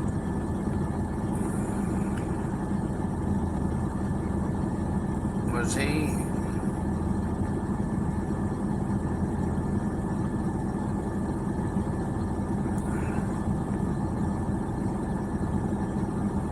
Wait, make with Mike? You're supposed to Orlando?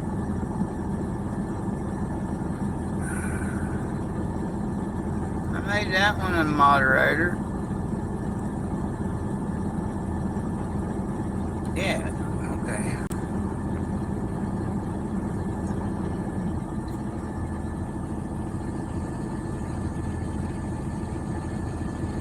Bernard, still on here?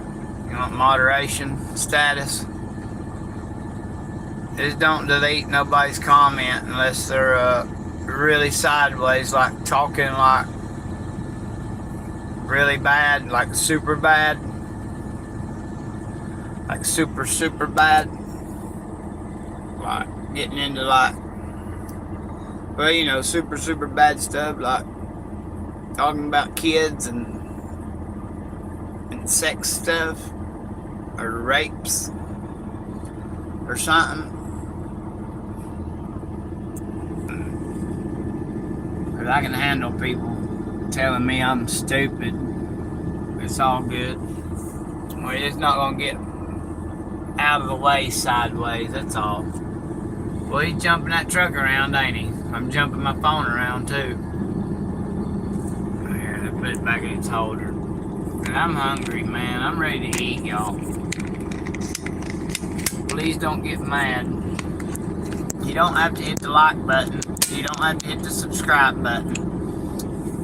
If you want to hit the thumbs down, that'd be just as good.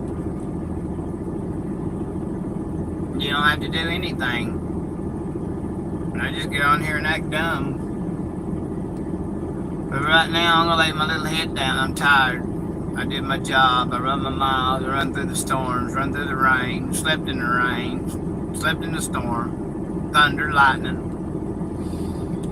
I was 300 miles away when I started this night, which wasn't too bad of a night, but I got up and took me a shower, and I had to stop and get diesel fuel, and when I stopped and got fuel, is that when I started filming? Yeah. Right when I left McCalla, Alabama, south side of Birmingham, Bessemer. That's when it was actually 3 cars to start with, was road rage, and I don't know what was going on. I got on 5920 east and north, right there at that exit, because right as soon as you get on is I-459 to bypass around Birmingham. And I don't know what was going on prior to that, but it followed onto the ramp to get on 459. And then one car shot out around me and went flying by, and it was a red Camaro. Then there was a white little SUV and that black little SUV, or navy blue. And they was involved with whatever was going on. Then we get around there to I-20 to go east. And the red Camaro was flashing lights at the navy blue car. And then the navy blue car was swerving at the Camaro. And the little white SUV got involved. And they was running with high beams on. And the navy blue car had high beams on. I passed the navy blue. The white one was doing this and that. Hey, Ripper Jack, what you doing, my neighbor? How are you today? Have you posted any videos? I haven't been on your channel in a minute, but I got notifications on. Damn good, nice to see you, neighbor. There, you want to see inside of my truck? I've done showed it 2 or 3 times here. But hello. Here, we'll take a look here. Now I'm fixing to bed down, and I've got a little bit of a mess, but I got my floor towels, and that's fell out of the trash bag.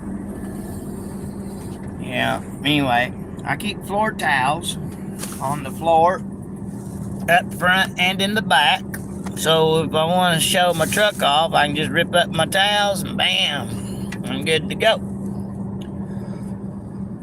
But anyway,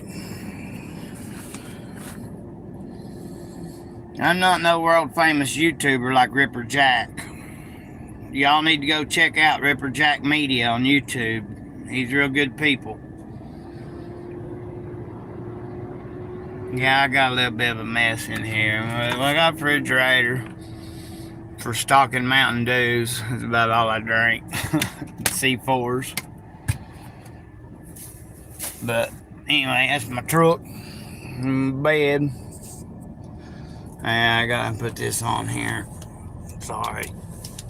I have to keep the refrigerator door comes flinging open when you're driving sometimes. So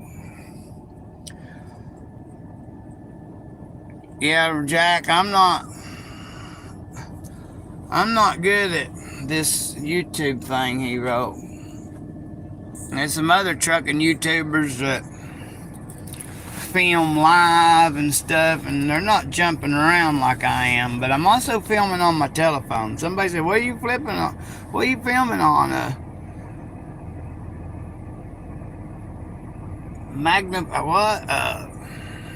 Some kind of flip phone. I wished I was filming on a flip phone. I wished you could do that. Yeah, that would look my trash bag there. Hey, did you see it down there? You know what that is down there, Jack? I'm not going to pull it all the way up, but I bet you know what that is. Starts with a K, ends with an M. Thought about getting into the mushrooms. I got a friend of mine that's doing mushrooms. He's been doing them for about 10 years, but I haven't seen Tim in a while. But he was talking about it. I called him not long ago. And he's got a pretty good sized grow going on.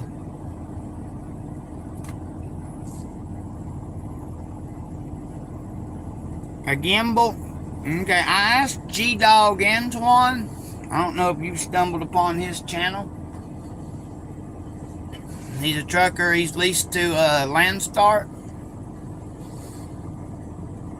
And on my page, I got to meet him out there in Las Cruces. That's where he lives.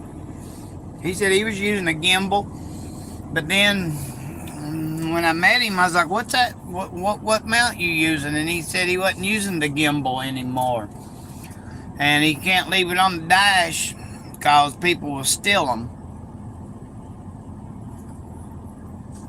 But maybe I need to get one of those. Maybe one day I'll be a world famous YouTuber like Ripper Jack Media. But if y'all are into crime stuff, and if you got lost in that rabbit hole of Carol Baskins and Joe Exotic and all that, Ripper Jack was on season 2 of Tiger King. And he's done tons and tons of research about all that. And yeah, Jack, I'm still into that. Good Lord. Golly, 1,000 pounds a month. Holy crap. Are you selling them? You got a website? Because I'm not gonna go showing my foot on here, but man, my foot's really fucked up. Pardon my language, but I'll show my sock foot. See if I can get it to bend. That's all the movement I have in my foot. It don't go left and right no more.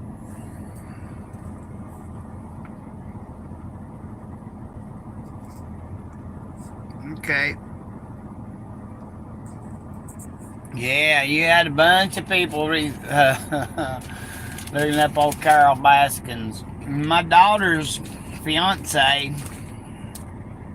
his family are in Dealin, Florida. But they went down to the premises and happened to see what they thought was Carol Baskin. I don't really like using her name, especially on YouTube. Everybody has opinions, and you've done your due diligence. I mean, how many hundreds of hours of research have you done? I was in a car wreck in December 30th, 1998. And it was crushed. It crushed my heel bone, and they was amputating my foot. And I woke up in the surgery room at University of Tennessee, Knoxville. It happened at the Kentucky line above Jellicoe, on the top of Jellicoe, the wreck. Happened right at the top of the mountain at Rarity Bay exit. 2 years. Lord have mercy. But teenagers hit me. They was doing 87 miles an hour on impact, and I was at 15 in the snow and ice, and they said they was doing well over 100 when they lost control.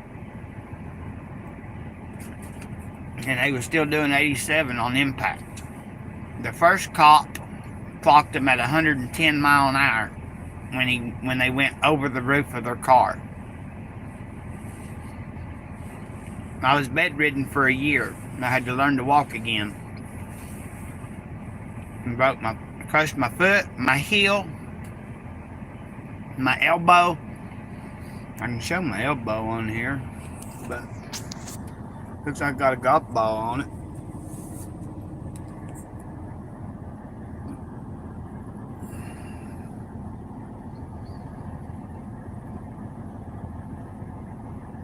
But broke my hip, my heel, my foot. The heel bone was in 76 pieces that they could count, and the rest of it was like shattered glass. And they was amputating my right foot, and I woke up in the recovery room and hollered, "GD, no more driving a effing truck." And a lady hollered, "Are you awake in there?" I'm like, "Well, I'm either awake or I'm dead." And she came in there and she's like, "Your wife and mom and dad are in your room." I'm like, "Well, why's my foot on the bottom of my leg?" And she's like, "Well, isn't that where it's supposed to be?" I'm like, "Not well, yeah, most generally speaking, but I went to sleep thinking they were going to cut my foot off." And an 80-year-old doctor opened the door at UT Hospital surgery and said, "Hey, I'll see y'all on Wednesday, or I'll see y'all on Friday," whatever. And he was only working part-time, and he was training, students. And he happened to see them with that saw, and he went and looked at my x-rays and said, wake him up. And they gave me the option to start with. I said, "I don't want pig bone or cow bone cartilages in my foot. I'll be running around oink, oink, oink." So I've kind of made a joke of it. I mean, I didn't mean it disrespectfully, though, because UT Hospital does do studies with cadaver, all kinds of studies, what they can use in the human body and human bodies. They got cadaver. Anyway, He's like, no, we're going to try to take bone out of your hip and form a new heel bone, and that's what they did. But I had to go home with my foot broke, and I had to lay at home in a bed for 6 weeks, 6 or 8 weeks, because my hip was messed up too. I could crawl, but it was hard on me. But anyway, that's what happened. Bedridden for a year, crushed my heel bone, broke my foot, and I deal with it every day. Okay, buddy, thanks for stopping by. And anybody on here watching, I got 37 people. Y'all really should go check out Ripper Jack Media. You can go back 2 or 3 years, 4 years back. He's got lots of interesting subjects on there. A lot about Carol Baskin. And if you do get into that, don't forget to check his playlists, his videos, his live feeds, and what's the other thing? And the shorts. I guess you got YouTube shorts on there. I'll get on there here in a little bit, Jack. But peace, brother. Peace from the southeast. Wow, y'all. He's world famous, that little boy is. He's fucking awesome, is what he is. Totally awesome. And if you're still on here, shoot me an email. I'm going to get some of them grows you got. I'll check you out. I'll holler at you. Alright, folks. I'm going to bed. I hate to cut it off, but we've been on here for 4 hours and 41 minutes, and I still got 27 people. Damn. Peace, love, 18 wheels. Respect your neighbors. Watch the other traffic on the road. Try to give people room. If they need over, let them over, because in a mile or two, you're going to need over. And if not, well, it'd just be the neighborly thing to do, because it's just the neighborly thing to do. Till next time, love, peace, 18 wheels, love the world. We're all family down here, whether you're in America, no matter what color you are, we're all family. Each and every one of us is family in one way, shape, or form. We're all family.